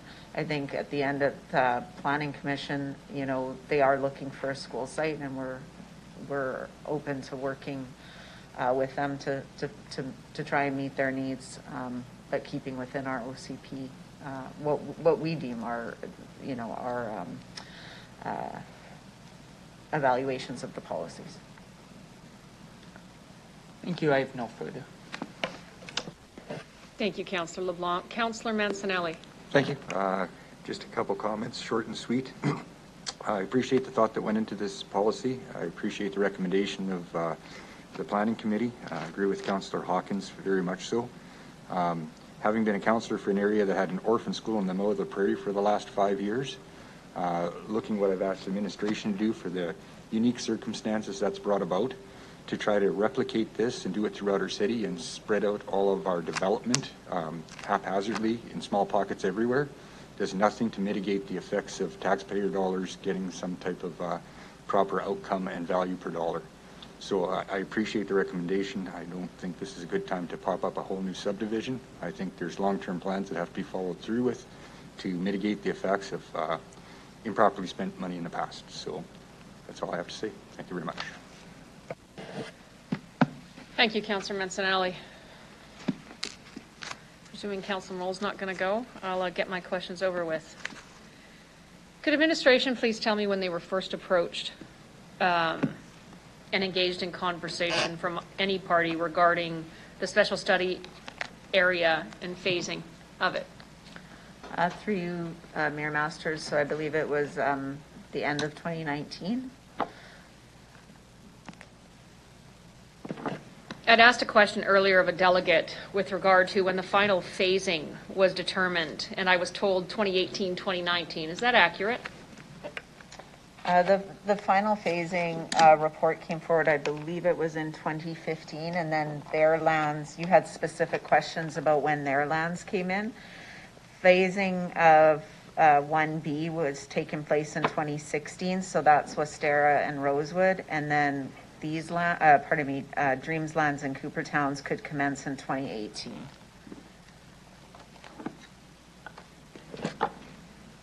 Thank you. That clarifies something for me. You were approached at the end of 2019, but if I understand it correctly, the original Harbor Landing development was 2007, 9,500 residents. Is that correct? Pardon me, could you repeat that, sorry? The original Harbor Landing subdivision as it exists right now was 9,500 residents. That's correct. Do you know the current population of Harbor Landing as it stands today? I believe it's approximately 12,000. We've got 13,100 in terms of projected within Dreams analysis. Is that high, do you think? I might ask Ms. Dawson. Certainly, I think we're just getting the number here from staff online. Okay. Through you, Mayor Masters, the 13,100 within their project is a full build-out projection. There's still some sites within Harbor Landing that are not developed, so it would be below that number. And they're about 98% complete. Is that correct? Is that what I heard the presentation? That would be a fair assessment. So we're close to 13,000. When the request came through to increase densification, and I'll just ask this question because I was privy to a conversation with Councillor Hawkins where he asked the question, which was, or answered the question. My understanding of the situation is that there were concerns about selling 50-foot lots. It wasn't going to work. That's how Harbor Landing, as we heard, was originally started. Then it became medium and high density because they could, in the words of a former councillor, put a house on every blade of grass. We approved that. The royal we as the city administration recommended that. Is that correct? Through you, Mayor Masters, that's correct. During the time the plan did change, the housing market, we had a low vacancy rate, and the market was meeting the demands, and higher densities were being asked to, the concept plan was being asked to be amended, and as indicated was circulated to the school boards, et cetera, for comments, and then we as a city did approve those. So when all of those decisions were being made over those somehow over the 12 or 13 years, When did it twig that we would need more municipal land reserve in order to accommodate a school, which would be easily evident based upon the number? 5,000 residents is a school. Well, we're going to finish off at 13,000, which is a third school. Through you, Mayor Masters. So I think those conversations, I don't recall having those conversations directly with the ministry until it was announced that a new school was needed in Harbor Landing. But if city planning, and part of our job is to understand the development of neighborhoods, how do we not know and consider the addition of a school with an existing subdivision if we increase its density? Which I'm not opposed to, I'm just simply saying, where was that triggered in the process to say, we're going to need another school before you're done building out, so we need to set aside land? I'm really struggling with why we don't have land within the existing Harbor Landing for the school that could have been easily predicted. Through you, Mayor Masters, so I might start and ask Ms. Dawson. As indicated, we rely on the projections of the school boards to talk to us about what they're seeing. So there was the school site that was identified. I don't disagree with you that had we known there may be different changes with respect to the overall concept plan. But we were not hearing, from my knowledge, any time during that process that their projections were showing that they were going to need an additional school at that point. I'm not sure if Ms. Dawson has anything else to add. Through you, Mayor Masters, I might just give some background that may be helpful for council related to the Planning and Development Act, the legislation that guides planning within municipalities in Saskatchewan. There was a recent amendment in 2018, I believe, that required municipalities through their official community plan and concept plans and neighborhood plans to ensure that there was reserve sites suitable in size to be used for school purposes and designate them in locations of municipal reserve sites. So this legislation wasn't in place, I don't believe, in 2007 when the Harbor Landing concept plan was developed, and neither was our official community plan. And so that neighborhood was developed under different legislation and under different policy.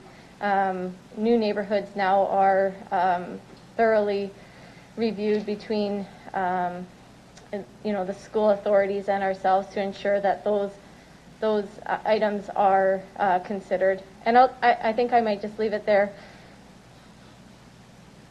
I appreciate that, Ms. Dawson. So essentially, 2007, we've got single-family dwellings, they're large, and we're on board to probably have one school, and we got municipal reserve for it. 2013, an OCP comes into effect, which articulates 50 people per hectare. There's multiple applications for concept plan drawings. 2017, which is where the legislation was announced, it became finalized and sworn in 2018, relative to municipal reserve for schools. But I heard that the concept plans continued to change into 2020, so a full 3 years post that. There was never a discussion about the need for another school within the existing Harbor Landing, given what we could see happening, given change in legislation.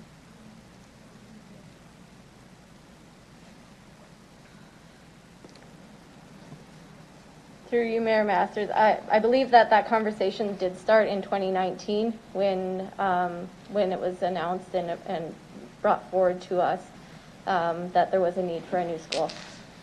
Thank you, I appreciate that. So then I'm going to ask the question, who negotiated what went into phase one? Phasing. We approved a phasing plan in 2015. Who negotiated which areas of development went into that phasing plan?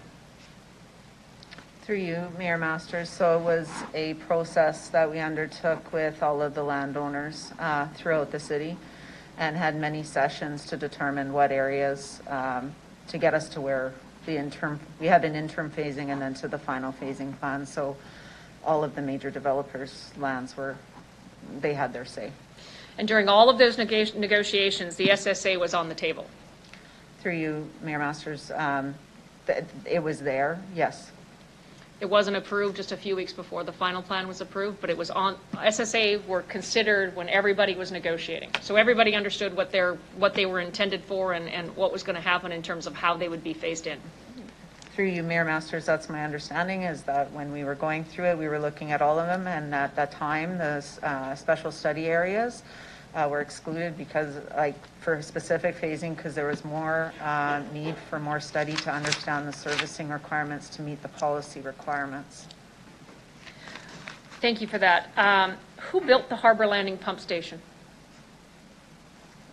Through you, Mayor Masters, I believe it was Dream, but I'd need Ms. Dawson or Mr. Doney to confirm.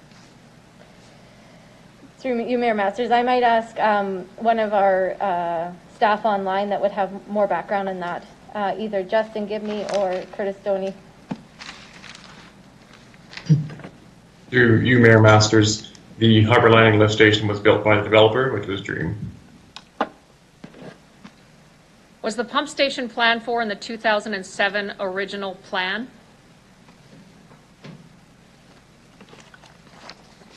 I'll take anybody.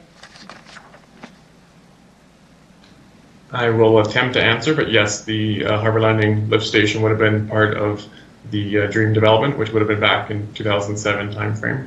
So when all of the concept plans were being adjusted, we would have known as the concept plans and the population blew up by another 30% that the pump station wouldn't be able to accommodate the existing population, or the population that was projected it was to grow to. Should it get 100% developed?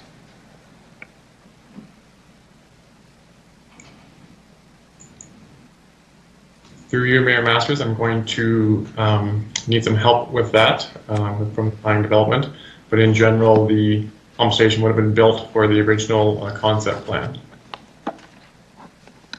Through you, Mayor Masters, I might ask Ms. Dawson, or pardon me, Mr. Gibney. Thank you.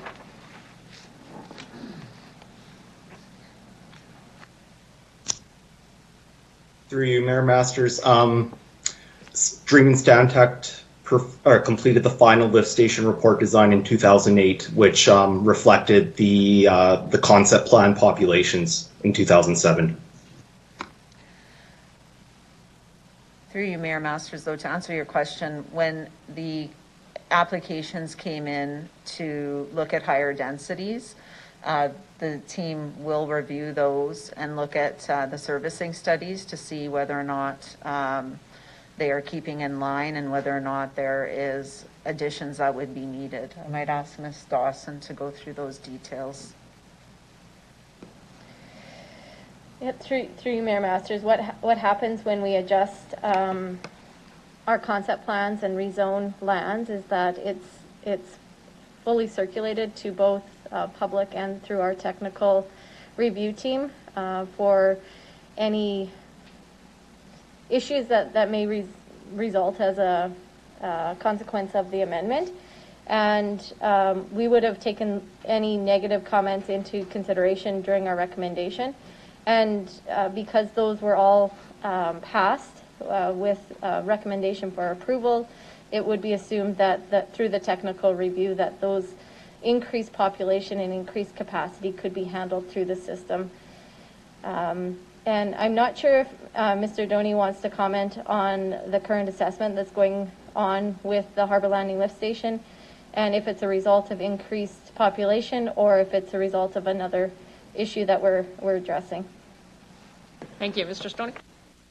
Mr. Doney, sorry. No problem. Thank you. Through you, Mayor Masters. So as a result of the storm event in June, we are looking at Harbor Landing community to see why there's so much wastewater coming into the Harbor Landing lift station during storm events. And so that may be a combination of a term called I&I, or inflow and infiltration. And then, as mentioned before, the South Trunk upgrade is in design phase and will be completed. And that will allow the Harbor Landing lift station to have the capacity to pump downstream into the South Trunk. Sorry, Mr. Doney, I didn't quite catch. Is the population growth in Harbor Landing based upon a lift station built for 9,500 people and now you have 13,000, does that affect the capability or capacity of the lift station? Through you, Mayor Masters, in general, the Harbour Landing lift station is sized for a wet weather event, and so a population increase does have an impact, but there's much more significant impact during a wet weather storm event, so when it rains, and that rainwater getting into the wastewater system.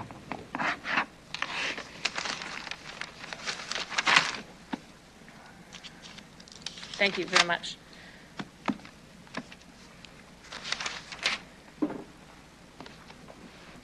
I'm going to leave it there. Thanks very much.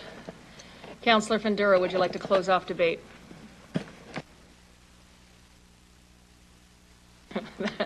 That's an...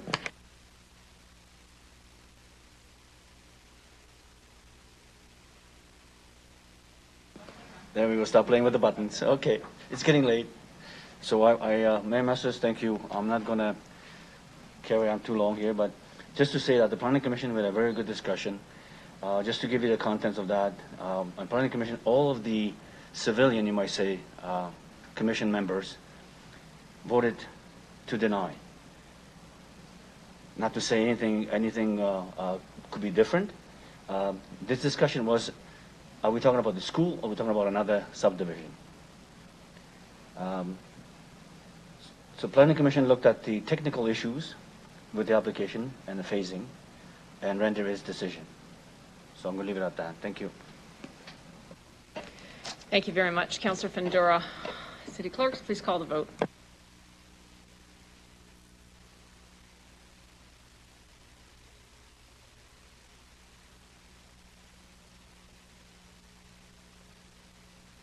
To clarify, in favor, or the yes vote is to accept the recommendation of both the Regina Planning Commission and Administration to deny the Southwest Harbour Landing development.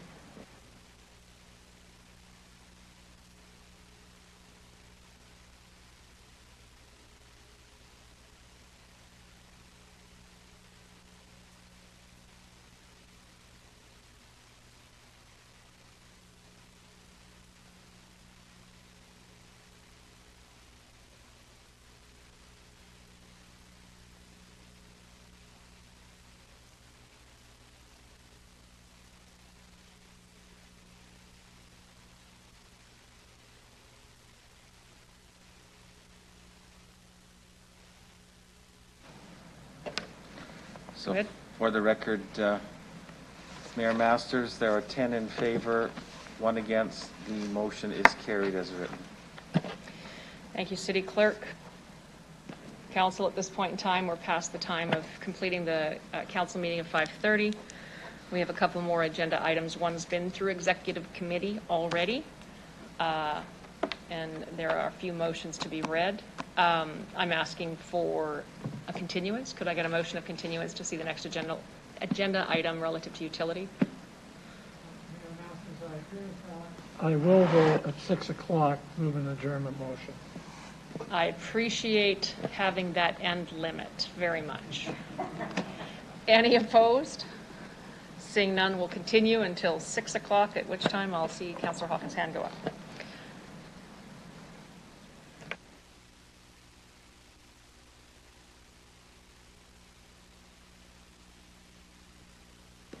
Council will now consider, sorry, I'll get my papers in order. Apologies. We'll now consider item CR 21-142, Utility Affordability Report that we saw at Executive Committee. Councillor Fundura, could I ask that you please introduce this report? Okay, thank you, Mayor Masters. I bring the report CR 21-142, Utility Affordability Report. At the Executive Council, the Council voted to approve option 2, providing direction to administration to develop a water rebate program and high efficiency retrofit program for low income seniors for council consideration in Q2 of 2022. Seconder. Thank you, Councillor Bresciani. Thank you, Mayor Masters, and the Executive Committee seeks concurrence. And if administration would like to add a few words to this report, I'd be appreciated. Thank you. Thank you, Councillor Fundura. Councillor Bresciani. Thank you. I do have, I guess, an amendment or an addition to the option, which was for low-income seniors, but I'd like to add in there people with disabilities as well.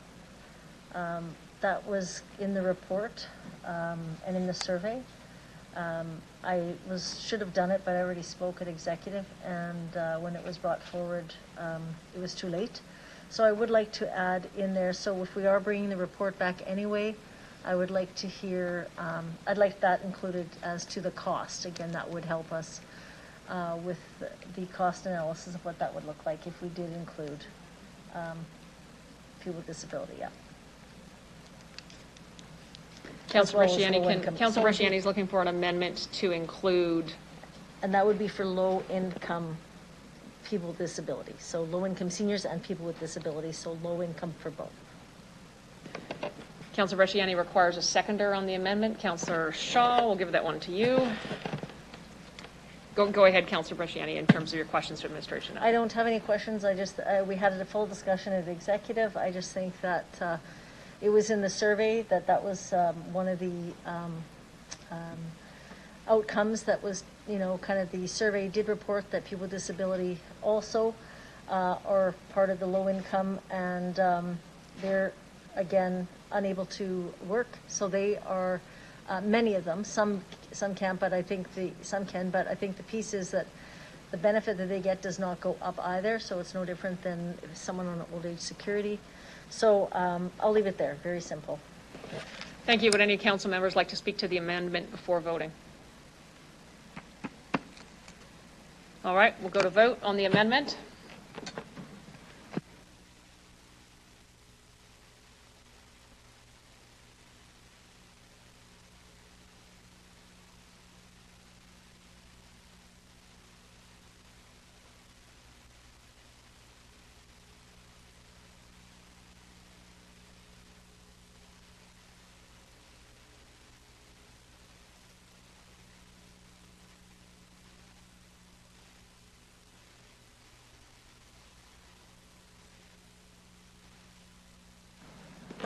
For the record, the amendment is passed 11-0, Mayor. Thank you very much. Going back to the main motion, would anyone like to speak to the main motion? Seeing none, I'll ask you to call a vote on the main motion as amended.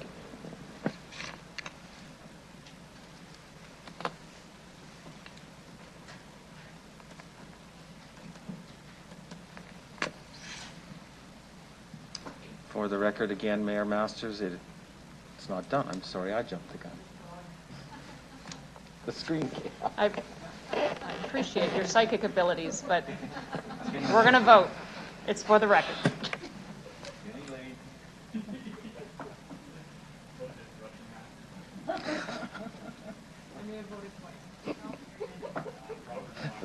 Next one.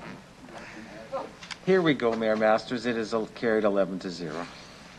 Thank you very much. In the spirit of having 16 more minutes, and I'll just double check, we had a motion which had been read at a previous council meeting on parking at an entrance of valley restriction change, which I believe has been withdrawn. That's right. The next motion, I will ask Councillor Fundura to come and take my seat as Deputy Mayor so I can address this. Turn my mic on. The hard seat. Okay, I think, go ahead, man. Message, floor is yours. Oh. I know. Okay, again, we're going to play buttons. Before you, Council, is a motion that was read 2 council meetings ago relative to Indigenous procurement, for establishing an Indigenous procurement policy here at the city. It's open to all Indigenous businesses. I did receive on that day a flow through. Since that time, I would like to thank and commend all of council for partaking in Indigenous awareness training. Indigenous procurement, for lack of in simple terms, is the purchasing goods and/or services from Indigenous-owned businesses. It's articulated at 51%. This is about economic self-reliance and creating sustainable capacity and ongoing employment.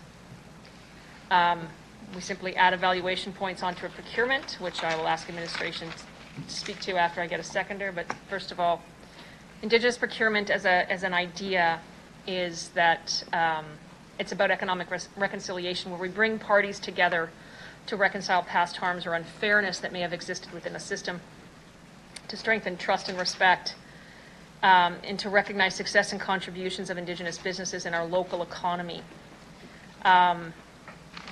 I believe that creating space intentionally to drive demand for Indigenous-owned businesses and services drives hope that values Indigenous contributions and provides opportunity to advance Indigenous-owned businesses.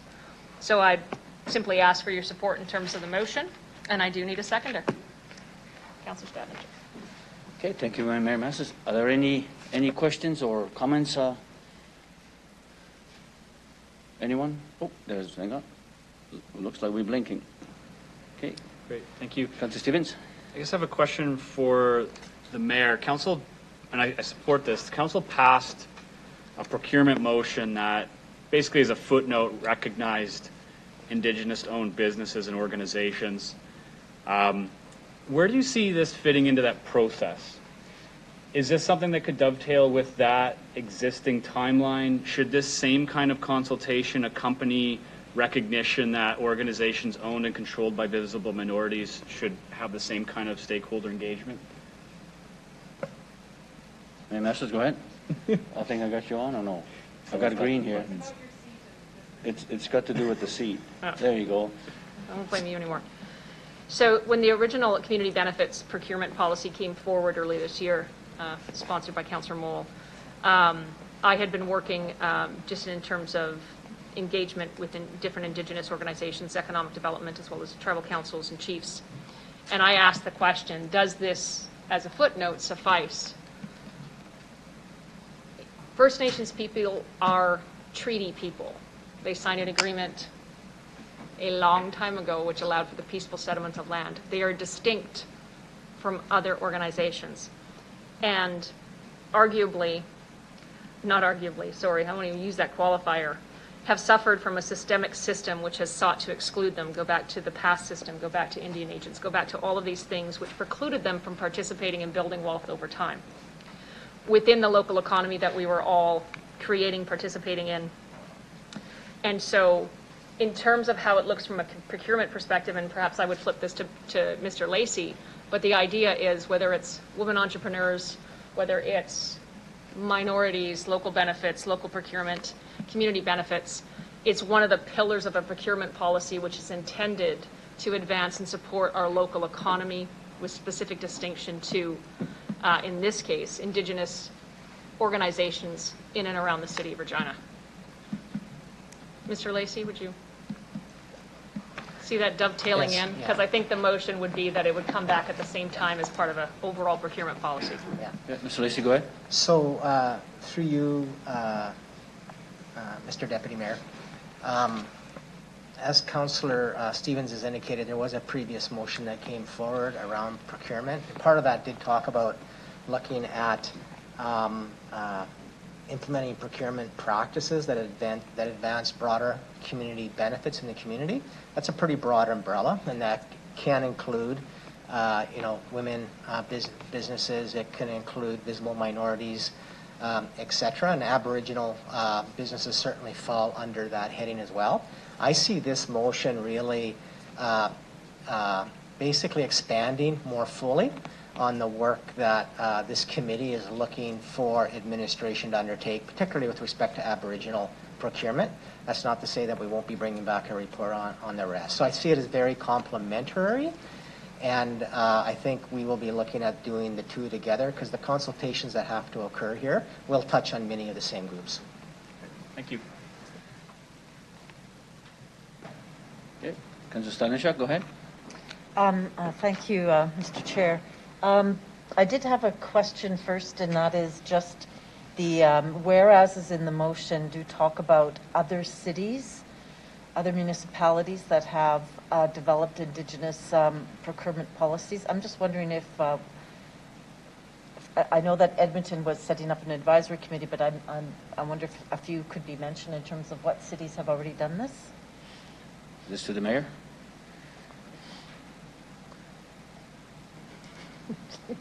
See, I didn't touch it that time. Saskatoon implemented one over the last few years. Winnipeg, I believe Calgary has implemented one, and there's some smaller communities throughout BC and through into Ontario as well. So Canada has one, the province has one, Crown corporations have one. A number of businesses have them. Okay, thank you. I did want to make a friendly amendment. Thank you, I missed it, so please add it on. Okay, okay. And that would be that there would just be a 0.5, that the report coming back from administration would have a recommendation that provides recommendations that develop a process for circulating requests for proposals to Indigenous businesses in the province. And I was bringing this forward just because this is something that we heard in our training that we had with Nick Creighton, that a lot of Indigenous businesses are not aware of the RFP process or how to get engaged in that. And I do know that the Saskatchewan Chamber of Commerce does have a Indigenous business directory. So just to ensure that the report does talk about that process for circulating RFPs. Yes, I agree. Okay. My second is Councillor Stanichuk. That Yeah, works out so well. I was just going to ask. It's all good. Okay. Anyone else? No? Then Mayor Masters, I'll return your chair. We'll do the vote.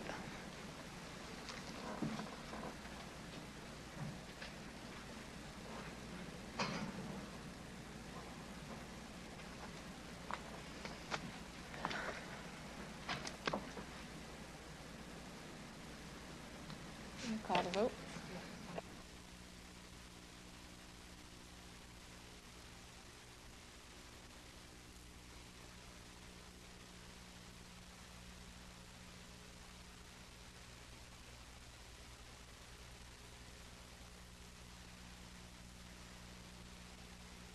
I just need my mic. For the record, Mayor Masters, the motion passes 11-0. Thank you, Council. We'll now consider motion MN 21-12. I have 9 minutes left. MN 21-12, advance notice of water shutoff. Councillor LeBlanc, could I ask that you please introduce the motion?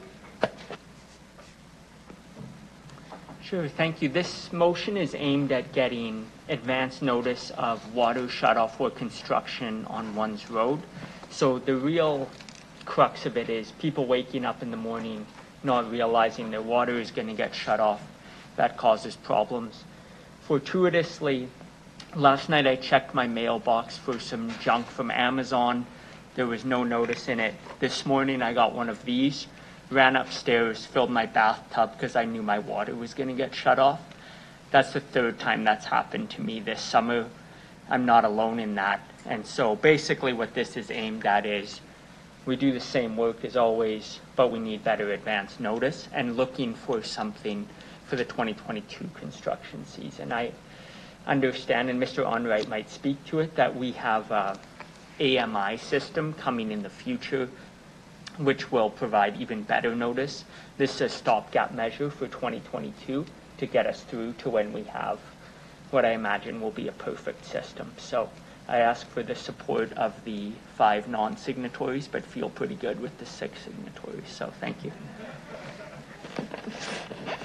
Councillor Bresciani. Thank you. I'll second that, but I will say that I appreciated Councillor Blanc bringing this forward. It has happened in my ward quite a bit, and the concern from residents is the fact that they wake up in the morning, they see the trucks out there, they know they're doing something, but they were not notified, or there might be a little knock on the door at 7 or 7:30 in the morning, which they haven't had the time. Some have already gone to work. there has to be a better process of how we do this. And I can give an example where a lady had called me last year, and it was actually it's very cold out already, and she lived downtown, and she was caring for her mother, and she was out of water, was not notified. I know the city has done a good job sometimes when they'll actually put a truck out there if people need water sometimes. This wasn't the case, so I did drop off water. But it's just another way that we have to give advance notice so people can plan. And I think that it shouldn't be that hard. It should just be, we know when construction's happening, and I've heard it's kind of with our contractors, so we need to find some kind of a communication piece that they have to fall under to ensure that they are communicating with the residents. So I look forward to this and how it's going to be done. Thank you. Thank you, Councillor Bresciani. Councillor Moule. Yeah, I'm going to echo what Councillor Bresciani said. We had a big issue in Argyle Park that extended into Inglewood. One valve didn't hold shut, the next valve didn't hold shut. I can't remember how many valves it went. So it was a very expanded area. I was working underground in a mine that day. I came out for working a 12-hour shift, and my mailbox was 20, 30 plus messages. So that was a big issue. Thank you very much, Councillor LeBlanc, for bringing forward this motion. Thank you, Councillor Moule. Councillor Mancinelli. Thank you. I've ran into this situation as well, and I do support the premise that's behind. I do have a question, though. In reading the whereas statements, there's lots of mention of the construction problems that people encounter as well. I know I've encountered a few with sidewalks removed and people with mobility issues, having problems getting in and out of their house and access to their house as well as parking. Just looking at the wording of this, it seems to really center around the water. Looking at this, it's a communication issue throughout the city. I'm wondering if this is a little bit too prescriptive for only the water itself, the way it's written, or what administration takes from communicating to residents about construction and the other problems that are encountered from it, if they have any thoughts on that. Mr. Onright. Thank you. Through the mayor. Ideally, we would keep those two topics separate, and here's why. As I had a conversation with Councillor LeBlanc just before the meeting, we would propose that we bring a report in Q1 of 2022 that will talk about the changes we can make in 2022 in regard to water shutoffs, whether it be construction or emergency services, because we have the same issue surfacing on both sides. And then, as Councillor LeBlanc indicated, we have we're in the procurement stage of an automated meter infrastructure project, which will provide the opportunity to invest in a customer portal where customers will sign up through that program, and we will be able to electronically notify them. And I think that's where the gap is today. When we are going in to do construction in regards to water or emergency service, we do a door knock, as Councillor Bresciani had indicated. If the resident is not home, we leave a door handle notification. That is only okay if the resident comes home within a short period of time and gets notification. The crew starts work, the resident comes home and finds they have no water. So electronically notifying or notifying residents through an electronic format will improve that notification process. In regards to the construction notifications, that is also under review as we wind down the 21 construction season. We're looking at communications on both sides. So water capital projects and on our roadway capital projects, and that includes sidewalk repairs, resurfacing, and total rebuilds. And I would really advise that we keep the two separate for that very reason, is there are two different issues going on. We may be able to find a different way to communicate on the construction side through tools that we currently have. But on the water side, that'll come as the AMI project comes forward. So we will be able to implement some of that in 23, as well as changes we can make in 2022. Thank you. Just a follow-up.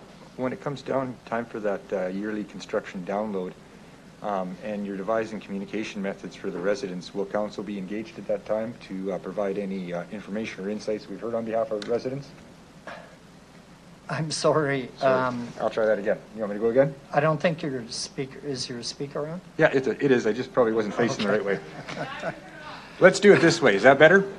Okay. So in the year-end construction download you just spoke of in administration, will council have a time to engage with administration to feed in some of the information we've heard from the residents concerning the construction, communication, and insights we've heard at that time? Through you, Mayor Masters, yes, we can certainly make that happen. Thank you. You turned your own mic off. Thank you very much. Councillor Zakidniak.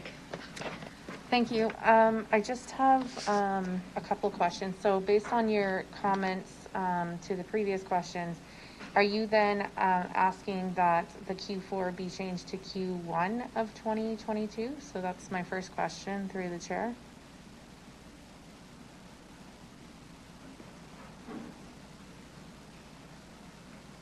Through you, Mayor Masters. So number 2, a plan that shall include the above options to be implemented for 2022 construction season, just asking that also include changes that can be made through the AMI project in 2023.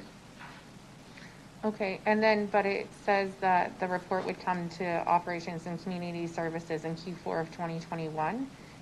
It sounded like you were requesting more time, but I could be wrong on that. Through you, Mayor Masters, that is correct. Okay. So my next question is in relation to electronic notifications. I definitely support utilizing those as much as possible. I did want to note that some folks don't use that kind of technology. So I just want a response that we will continue to accommodate folks who don't have access to the electronic technology that we're hoping to use. Through you, Mayor Masters, that is correct. We will. Okay, thanks. That's all I have. Thank you, Councillor Zakidniak. Councillor Shaw. Just a quick question. It's 3 minutes after 6. I apologize. Councillor Hawkins. I'm not making eye contact with him, so let's go.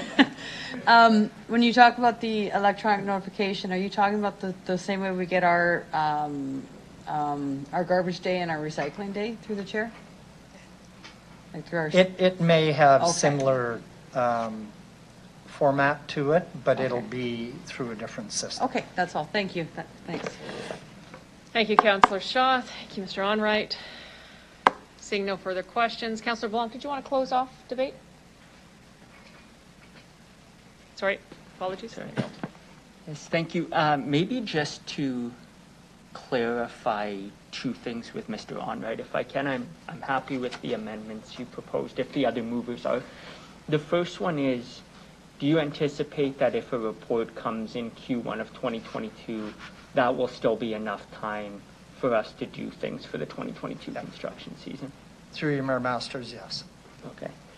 And then the second is point 2 on the screen. So I suppose my recommendation is it reads, to be implemented for the 2022 construction season and also considers future development of ANI for 2023 seasons and onward. Is that okay?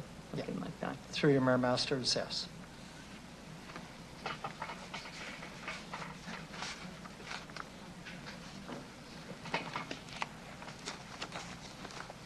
So I suppose, just to Madam Deputy Clerk, the point 2 would read, for the 2022 construction season, comma, and the development of the AMI system for the 2023 construction season and onwards.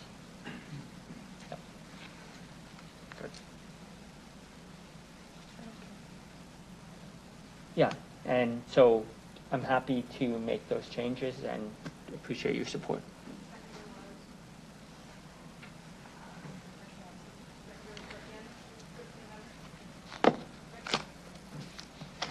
Thank you. Seeing no further questions? City clerks, call the vote.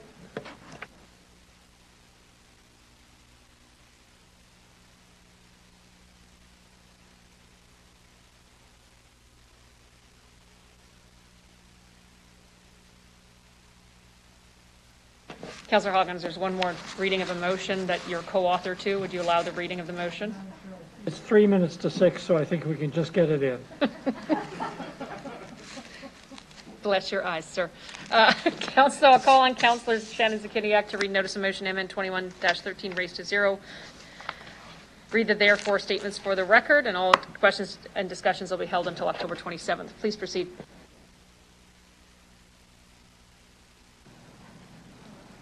Okay. Therefore, be it resolved that the City of Regina declares support for the city's Race to Zero as part of the United Nations Race to Zero campaign by joining hundreds of other cities in fighting climate change through the city's Race to Zero campaign, and pledges to the following commitments that publicly endorse the following principles. We recognize the global climate emergency. We are committed to keeping global heating below the 1.5 Celsius goal of the Paris Agreement. We are committed to putting inclusive climate action at the center of all urban decision-making to create thriving and equitable communities for everyone. We invite our partners, political leaders, CEOs, trade unions, investors, and civil society to join us in recognizing the global climate emergency and help us deliver on science-based action to overcome it. Thank you, Councillor Zakiniak. I'll move adjournment. Verbal call. Any opposed? I need a seconder. Thank you, Councillor Vandera. Carried. Good evening. Thanks, administration, for staying around. Thanks, council.